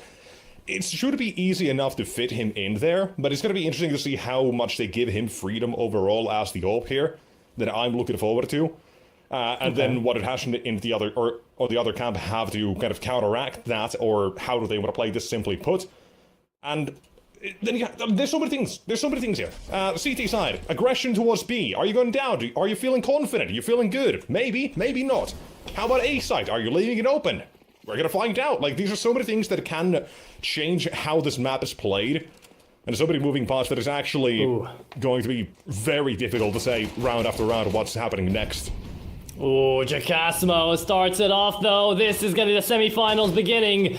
And maybe end as well. Topa denies it, and the push out here from Iberian Soul you thought was quick, but it was quicker shut down. Passion UA, pistol round taken. Jacasmo brings it right back on top from the previous map into this one with a little bit of flair. And man oh man, what I do know is that this is gonna be fun. I'm excited, I'm ready. Passion UA take knife, take pistol round, and we are ready to see who can take this W away from Ancient and from the best of 3 to meet up with Parivision at the end of the day. Iberian Soul, no strangers to force buys, right? Let's do it. Oh yeah. Let's see the Tech 9s, the pistols coming on ahead here. Back to B we go, Iberian Soul. We can make the jokes now. We can continue them. We can make the joke back to B. Different map, but back to B. Jacasmo dead. That's gonna be quick turn as well. Fuzi, 1 HP. No, 7, I don't know what that is, but low enough nonetheless, he'll survive. His exchange. Bomb's going down. That's the minimum you want out of this round here. There's got to be the trade. Quickly working for Mopos as well and taking these next two. It'll be Fan to hold for it, and one more on to Fuzi at the same time. Smoke's faded around, is done, but that is absolutely a worthwhile round for Passion UA. It would not surprise me if we see another investment. Just 2 players to survive. Bomb down. Lost Bonus growing. Iberian Soul go 3 for 3 maybe. And Lost Bonus on T side as well growing, right? Very interesting, we get to see attack pause coming right behind that, so maybe we will get our answers. We will get our needs answered too by seeing another B-sided hit here. Even a couple of AKs actually being brought out here into this round. Yeah, okay. Thought we would have gone more along the lines of maybe half investment with a couple of Tech 9s and a flash, but instead we're getting the whole shebang. Yes, we are. Okay. Well, it's gonna be interesting. But we shall see where it's gonna take us. Round number 3 out here. Passion UA. They've got the cash to invest into this round too, but not a single dude has got a defuse kit, right? So, we'll see if they can find the retakes or not, because so far, Iberian Soul have managed to get into these bomb sites.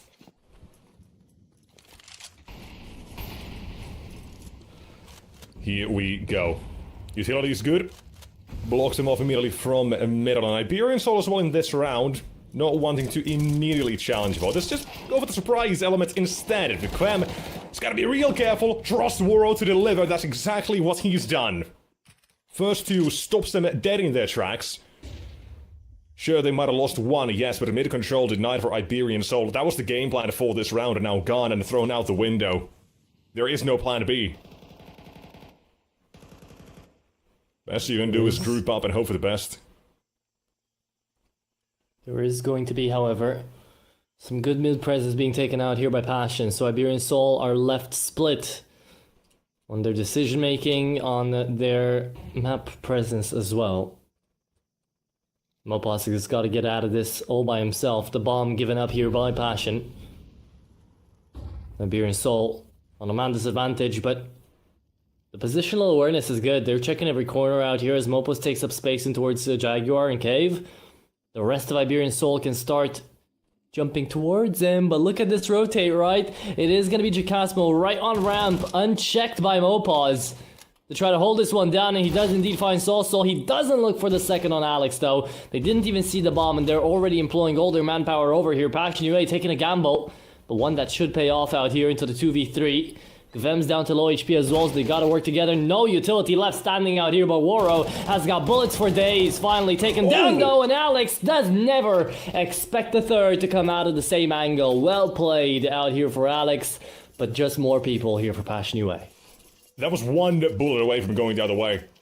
If Alex holds on to that weapon and doesn't take the bomb out, that's a round win most likely as well. But just a little bit of luck goes Passion's way there. 3-0, barely. But again, you take it down to just the one survivor, there is reason for some investment here. Lost bonus as well is getting up there. You can excuse one rifle here. Hero M4s, AKs in these rounds, I love them. So little risk, such high reward. You can play with a single SMG next round if you have to. Maybe even survive with that, you never know. But such wonderful investments, and so far so good. Jacasmo dead, wasn't expecting that. And you leave Topa on the side against the Tech 9. Up close, personal. There's a team kill into the mix. Does even things out a little bit here. But Passion UA, they're down a man and have to pull off something miraculous for the round itself to come through for their side. But WG is catching Demka. And Woro left alone. A single AK opens up the site. And the Tech 9s, the pistols, have led them to victory. It's not a victory just yet. It's a Woro 1v2. And Woro's been here before. He's done these before. No defuse kit, sure, but he's got him moving quickly, thinking about it, weighing his odds, and deciding against it. Will save indeed, and that's how the first round is gonna go the way of Iberian Soul as well. Okay.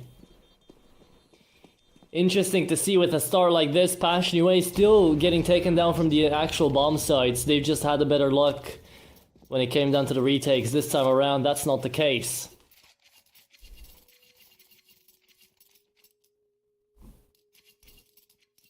Maybe things are subject to change, but so far, still good for Passion UA.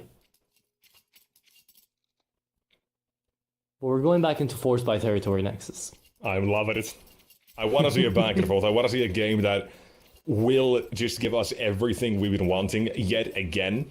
Because, as previously mentioned, banger after banger, make it a three-peat here for the entire series. I want to see Iberian Soul as well from this last round, capitalize on the chance they were given. Break Passion UA a little bit, force them to play this game to their tempo. Let that T side be in control. Because that's where we start to see the fun stuff happen. Not that we already haven't, because we definitely have. Just 4 rounds in and we're seeing a whole bunch out of Passion against that force by, of course, previous round.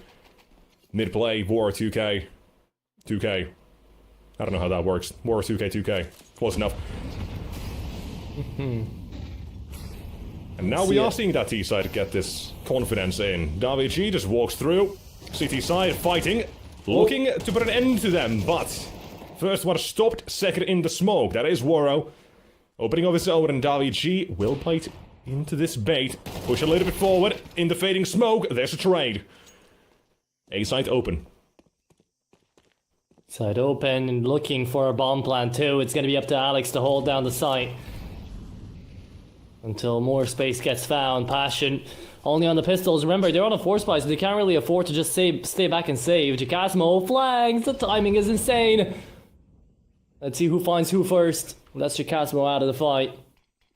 2 5-7s walk into a bar. How many of them come out alive?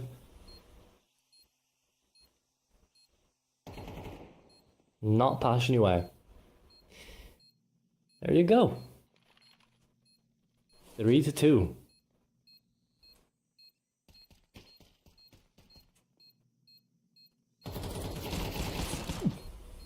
Oh. Impressive. Too bad Topa's dead. But impressive nonetheless. Yep. Nothing to be done in that instance. I mean, it was always going to be about the exit frags.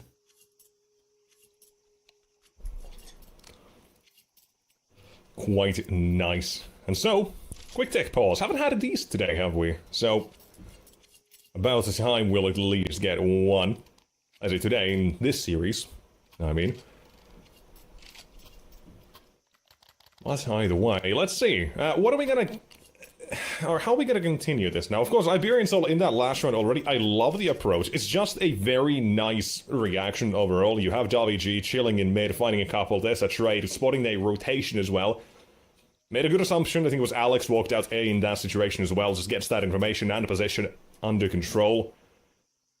Those are the sort of things I want to see on this map. Just overall, because the A side is often so easy to take, that it just adds a lot of flavor to the map and how you approach it. Then you have these late round lurks in mid for the T side as well. There's a lot of movement parts that make it so fun to watch, and we are getting a very active Passion UI that is fighting for this control on their own as well.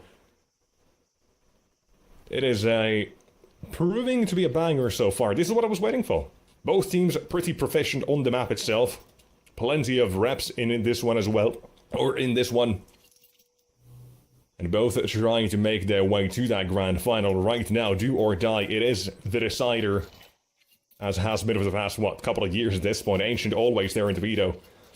Most times as the last map. Every team needs to be able to play this one. Hey, we're back at it. Tech pause over. We're ready to play. We're ready to continue. Foozy on the op though. And pistols up against them once again. So this is how Iberian Soul have done in the previous maps as well, right? They were down a couple of rounds and suddenly, out of left field, they just managed to climb their way back up, managed to find that retake potential on the actual score line, and look at that. That's a great grenade to stop them dead in their tracks. Foozy and Alex bundle up together and do manage to make this one flawless, haven't lost a single gun. Hopefully, Davigi is actually going to invest into an AK, knowing that the A1Ss are going to come out. Quite nice. Doesn't look like it. Man, you know it's hot in Spain when both Davigi and Mopaz are shirtless right now. I cannot imagine. I was dying out here yesterday with 27 degrees. Shout out Nordic countries, man. Finnish people. The only thing we can take that is hot is the sauna. Besides that, we're gonna die.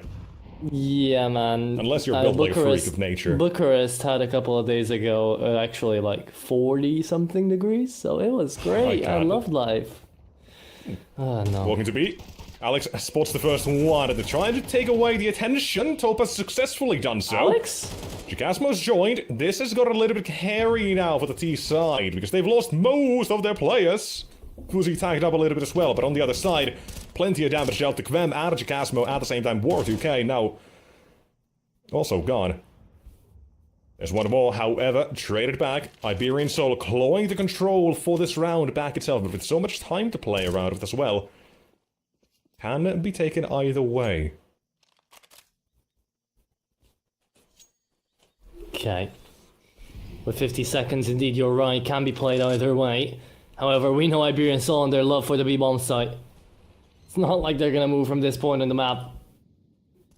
So here they are once again trying to make that move. They need the bomb plant.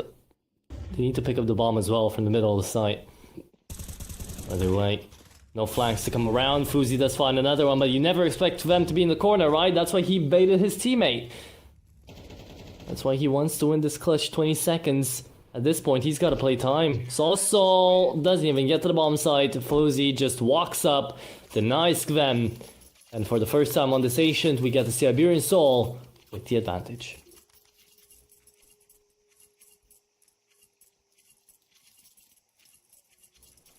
So, T-side fighting back. What a way to end it as well there. Now for this one, we'll focus on half-buy. Like, these are the gimmick rounds that I want to see. Right, on Ancient feels like those gimmicks are, however, kind of limited. You're probably gonna have something like this, a crunch towards mid, or just a stack down B, something along those lines. It's limited, but the success and chaos of it is something you'll have to resolve to figure out here. And Topaz actually snuck in for 2. One more coming out from his teammate, and we only leave this one to Waro alone. Through A he'll go, he'll be about 20 seconds behind the T side here. But weapons can be picked up. That alone could be a decent enough haul here, but seeing as they've got a guaranteed buy in the next round wouldn't hurt him to actually attempt this one either. Especially now that he hears the utility, knows what the plan is here, but this one could be decided in just mere moments.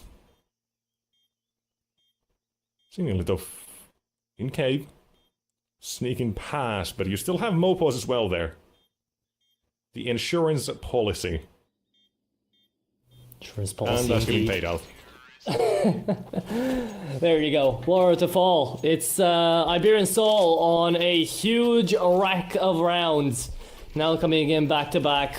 It's 5-3, and I mean, just look at Fuzi, right? He was up to 11k at the beginning of this round. Finally invested into the AWP as well, so he's running out of cash, but still very damn good looking. Iberian Soul not looking to stop this momentum anytime soon.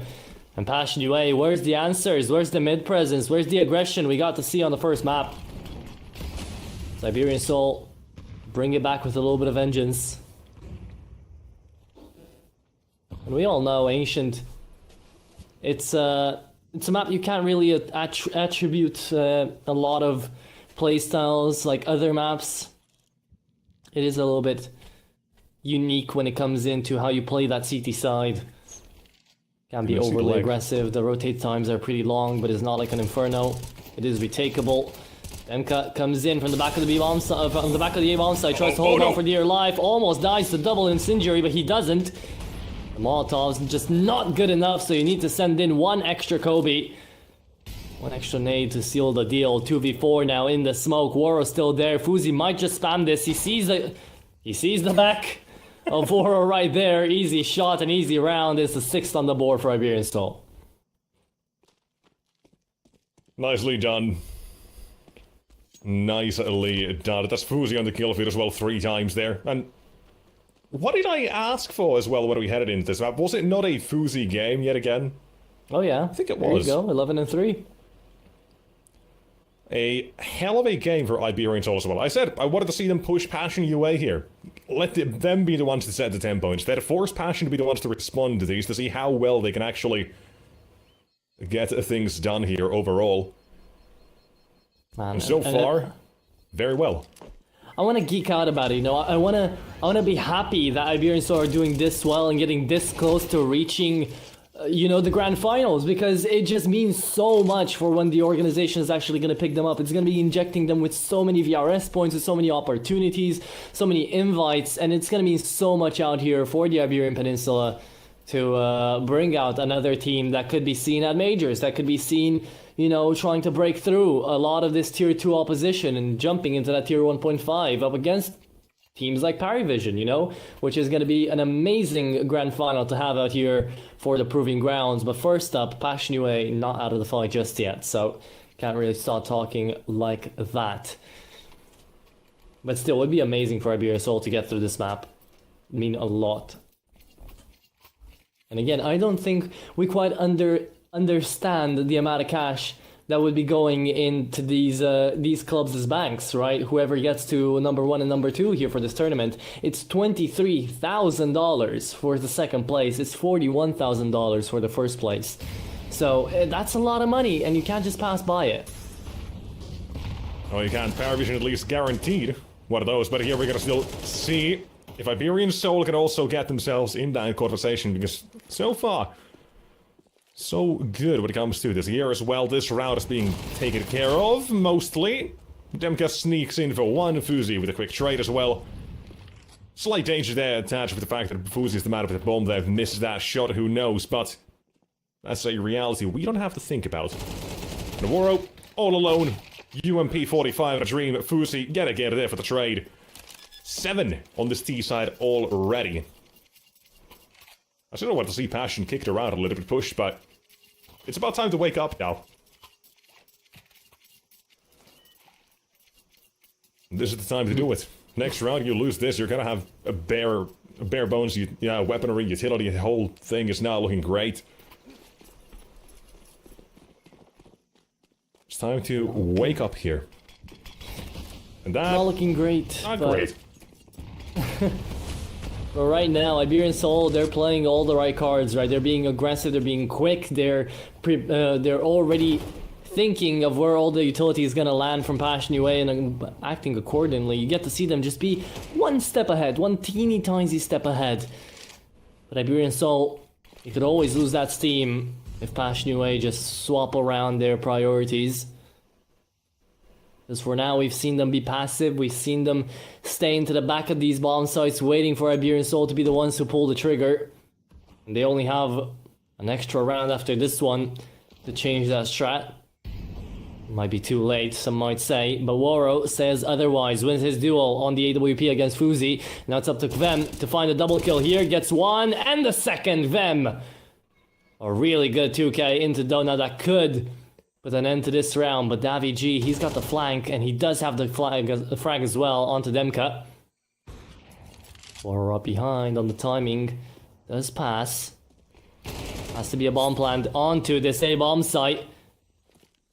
Davi G and Alex not playing together, having their own individual 2v1s.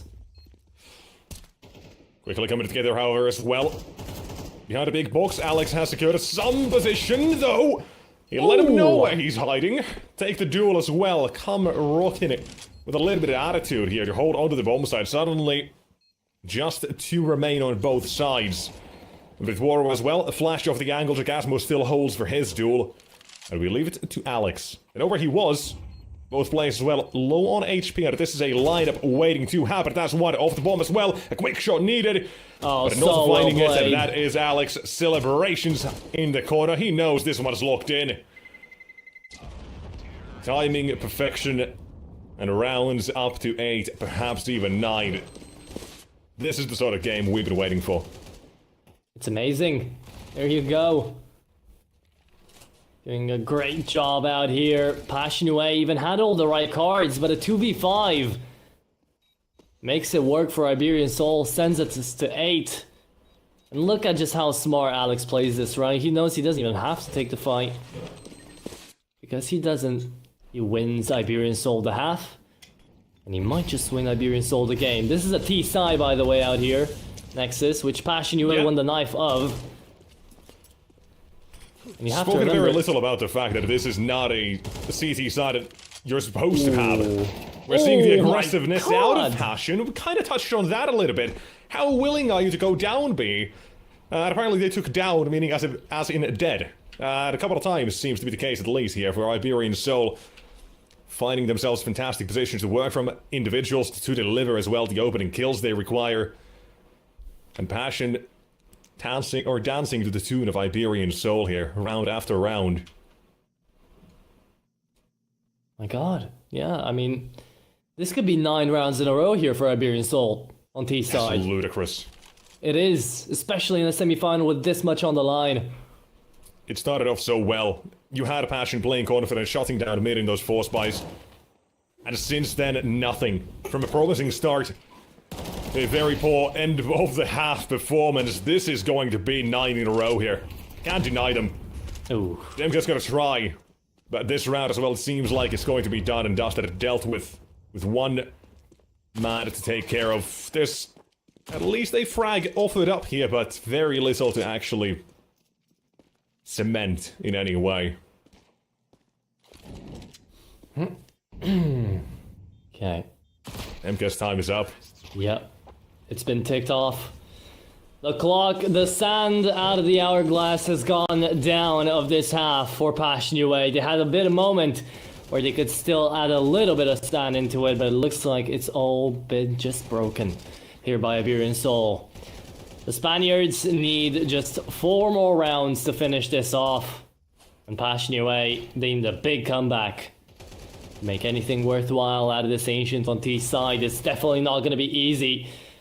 But heck, it's going to be entertaining if they do manage to put up anything on this board.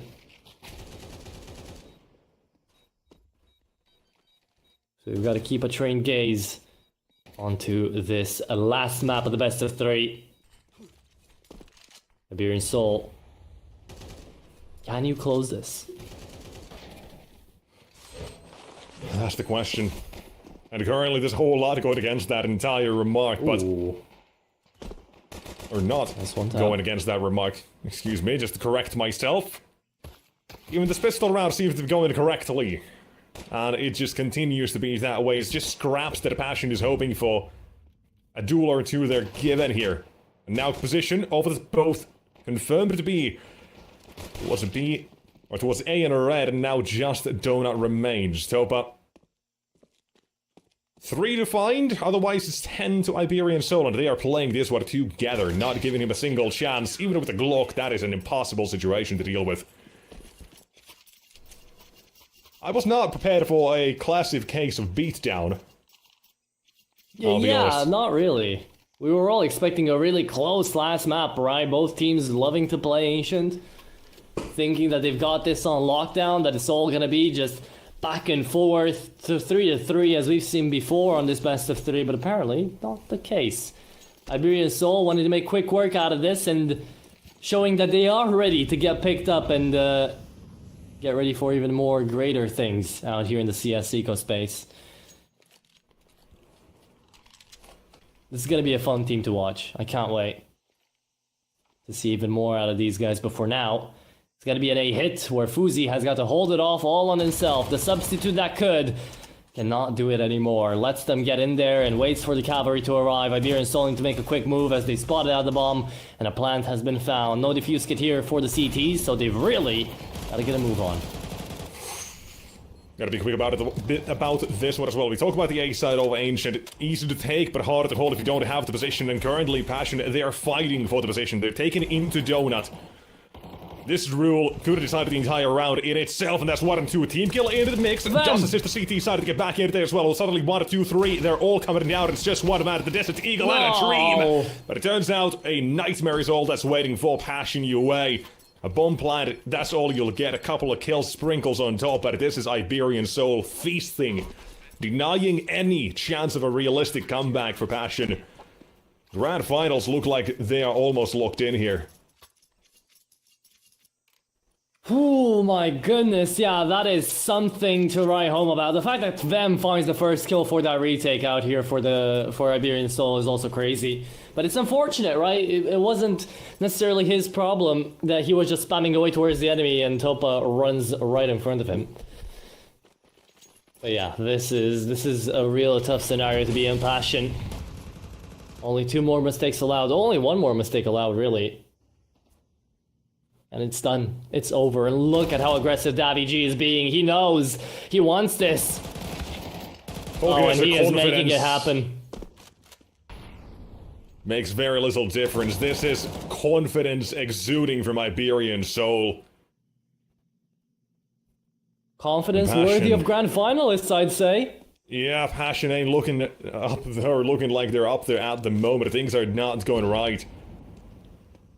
Close maps 1 and 2, but here, this is a different beast. Yet again, just proving Iberian Soul, they are putting in the work. Even with the stand-in, all looks good. And Waro, well, he's looking to make something of a miracle happen here in round 15 of 1v4 turned 1v2.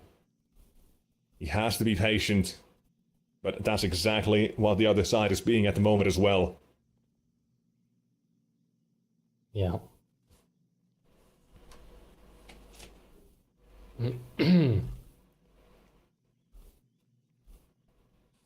Well, Passion away, looking teary-eyed at Kane, saying, Kane, I don't feel so good. They're down to Kane is 12 and 3. gone. They're about to get out of the tournament. Last tactical pause, used up, backed against the wall. Are they gonna become diamonds under the pressure, or will they falter under the weight of it? It's 12 to 3. You need a monumental comeback to make anything work out here. And genuinely, besides the 5 players on the server, I don't think there's anyone left believing in that comeback out here for the Ukrainians. Quick correction. No Kane. It is TC. Kane has gone off to TNL as a director of esports, I believe, something along those lines. I thought he was still backing up like the whole Passion Away project thingy, even after he left. I might be wrong about that. Those details I'm not too sure on about, but nonetheless, one thing doesn't change. It's the fact that the scoreline ain't looking good. They're asking somebody for a little bit of help here. Yeah. And 9 rounds. Sorry, 8 rounds. How many rounds? 9 rounds in a row. There we go. Quick maths. In a row required out of Passion UA here. Things ain't looking pretty. They're trying to force a duel toward the B-side round, but instead they're taking a beating from HG's coming their way. A smoke to try and block their way, and Jagasmo has to check his corners while they're baiting for this first one. Fuzi allowed to activate for 2. Important kills. Keep this even, Stevens, for now. Rotations, however, already here. Passion locked in. Waro, I don't know what's happened to him. Or Clement, excuse me. Somebody said nonetheless, Waro's found a kill of his own and traded back yet again. Had to take this next one. This round by storm. Passion UA. Keep it alive here. Well, so far it seems like a dream to make this comeback happen. It all starts somewhere. And this round could be where we started to look back and say Passion started playing a little bit more confident. Pack tactics up B. Doesn't matter if they get beating initially from utility, they still make their way up. Everybody commits to it.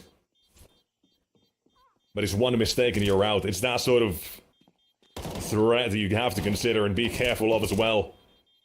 Yeah. The pressure they'll have to survive through as well. Sossel will take down to the Gonna go. Demka. Down to the bomb at the end as well. Everybody's gone. But as said, one mistake out of this entire map is done. Yeah, and that mistake can come in very easily, but right now, what needs to be said is the fact that Iberian Soul are making this very, very scary for Passion UA. They're even giving them a chance with a couple of tackle pauses, trying to facilitate maybe a closer game, and also to talk about the finances. This has been the only reason we've actually seen tackle pauses come out of the Iberian squad.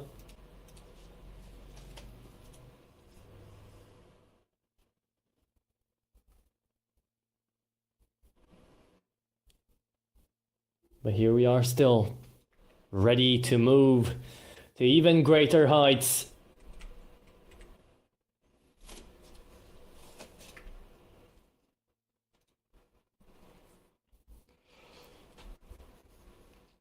Tackle pause over. Game ready to be played out. Here we are, ready to move, ready to rumble.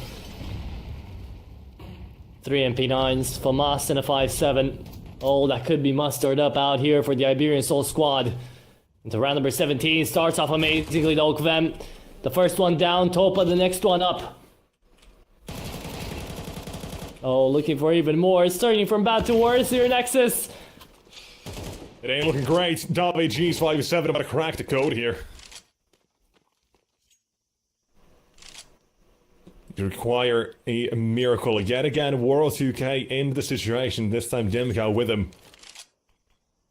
Let him know something's up in mid. But the problem here is the bomb needs to be picked up, but there's so little chance to do so. 1. And it's done here. Demka up against 4. Bomb to be recovered. Knows there's at least somebody around the corner still, yes, but where? Where has Torsel gone? He'll abandon mission.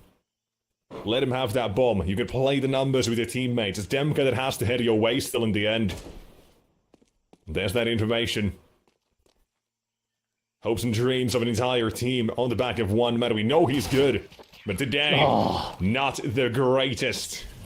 That's Fuzi instead taking to this series by storm and taking to this third map as well to secure Iberian Soul, a grand finals appearance versus Parivision. And what a way to do it as well. Dominate map 3. GG's. I mean, you gotta give it to them, man. It looked for a second like it could have been just Passionway running away with it all after Mirage, and that's kind of what we were thinking after the entire fiasco with Iberian Souls yesterday, after they had to go up, you know, Blessed and his alleged cheating, with everything that happened yesterday with all of that. They come back stronger than ever, and Iberian Soul now will get not only that cash injection right before they're gonna get picked up by the Gentlemates organization, but they're also gonna have everything going right for them, and now a chance to go up against Parivision for that grand prize of $40,000. You guys have got to stay tuned in to figure out what's going to happen, but it was a great best of 3 to be played out here as well, and now we've only got one last one to crown a champion and to see who the Proving Grounds have bred to be one of the best teams out of the Tier 2 sentiment right now and right here. Nexus, it's been a beauty. I hope you have enjoyed it. Any last final statements before we send it to a break and then straight on to the grand final? Not actually straight to the grand final. Close enough, though. We're gonna give a little bit of a break for both teams here, more specifically so for Iberian Soul. They've got about an hour and 20 minutes until that grand final. Gotta give them a little bit of rest here, and then we'll commence that grand final in about, well, hour and 20 minutes, like I say. That's when we'll be coming back. So, with that said, we gotta be looking for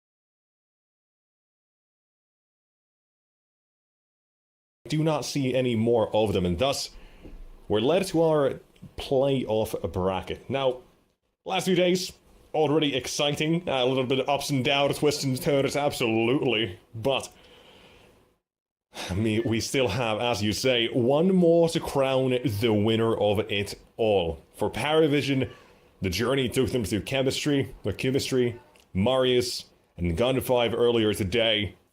And for Iberian Soul, we just saw how that went.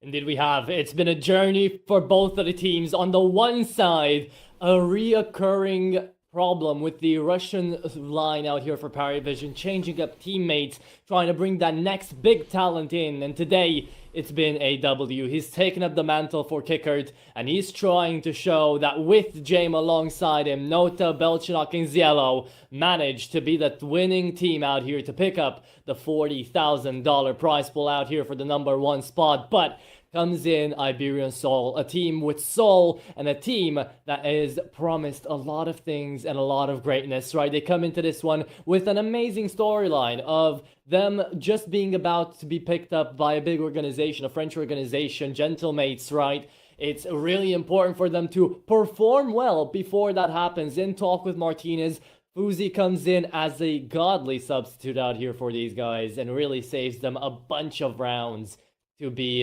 getting close with eyeballers, to be getting through cheating allegations up against Modeyame, which we just got to cast in that very game as well, right? There's been a lot of talk about that too. Iberian Soul passed the needle, passed the thread there to get to the semifinals and have a hell of a game against Passion UA to show that they can be the underdogs, and now they'll come in as the favorites to take it all for the $40,000 cash injection the first place prize would provide to them to bump them up into those VRS points and to maybe even get them to top 30, which would be insane for the organization's start as they'll get picked up. But as we've been speaking about them, Nexus, what have been some magical moments you've been remembering of these 5 that we've gone to cast or maybe see throughout the playoffs? It's just the genuine way that these guys keep playing as a team and as a unit. They impress me. Fuzi, of course, like you mentioned, a super stand-in for now, with those rumors of Martinez rejoining the core of Alex and Mopos later on as well.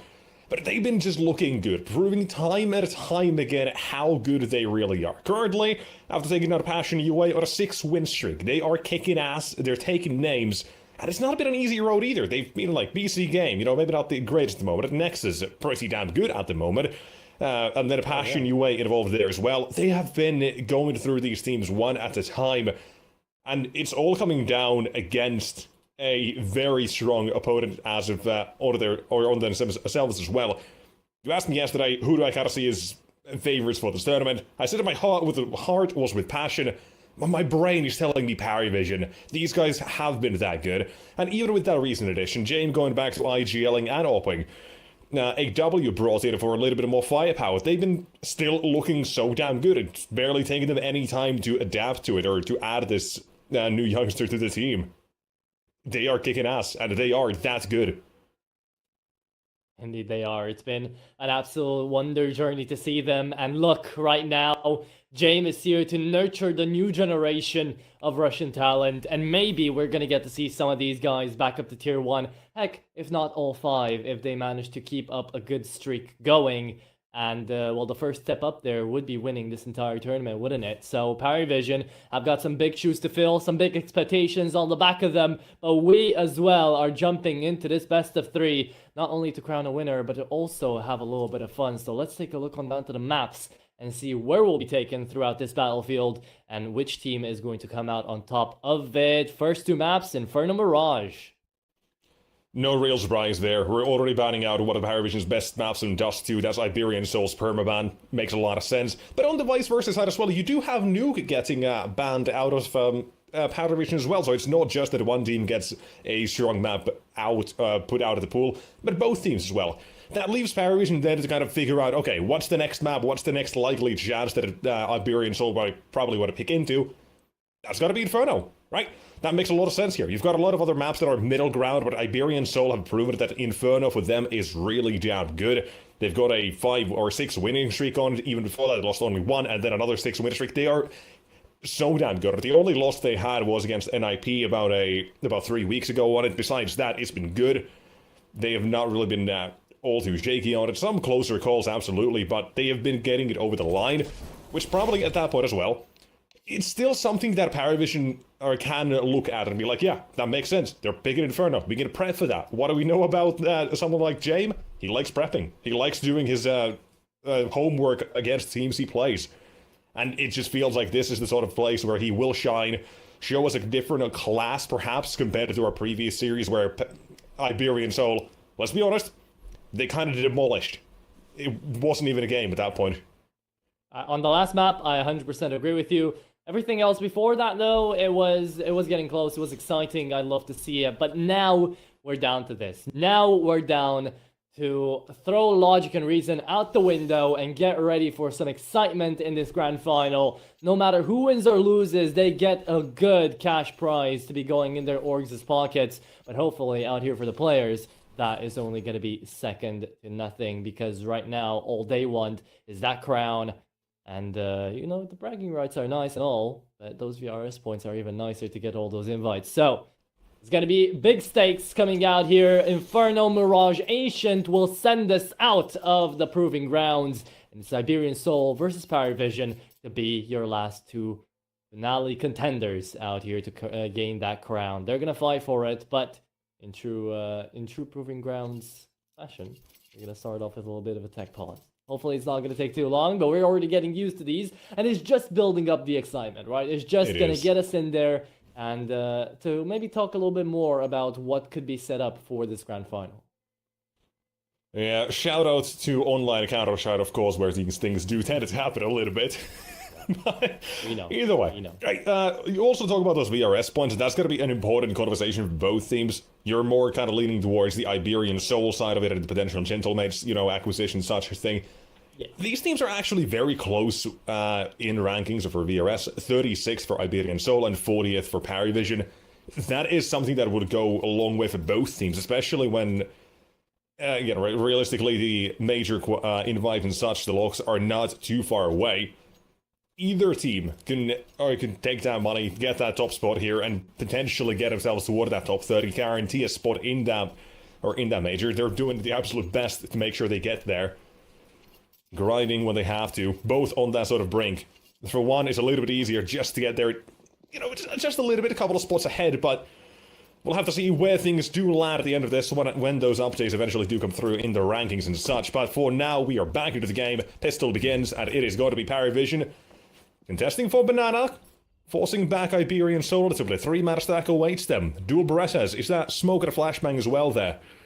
Indeed it Whole is. shebang. Welcome, Matt waits. Playing the utility. Ladies and gentlemen, get ready. The grand final's about to begin. And it's off to the B-bomb site as we've been getting used to it here, Nexus. Nothing changing, but everything on the line. Iberian Soul, 3-man setup. Onto this B-bomb site, and we'll see how this one goes. James throwing out utility, and the flash is gonna wait until the counter util's set out. Zielo's gonna move in, and who's gonna find that first shot? Well, it could be the Doolies out here from Davi, but he doesn't. Instead, gets absolutely demolished. Still one towards the back of the bomb site. Mopos is looking for a shot, for a fight to stay alive. Get dinged and denied. Belchanok takes that bomb down, pins the numbers, and now it's down to Fuzi, the substitute, to try to make a wonder happen, but that might just not work. It should be a Parivision pistol round to be taken. Most likely at this point. We talked about Fuzi being a super stand-in, but a 1v3 to start things off. Unfortunately for him, not going that way. And Iberian Soul, it's going to be fun as well to see how they play the CT side a bit more extensively compared to that last game, where we saw them go 11 out of 12 T-side rounds onto the B side, where they started on the T side as well. Keep in mind, Parivision chose to start T-side here. They got to choose where. They headed onto the T-side, forcing Iberian Soul to play that CT side a little bit as well. Would not surprise me if they were looking at that previous game, noticed maybe that CT side was a little bit weak, noticed some things perhaps that they can exploit, and get ready for the game itself, because you're not usually starting on this T side, so there's got to be a bit more thought behind that as well. We're gonna see what it is. For now, Iberian Soul. That's a missed smoke. Though. Missed smoke. Bit of an issue, but there's going to be the patch-up work done as well. With 3 remaining in top of Banana. Seems to be a lock in for now, but maybe not a double nades. Perfection. Navi G and the Swag 7 dead. Well, its legacy will live on. Mopo's gonna pick that up on 11 HP, but it's still Parivision being trained on this B-bomb side. Iberian Soul having flashbacks to their own game. That's okay, they don't mind it. They've already been here before. They'll know how to play up against it. James still setting up the util, and we've got the smokes, we've got the lineups, we've got the flashes ready to go. Here comes one down to CT, and it's going to be a 4-man defense out here from Iberian Soul. We do have a couple of players left from Parivision that could lurk their way back around towards A, but they're not taking any space. They just want to gain themselves a little bit of space in towards this B-bomb site. Mopaz holding into new quads, and it's going to be up to AW to make the first move. Finds one, looks for the second, sprays him down. Third is found in the smoke, and that's Parivision again. Getting to the bomb site without any worries at all, looking to do it flawlessly, and indeed they do. Parivision start things off with a 2-0 start.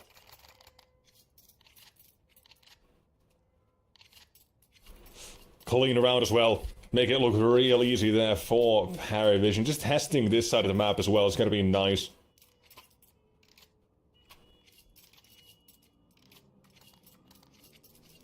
Nice to see how that one will continue to go from here on out. But of course, one round at a time. One round at a time. For now, pistols only.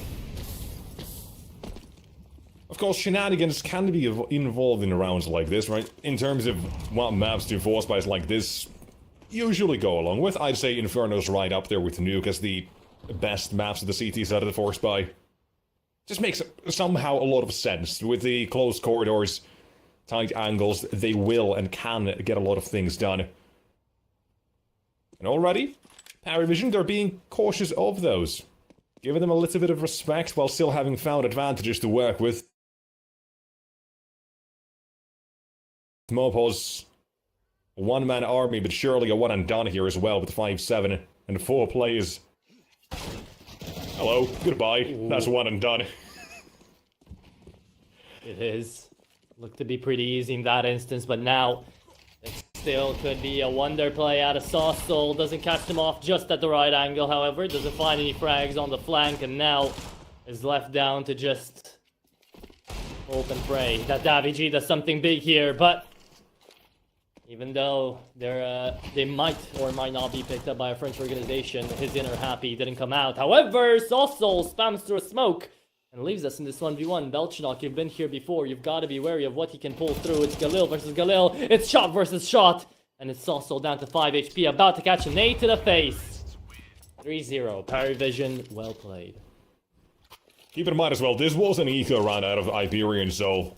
Means they're not gonna have a whole lot, or Parivision's gonna be a whole lot worse off for this round specifically, with now money having to be, or money scraped the bottom of the barrel for most of them.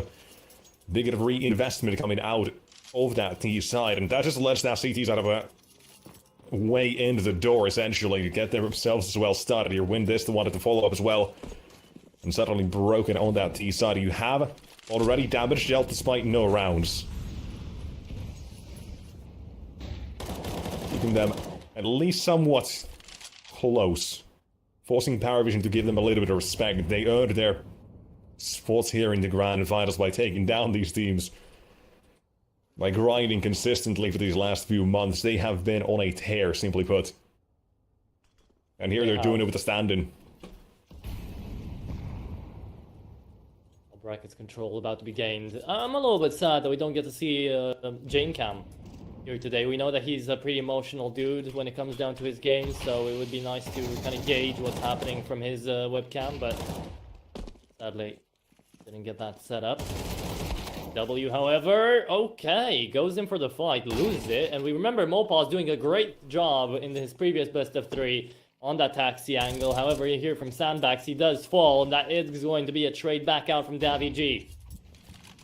Usually a player that we do overlook sometimes, but he can pull through in big moments. That's why he's here. Fuzi, the fall to Belchinok, leaves us in an equal fight, but it's still down to the B-bomb side here for Parivision. James trying to pull through ahead here. As Belchinok gets a move on. They're gonna pull the plug. They're going back to A. They've got Ziello. Maybe giving some information towards A.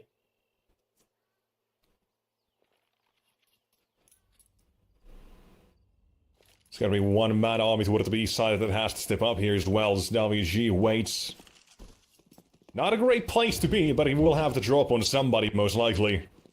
Just to see how that trade will go, and with only a second or two to spare, WG needs to act quickly, and he'll take the first. There's James down. So is the bomb. You're playing this at the retake. That could have been the round done right there and then. We leave it to now Sossel and Alex to clean this one up. Rotation taking a couple of seconds. Belgian still clearing Banana as well, and with the next 2 seconds he won't spot anybody there. He'll be able to turn his attention toward the site and CT itself. The Sossel now spotted in coffins.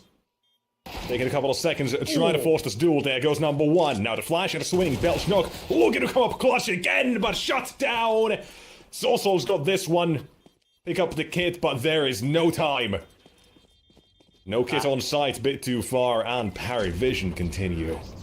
That is unfortunate. That is very, very unfortunate here for Sossel, right? He even saw the kit, and I think he did make the right choice, because it was down to literally the last 6 to 5 seconds. Even if he turned around, might have just lost it by a second, and that would have hurt even more.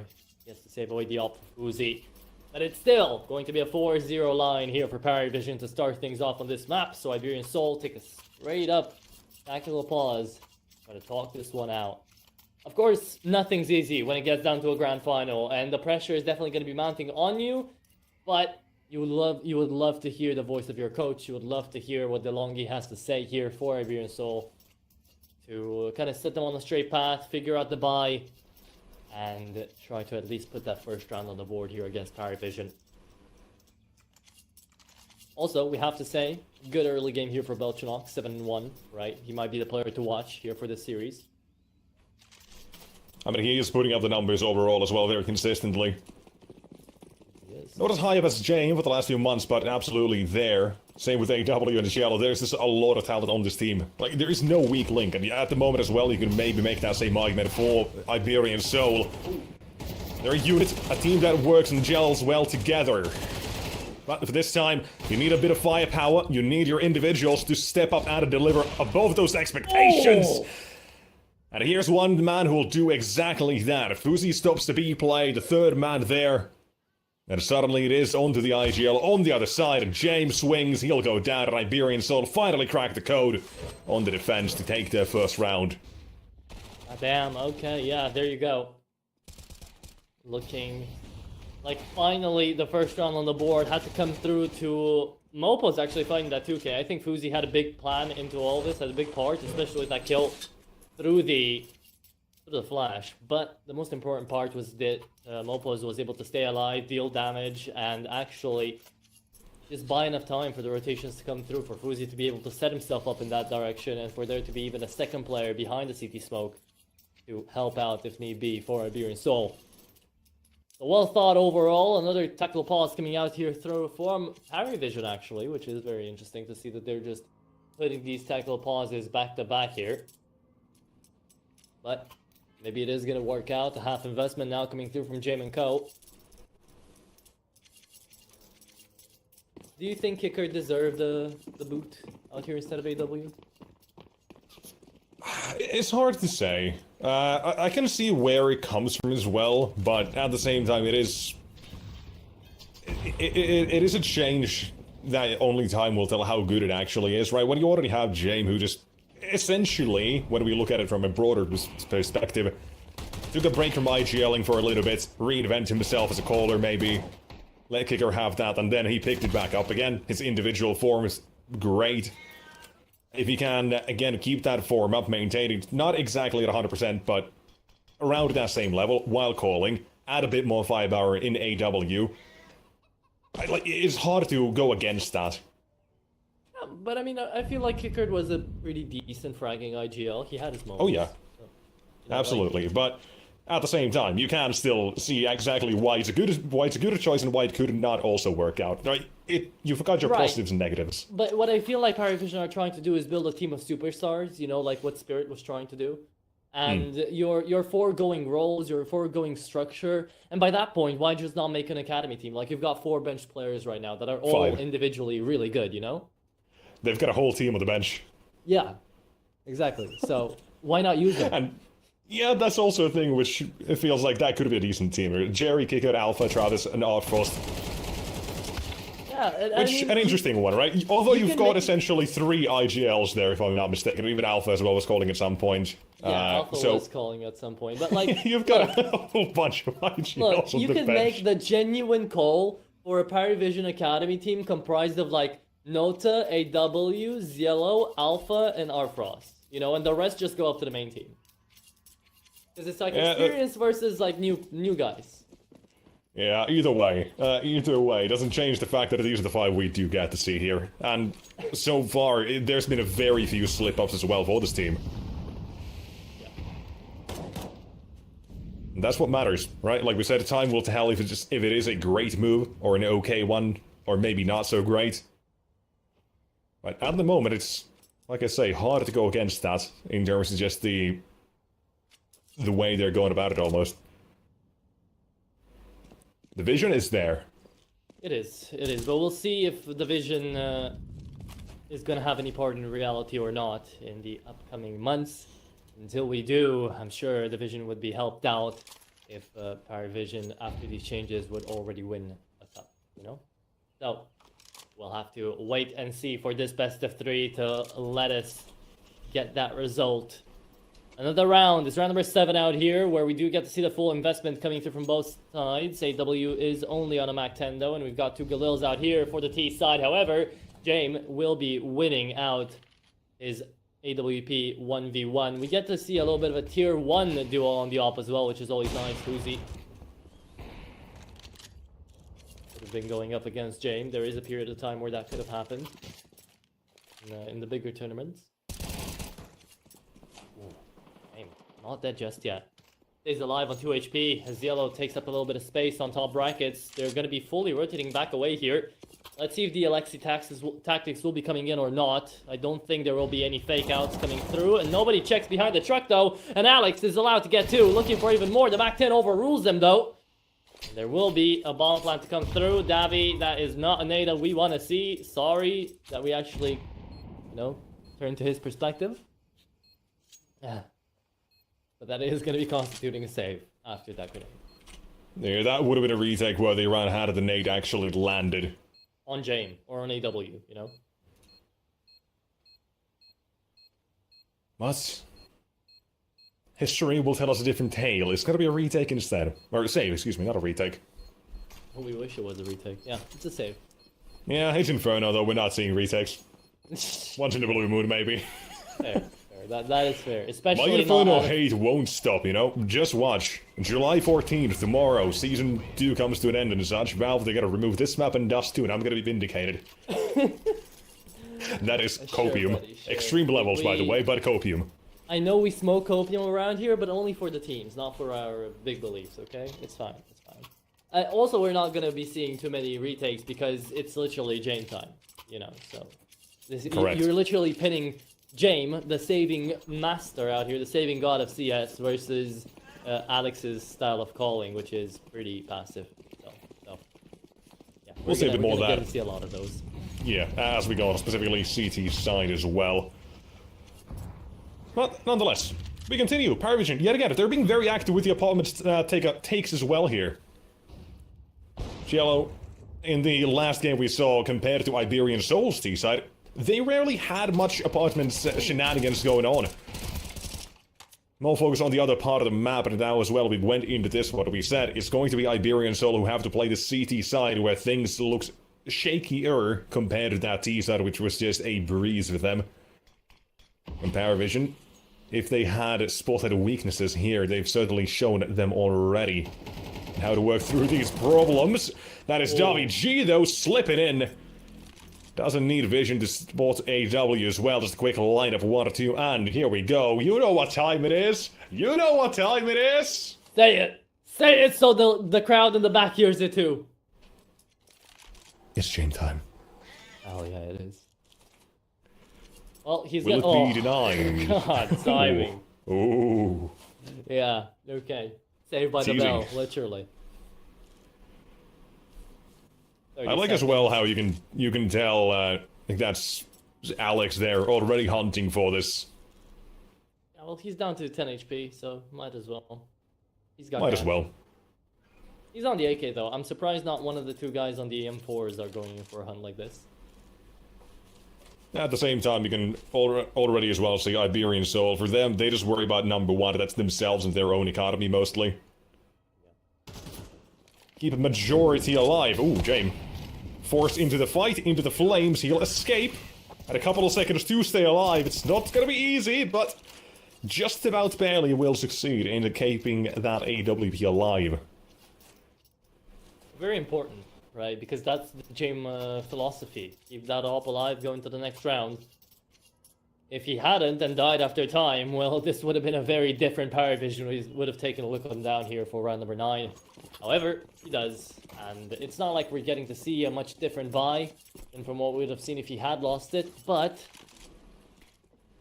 we will get to now see a chance, perhaps, at the round. James is known to pull these off.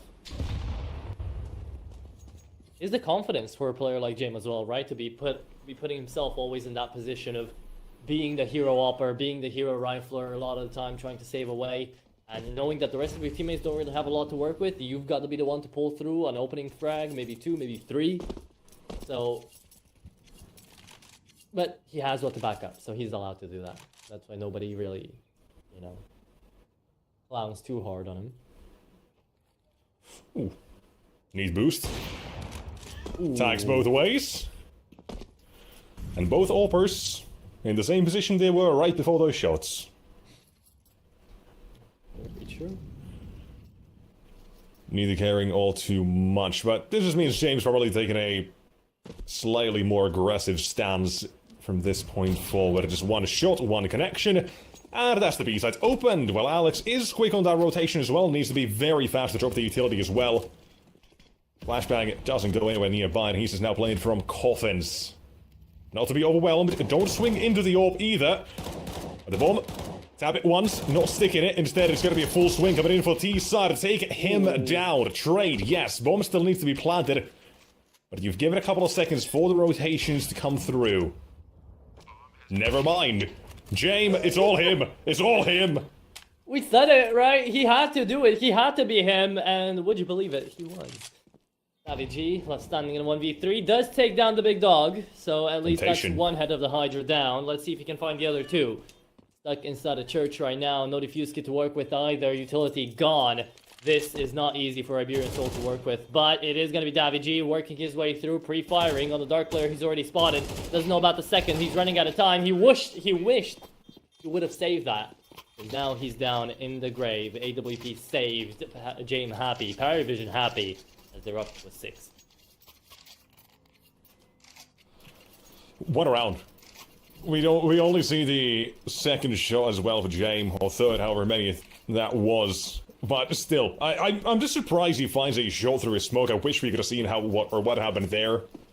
Makes sense. Probably was a spam through the CT smoke from whomever that actually might have been there.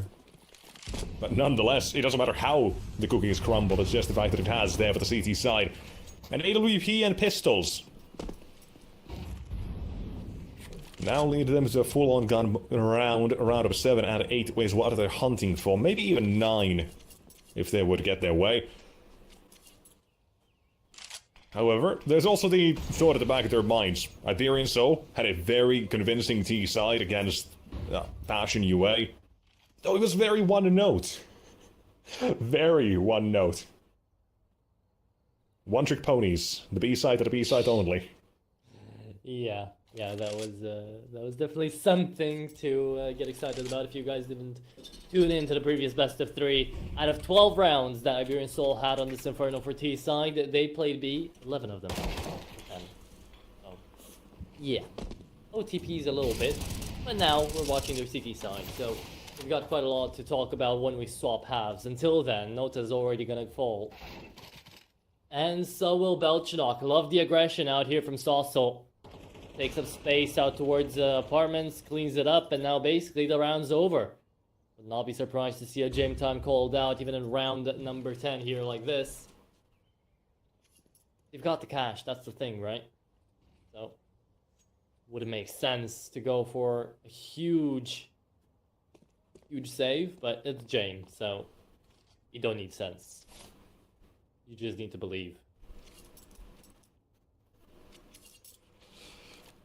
You did have the comparisons of James and Jesus. You had those pictures and memes, so belief goes a long way, I believe.